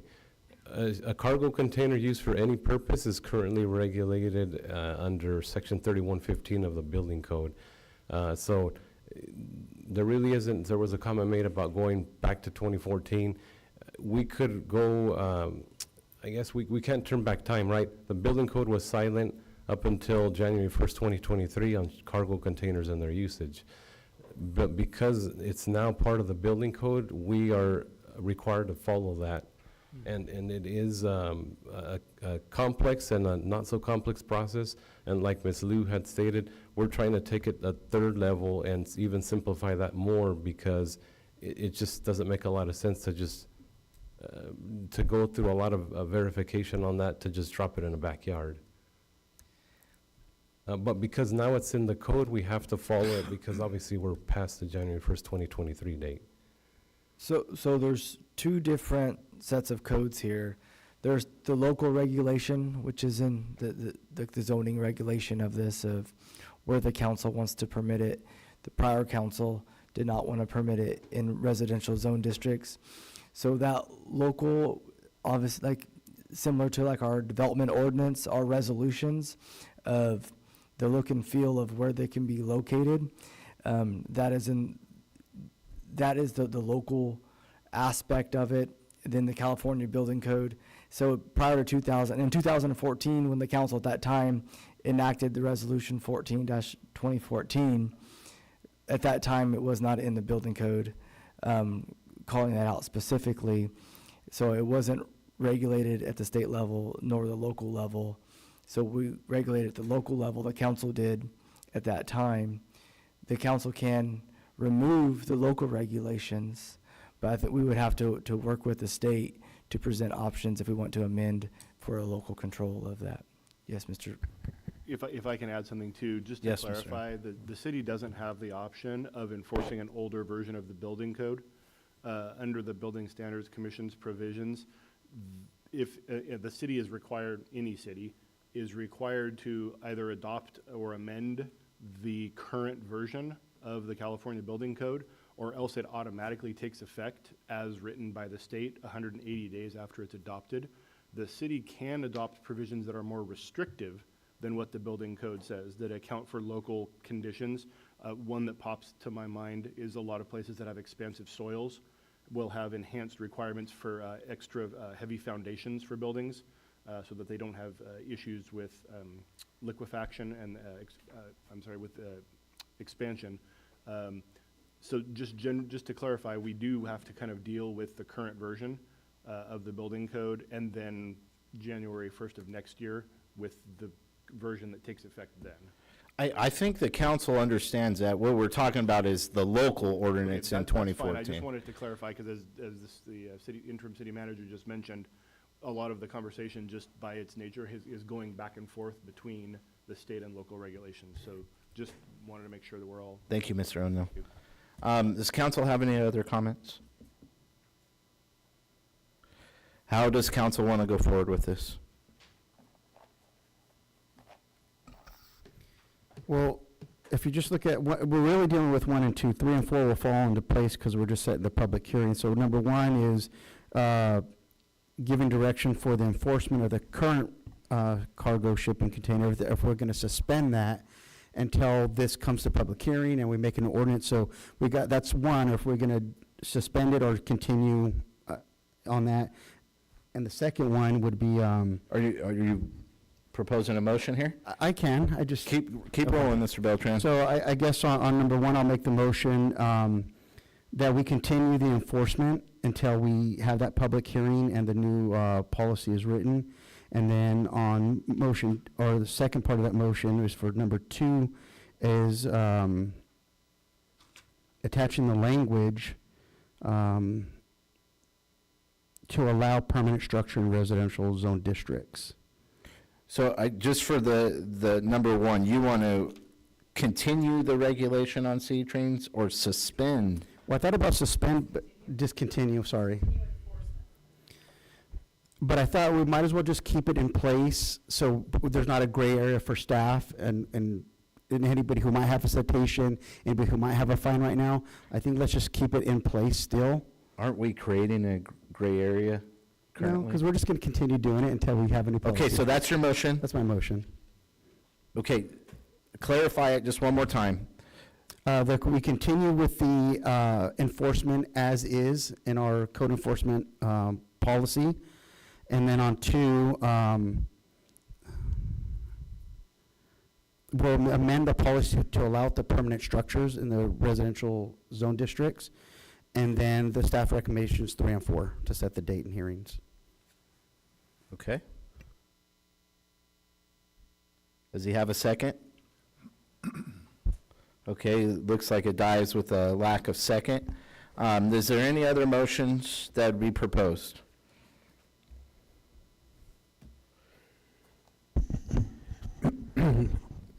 Well, I propose suspending number 1 and recommend 2, 3, and 4. I make a motion for that.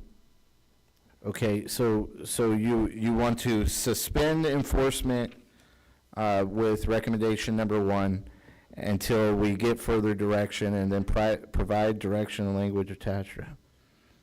Yep. So with that, what kind of direction are we given with what we want to do with the cargo containers in residential zoning districts? Are we wanting them to be permanent structure, or they are permanent structures, permanent but are we structure. wanting them to be permitted? So what was before you today is staff tried to take the direction that was provided at the last meeting that essentially provided the parameters that council mentioned so that it to essentially not be in the front yard. Yes. That it to be screened by way of painting to be a similar color to the house at minimum, behind a fence, and then to meet the minimum setback requirements and distance from other structures. That's what's been presented. Is that the direction the council would like to go? Okay, so that's Councilman Rivas's motion. Does he have a second?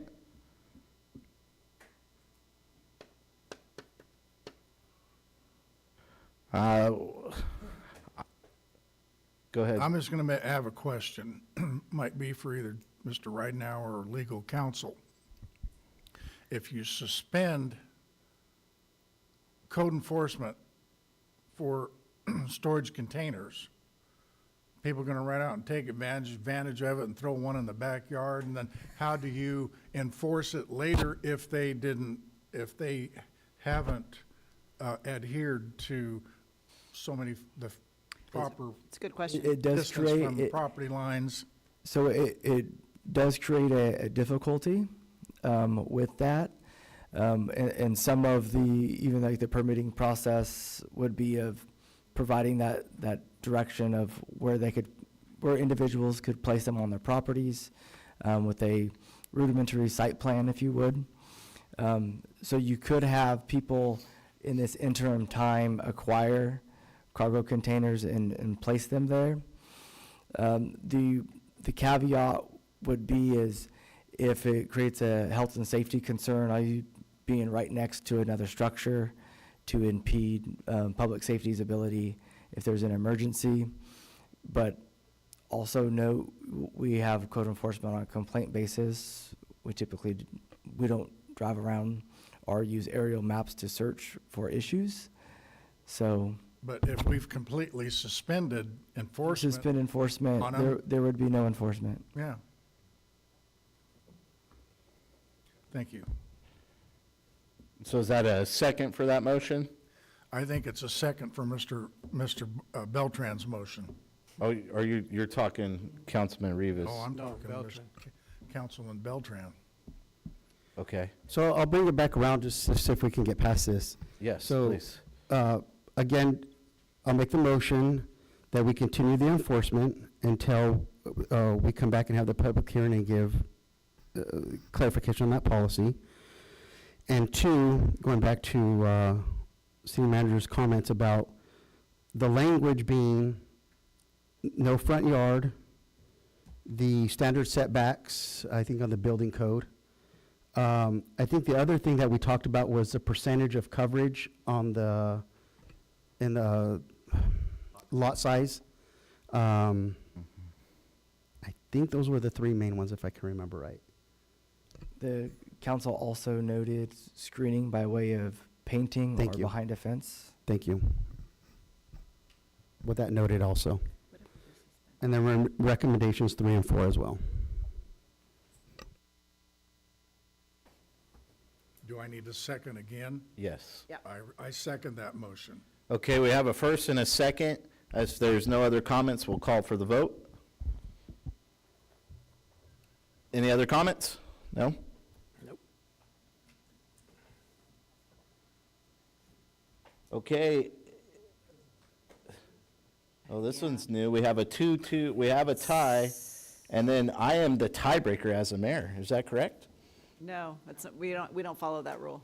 How about, Oh, sorry. how about I arm wrestle him for it? Okay, so we're gonna have to bring it back to the table then. So we have 2-2 with the absentee vote. Correct? Correct. Abstain. Abstaining. So. Okay. We'll go with that. So that dies without a lack of direction. So it just fails because because you don't have a majority voting in favor of it. So can I throw out a compromise? Sure. Maybe Of move course. this along?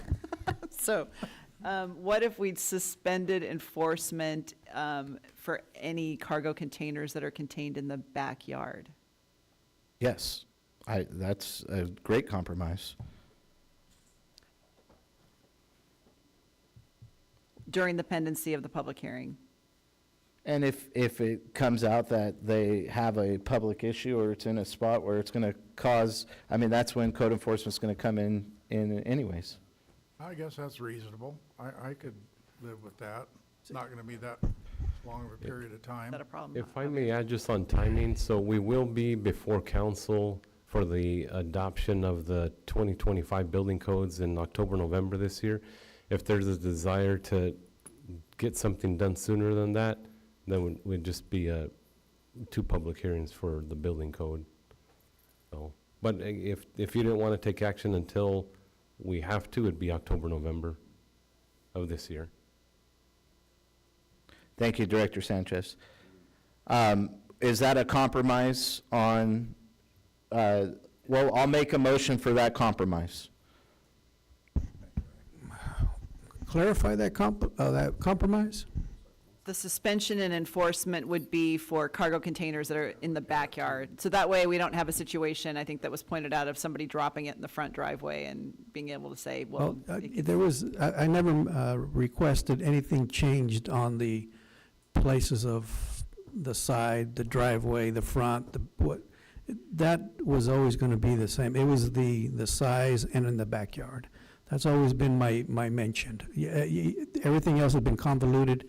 So specifically, in regards to enforcement, it was just due to the backyard. Everybody knows that they shouldn't put a C-train in the driveway because it's going to destroy your driveway or the front yard or whatever. So, I mean, it's a storage container is what it is. So I know people like to use C-train.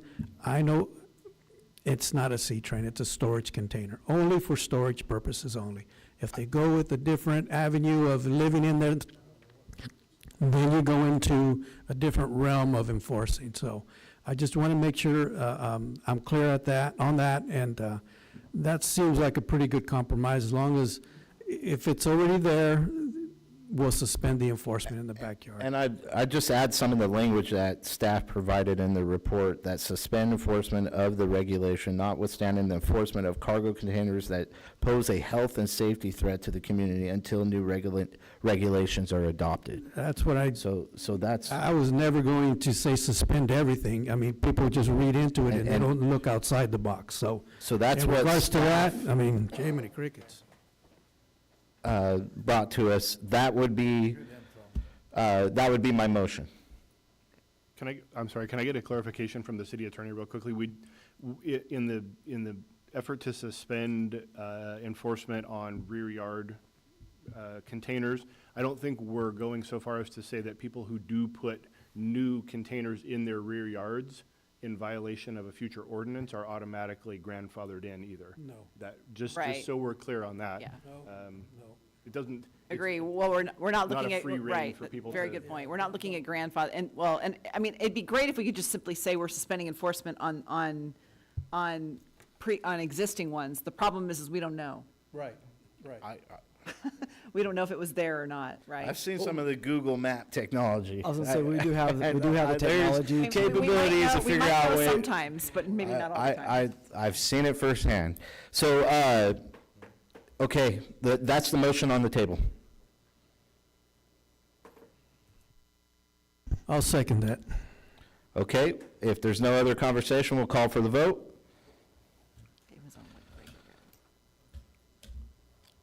All right, we got somewhere. It passes 3-1 with abstain. Okay.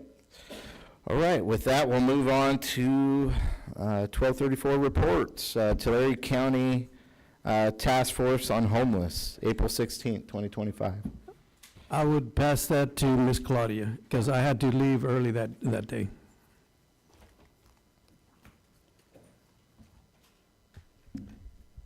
All right.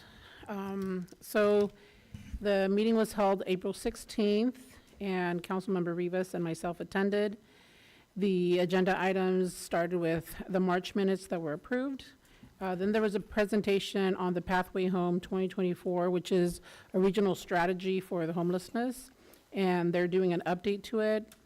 And the task force members were tasked with reviewing it and to bring back feedback to discuss and amend the updates at the May meeting.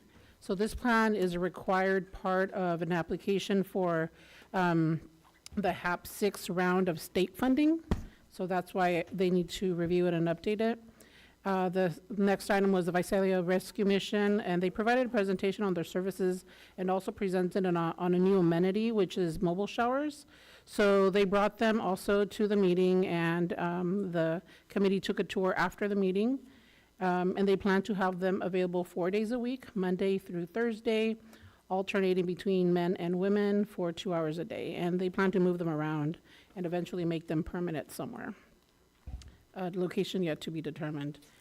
So the next thing was a presentation on the HAP 6 funding, which was also provided with an ask that the jurisdiction with an existing encampment or safe camping resolution or policy share it with the county and the Kings Tulare Homeless Alliance so they can include that with their application for the HAP 6. Additionally, there was an invitation to a meeting on Thursday, April 17th, and following that, another one for May 15th from 10 to noon at the Visalia Rescue Mission. And this was for representatives from the cities, counties, law enforcement code compliance, and case managers to discuss the HAP 6 application and collaborating in addressing homelessness. These meetings also serve as an outreach effort that is a requirement of a HAP 6 application. So this HAP 6 application basically came down with a lot of new requirements, which included a lot of outreach as well, and updating documents and submitting a lot of plans and mapping of encampments. So they sound like they combined the encampment resolution funding into the HAP 6 because a lot of those requirements were very similar of what they're asking for the HAP 6. Then there was roundtable updates on the efforts that each jurisdiction is doing surrounding homelessness. And then the next meeting will be May 21st. Thank you, Claudia. Okay, bringing it back to council, Tulare County Association of Governments. We met April 21st. Some of the things that I thought stood out to the city of Porterville, one is the interim director, Caltrans, Shane Gunn, has been appointed for Caltrans, so we'll get to know him. And then Rockford Roundabout on 190 is going to bid in June of 2026. We talked a little about David Valadeo's bill. It's farm to market, which is going to help bring funds hopefully to county roads. Calvans electric vans. This was an interesting one and something that we can learn from. They're having issues with some of the electric vans. They're only going about 60 miles fully loaded, and so they're having issues with those electric vehicles. As far as then we went into the TCTA, or Tulare County Transportation Authority. Very well job by interim city manager Ridenhour. One, bringing in $2 million for Measure R funds to fix Plano Bridge and Porter Slough Bridge, and also Westwood Street Bridge, and I'm jacking this up, Porter Slough, Westwood Street Bridge, and Plano Street Bridge. It's late. So a couple different projects, Westwood Bridge, and then also the $450,000 for the bike ped, Porterville bike ped fund, which will be $150,000 annually. There was no discussion. It went through with flying colors. Also that day, we had a city selection committee where I was appointed to the RAND board to be working with the county. Looking forward to that. I'll actually hopefully get to see some statistics on crime in the county and see what that looks like. I'm looking forward to reporting on that when we do have a meeting. With that, we'll move on to the COVID ad hoc committee. Vice Mayor, if you want to take the lead on that. Yeah, it was a good meeting. I think we'll have to have at least one or two more meetings before we terminate that committee. But we want to go through, and we talked about lessons learned from the COVID period. And it was interesting tonight, there was a lot of discussion that came in the public comments about this, especially with the arrests that happened in these chambers.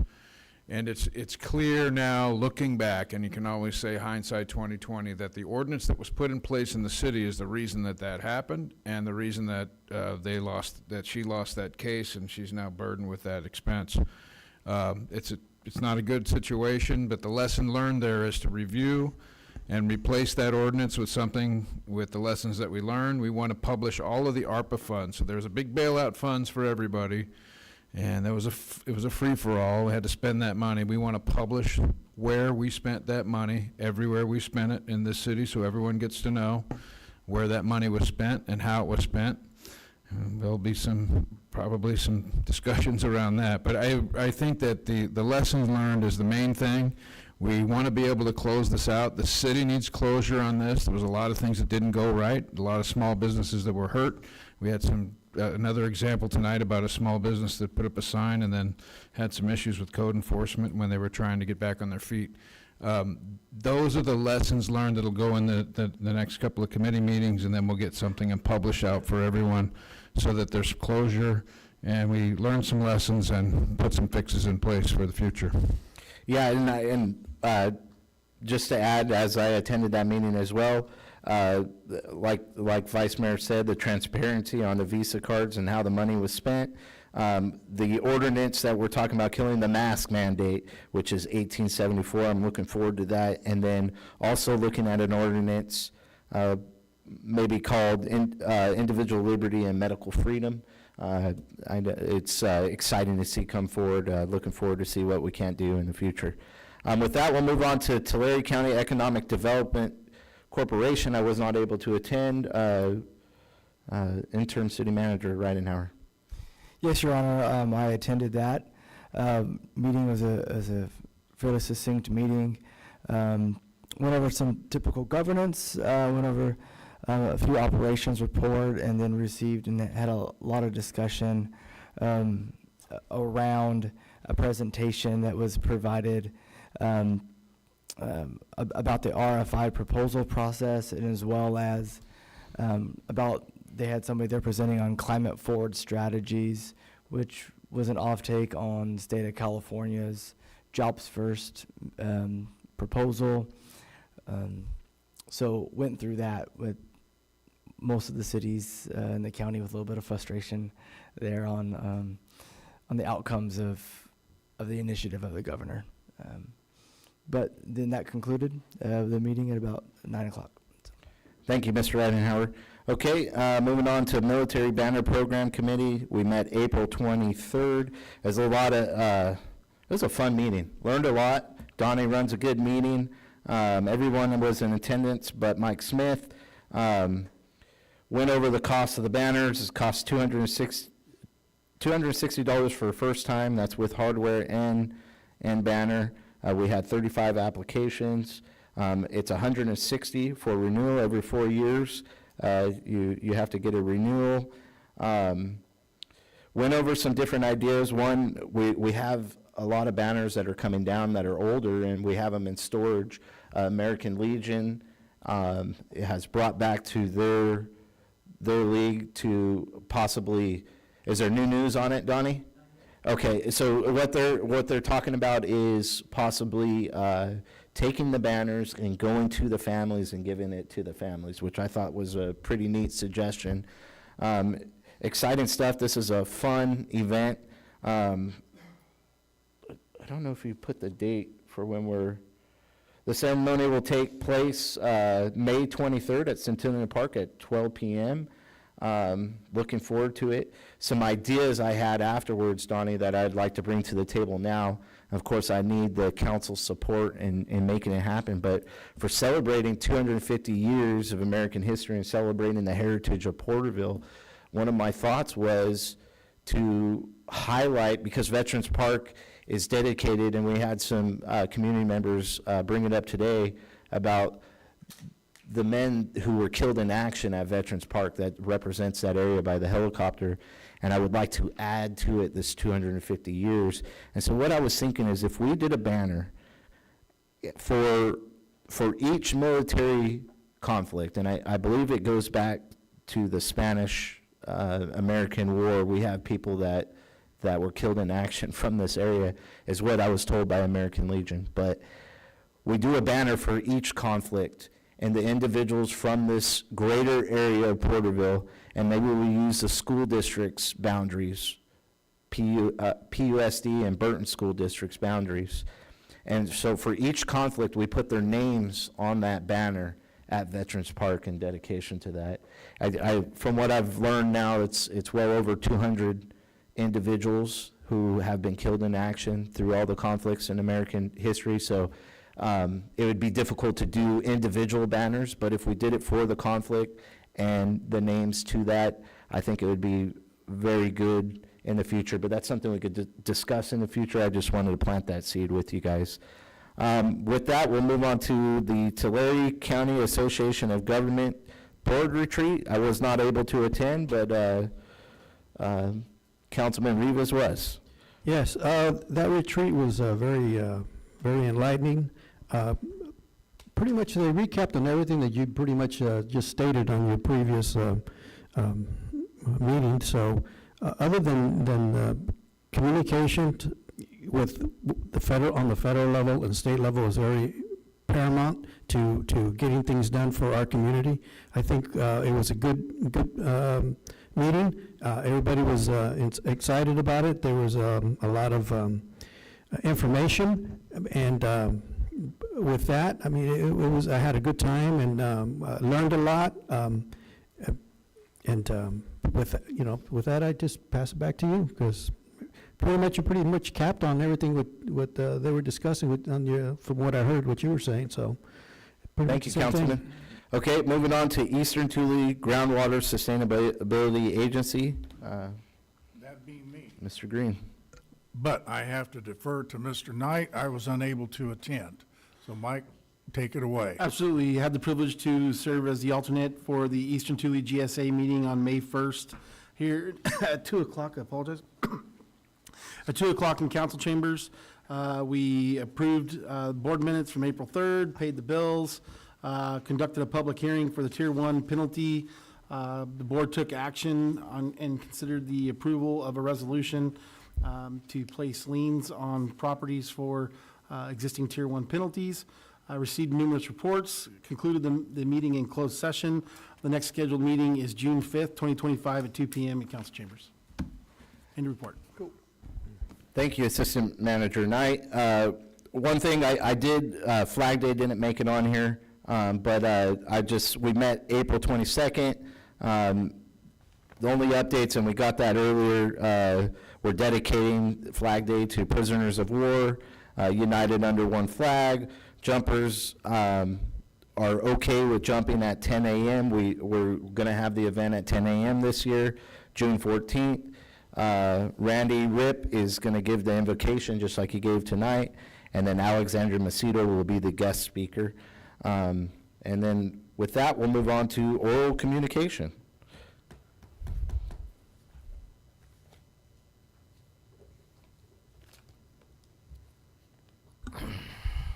Thank you, Council. John Coffey, contact information is on record. In reference to the mayor's comments about all these banners, with all due respect, Mr. Mayor, there's already monuments for the various and assorted conflicts out at Hillcrest Cemetery. So go with those. Maybe negotiate with the Hillcrest Cemetery District and execute your banner program. But keep Veterans Park for Vietnam veterans. That's what it was intended for. Thank you. Thank you, Mr. Coffey. Is there anyone else like to come forward? Okay, is there anyone online? No, Your Honor. Okay, moving on to other matters. Anybody have anything? Councilman Green, you got something to say? Yeah, Go for it. Something real quick. Might need a little direction from council and Mr. Ridenour here, but what I want to do, Jason, is for the next meeting, I have a draft, a letter I'm working on, still kind of getting some thoughts. But what it is for is to send to the governor and possibly probably the state water board. And regarding that information has come about that Northern California in their storages, like Lake at Shasta and several others, are at 20% above normal storage for this time of the year. Just kind of, asking the governor to consider extra release of water to help, you know, municipalities and help farmers, and see if, even though it's not gonna benefit us down here, because there's no way to get that water into the Friant system, not gonna happen. But at least it kind of lets the state, the governor, and the state water board know that people are kind of keeping an eye on things, you know, and we're looking and watching them. So the council can take action tonight to add that letter to a scheduled matter for consideration for adoption at the next meeting. So that's a motion, is what you're doing, and then I would just add with your motion, you could also talk about the Delta Schmelt no longer being an endangered. Oh, yeah, I haven't finished it yet. Oh, I'm finish. yeah, I'm a simple guy. Takes me a little while to get things going, but I'm working on it. But I do have some of it done, and I'll try to get it in, like possibly, definitely by just before the weekend, with that, to get, and let you guys kind of. Okay, so your motion is that you're gonna draft a letter. Yep. You'll get it to staff. Yep. And then you'll bring it to council for Or to go to the approval. council for consideration. Okay, Yeah. okay, I'll second that motion. Is there any other discussion on it? Okay, call for the vote. Passes 5-0. Any other comments, Councilman Green? No, sir, thank you. Okay, Councilman Beltran. I want to go back to the 5 hours ago nearly, to the beginning of our meeting, and just again recognize Judith Gomez for what an accomplishment for an area student, you know, her heading to Stanford, and the benefits of Harmony Magnet Academy in the engineering department. That's just great to see that, and again, hopefully she comes back to the other, whether it's Porterville or Tulare County, and just brings her talents back home.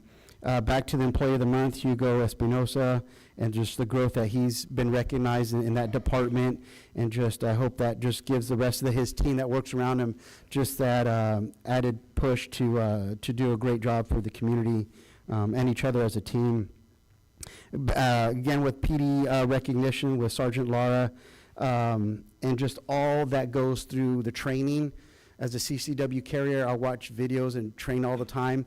Not that I'm anywhere near the abilities of the law enforcement, but there are so many scenarios that go through, and I could not imagine just seeing that stuff gives me anxiety watching it, but just being prepared to any degree of how to deal with those type of situations. So again, thank you for recognizing him, but just as you guys as a department, just in all that effort to not just keep the officers safe, but to keep us from lawsuits and a lot of other things that come from that. But even the individuals that matter, you know, trying to keep them safe from themselves. Mayor, that great recognition again that you did not want any praise on, and you humbly accepted that, and that's just great. Thank you for stepping up. That, like you said, hopefully when we're in that situation, we would do the same.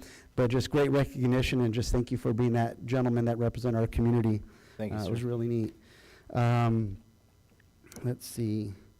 Make a quick comment on the discussion earlier with the Della property. I think that was a decent compromise. I voted for it with hesitation, but I know what the intentions are as a body of trying to make a good situation out of a bad. I will state with the idea, or just so the public is aware, we didn't have to pay for this. You know, we don't know what the negotiations may have been. I think there might be some issues with that, because if those are being held by the bank, I don't know how that's going to work out, and we'll let staff and city attorney work on that matter. That's roughly what his estimate would be. That's another $200,000 we're spending that we don't need to, but we're trying to find an even ground. But just to keep in mind, now I'm aware I voted for this, but that's just another added expense when we're looking at different projects like transportation that came before us earlier, trying to find 200,000, trying to find $500,000. This, just as a reminder, it's not easy to sit up here and critique every dollar when we're spending money we don't necessarily have to, but just trying to show that there's a give and take in the community, especially when it comes to development. And if I can, this is an issue that came up with Kingsview, with Pass City Council. We had allotted them $5,000 to do these reunification events with them. They were done before as just donations by community members. But the city council allocated $5,000 to help with those types of programs. They did a Easter event, they did a Thanksgiving event, stuff like that. And but there was an end date to that, and that was in 2024, or December of 2024. So they haven't utilized all the funds. However, if they wanted to use any more of those funds, they're not allowed to get reimbursed. So I'm proposing, if I can make a motion, that any unused funds, that we continue to let them use that, and the finance department can let us know what that number is. But with not an end date, let them just use it. They've been a good steward of the funds. Most events are just a few $100s. If the council would entertain that motion to allot the remaining funds without an end date, so they could just continue those We'd have events. to add an item for you guys to do that, but Okay. yeah, it would have to be Okay, an added so item. his motion is to bring it back for a schedule matter. I'll second that motion. Is there any other discussion on that? Okay, let's call for a vote. Passes 5-0. Thank you, gentlemen. I really appreciate that. And I hope to be sharing some pictures soon with the impact that really does have on those individuals. I went to their Easter event recently, and normally when you go down there, it's a little gloomy, you know, people heads down and just kind of getting through their day. But that day there was a lot of smiles and laughter. And so it was neat to see some revitalization in their eyes and in their step, their confidence and stuff. And staff also mentions for quite a period of time that environment is just uplifted. And so just thank you for that support. The last thing I'll leave with is Galatians 5:22-23, fruits of the Spirit: love, joy, peace, forbearance, kindness, goodness, faithfulness, gentleness, and self-control. Mr. Ridnour, I know you're not done yet officially, but this is your last meeting with us as a council member and for the community. And so I just want to recognize and just thank you for all your tireless efforts and your commitment to the community. I know you'll carry that on wherever you go. And just it's been an absolute joy to learn from you and just to collaborate and work through the many issues our community has. And so that, to me, the fruits of the Spirit brought our communication, our relationship that has grown in trust and honesty and respect. And I thought of all those things that when we have our meetings, I come to and leave our meetings feeling that. So just thank you for that. Thank you, Councilman Beltran. Councilman Rivas? Real quick, is there any way we can bring back the sign ordinance back for scheduling, for schedule matters or something? You just have to make a motion. No, can I make a Well, motion? I think that, a couple things, I think that there's probably going to be a bringing back of code enforcement policies as well, and it may be tied to that. Okay. So maybe we do it in conjunction with the code enforcement item. Then I'll motion that, yeah. Do you have something to say? Well, also to that note, it's also the sign ordinance is a component of the Porterville Development Ordinance that we're currently working through. So we did have meetings with the council members to get feedback. Several council members wanted to have a second meeting. So I think what we could do is schedule those second meetings to get additional feedback. Then we can schedule a scheduled matter to have the item discussed, get additional feedback from the council in the public setting. And then from that point, we could set a public hearing for adoption. Does that work for the council? Sounds good. With that, I'll leave it with that. Thank you. Thank you, Councilman Rivas. Vice Mayor McCurvey.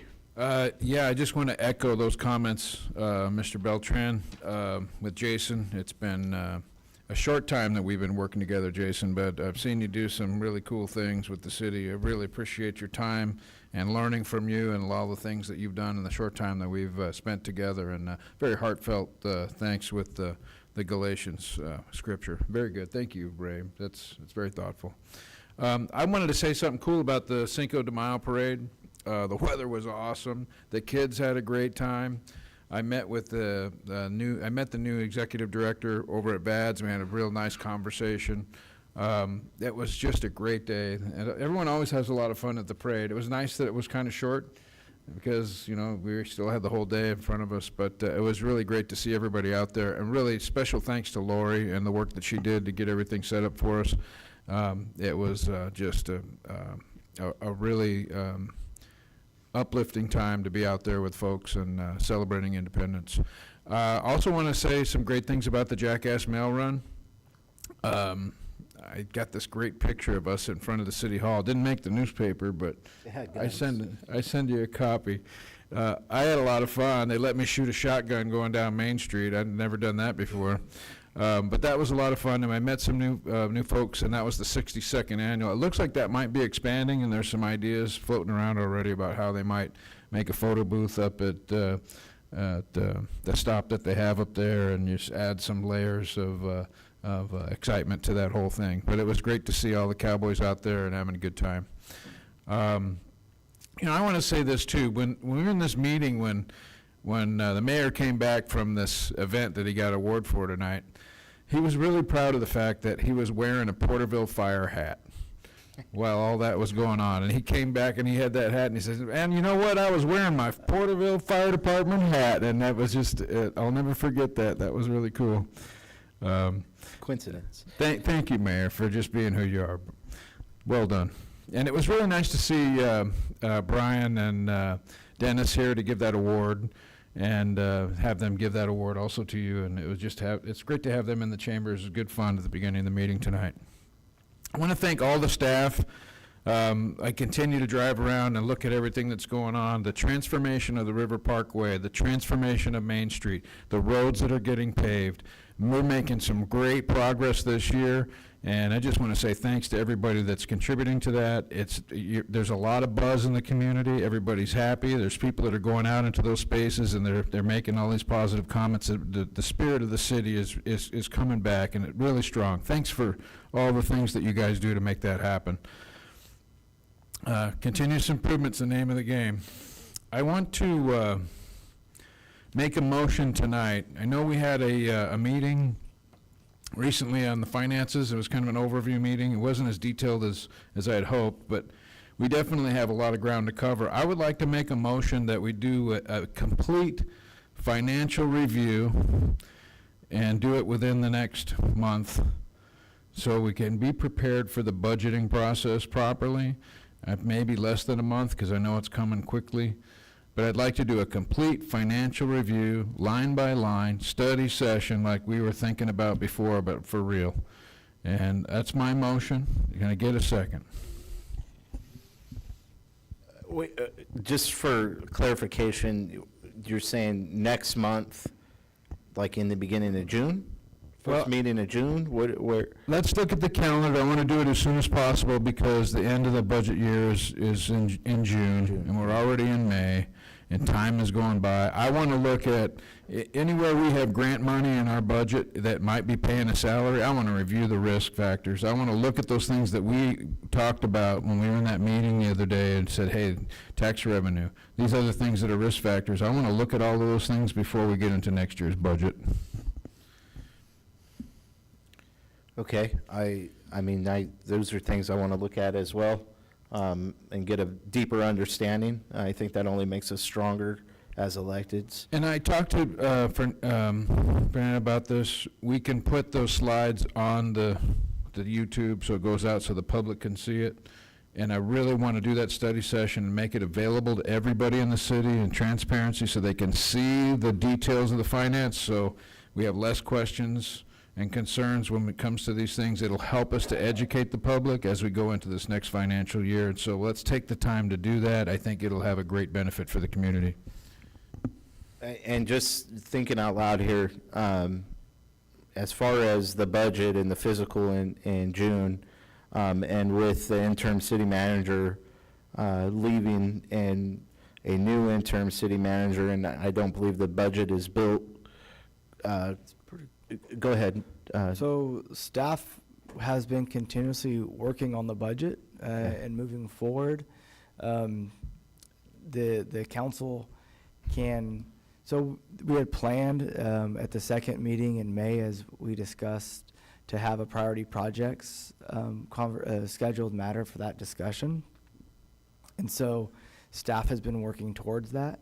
Then typically you have the priority projects, and you come back for the budget, and with the budget adoption with 2 meetings. So you have a meeting that discusses it, and then another one where you officially adopt it at the end of June. So that would take you the next 3 meetings.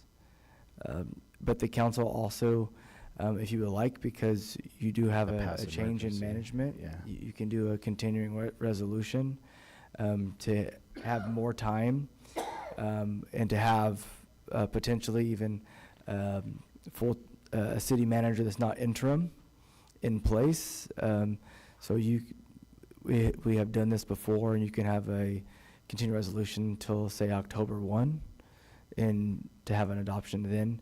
What that would do is allows you to pay the bills and continue the movement forward as you get a city manager in place to then adopt the budget. Well, and we So- did something like that during the flood fight times in Correct. '23.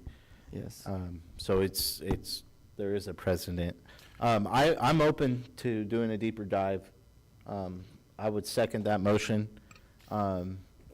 That's something that we can do. Is that something that can be done in the next month? Are you talking the continuing resolution? No, Or he's talking about the financial review. So are you going to want to do that before you do your priority projects? I would think that probably would be what you would want, right? Yeah, that's. Oh, well, if So it that takes longer to do both, I think Jason's suggestion is a good suggestion. It might take a little longer than I had envisioned in my mind, but it seems practical. We need to look at the projects first. So it might take a little longer. Yes, so because as the priority projects and a review of the capital improvement program, that also helps drive the budget as we have those conversations. Could you draft a couple of dates and put them out there, and then we'll see if it pushes us to continuing resolution or if we can get it done?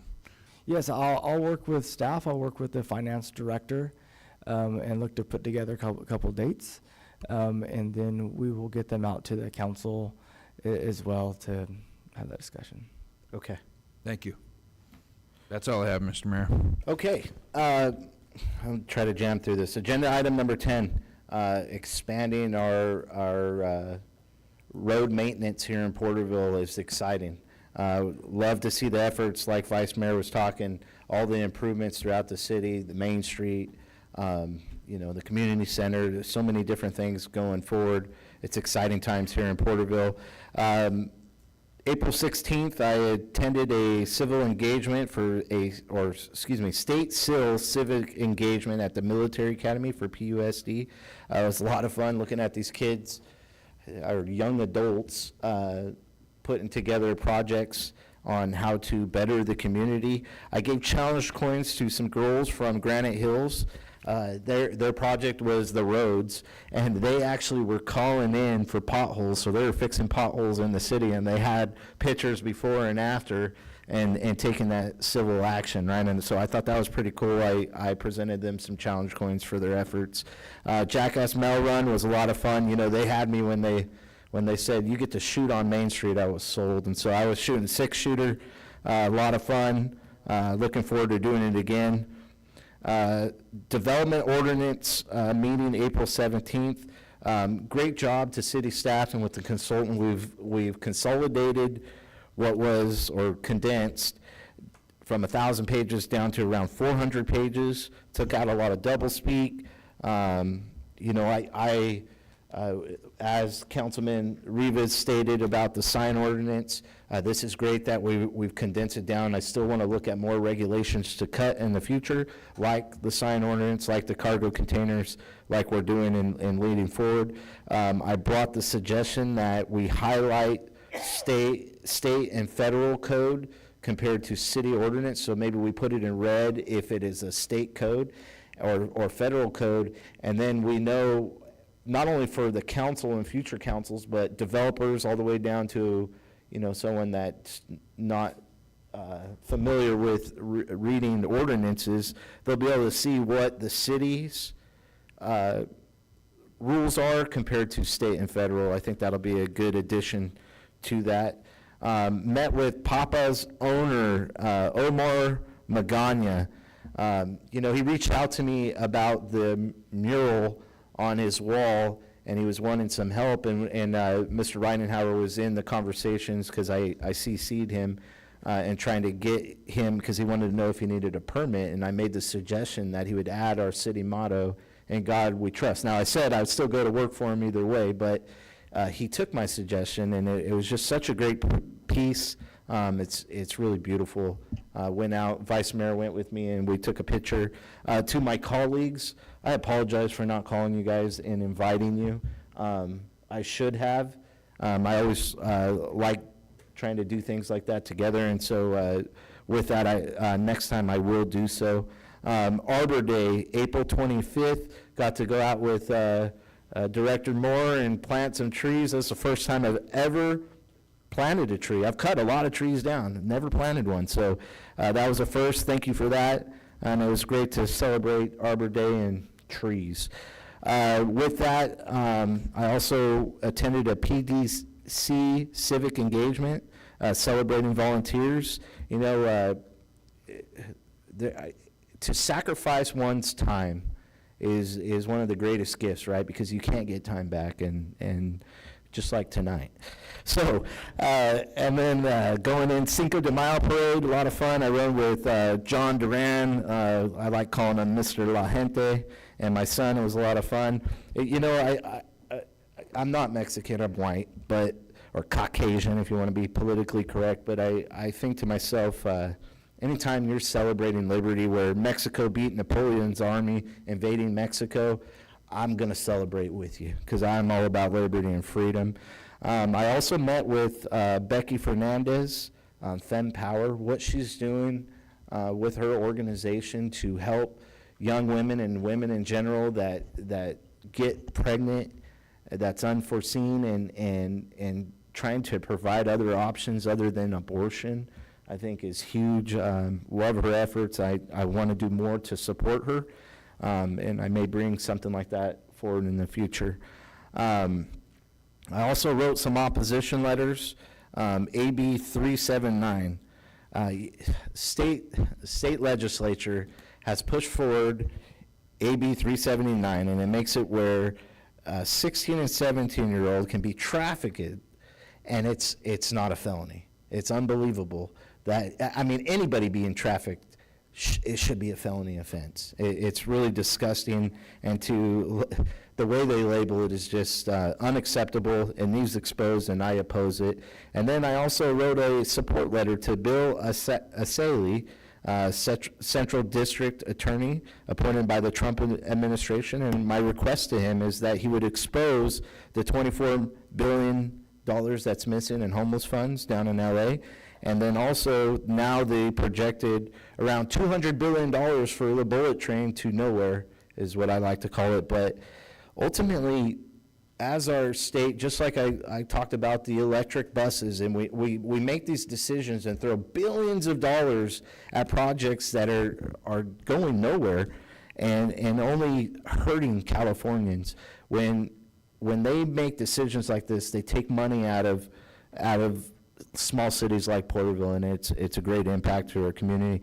And with that, I'll end. Congratulations to Jason Reidenhauer, our interim city manager, becoming the city manager for Exeter. Well-deserved. You've worked for the city for over 13 years. Alexandra Macedo, staff came in and recognized you as well today, and it's well-deserved. You will be missed in the city. I don't think that this is a closed door, and I know that you're a very talented man. You're going to be successful wherever you go, and I only wish you the best, Jason. So, with that, I will pass it to you, interim city manager. Thank you. You know, this is my last official city council meeting with the city of Porterville, and I'd just like to communicate, you know, thank you to the council, to the mayor, and to the other prior councils that I've had the pleasure and joy to work with, to try to advance our community and provide benefit and to improve the quality of life for our community. So I was born and raised in Porterville and will always be a Porterville guy. Love this community, went to school and grew up here. And I tell you, we have the best staff of anybody around. We have the most knowledgeable water guy in the Central Valley in our Public Works Department, and I've just had the pleasure to call him my assistant city manager and my friend. So I really appreciate that. And every department when we look, if it be from Donnie in Parks and Leisure, Claudia in Community Development, Javier in Engineering, and not to mention our Public Safety with Jake Costello and Brian Cogburn. As you talk, that is an all-star team. And the community really, you know, everybody in the team values the community and looks to advance the community, and that brings joy to my heart to see the advancements. And you know, one of the ways that you can tell is when people have been gone for the community for several years and they come back. And I had a good friend of mine that moved and left the community for several years, and he came back a few years ago, and he told me, this isn't, you know, he was like, wow, there's been so much development, there's places to shop, there's this, there's the trails. And so when you work so long to have some of these projects come to fruition, like the community center, like Two River Parkway, it's just a great joy to go out and see the community using them and enjoying them. And so with that, I thank you, and I really thank my team. You know, none of this is that I've accomplished. As I say, I accomplished. I take no credit for any of it. It's always been a team effort, and we always do it as a team, and that includes Julia. So we work hand in hand, and so I thank you, and I thank the team, and I do truly appreciate everything that everybody's done for this community and to assist me as my time here. So thank you. Thank you, Mr. Rideout. Does any other staff have any comments? No, I'm not. Director Sanchez, all right. I'll keep this short. So this afternoon, our contractor completed the repairs at the Porter Road Bridge. That was sent up to Caltrans, and then we just got a notification about mid-meeting tonight that they concur, so we can open up the road again. All right, that's great news. Thank you. I thought he was going to say something really nice about you, Jason. I wasn't anticipating that. We'll talk at softball. Okay, with that, the meeting is not adjourned. We have one more closed session item. No report expected afterwards. Okay. Thank you.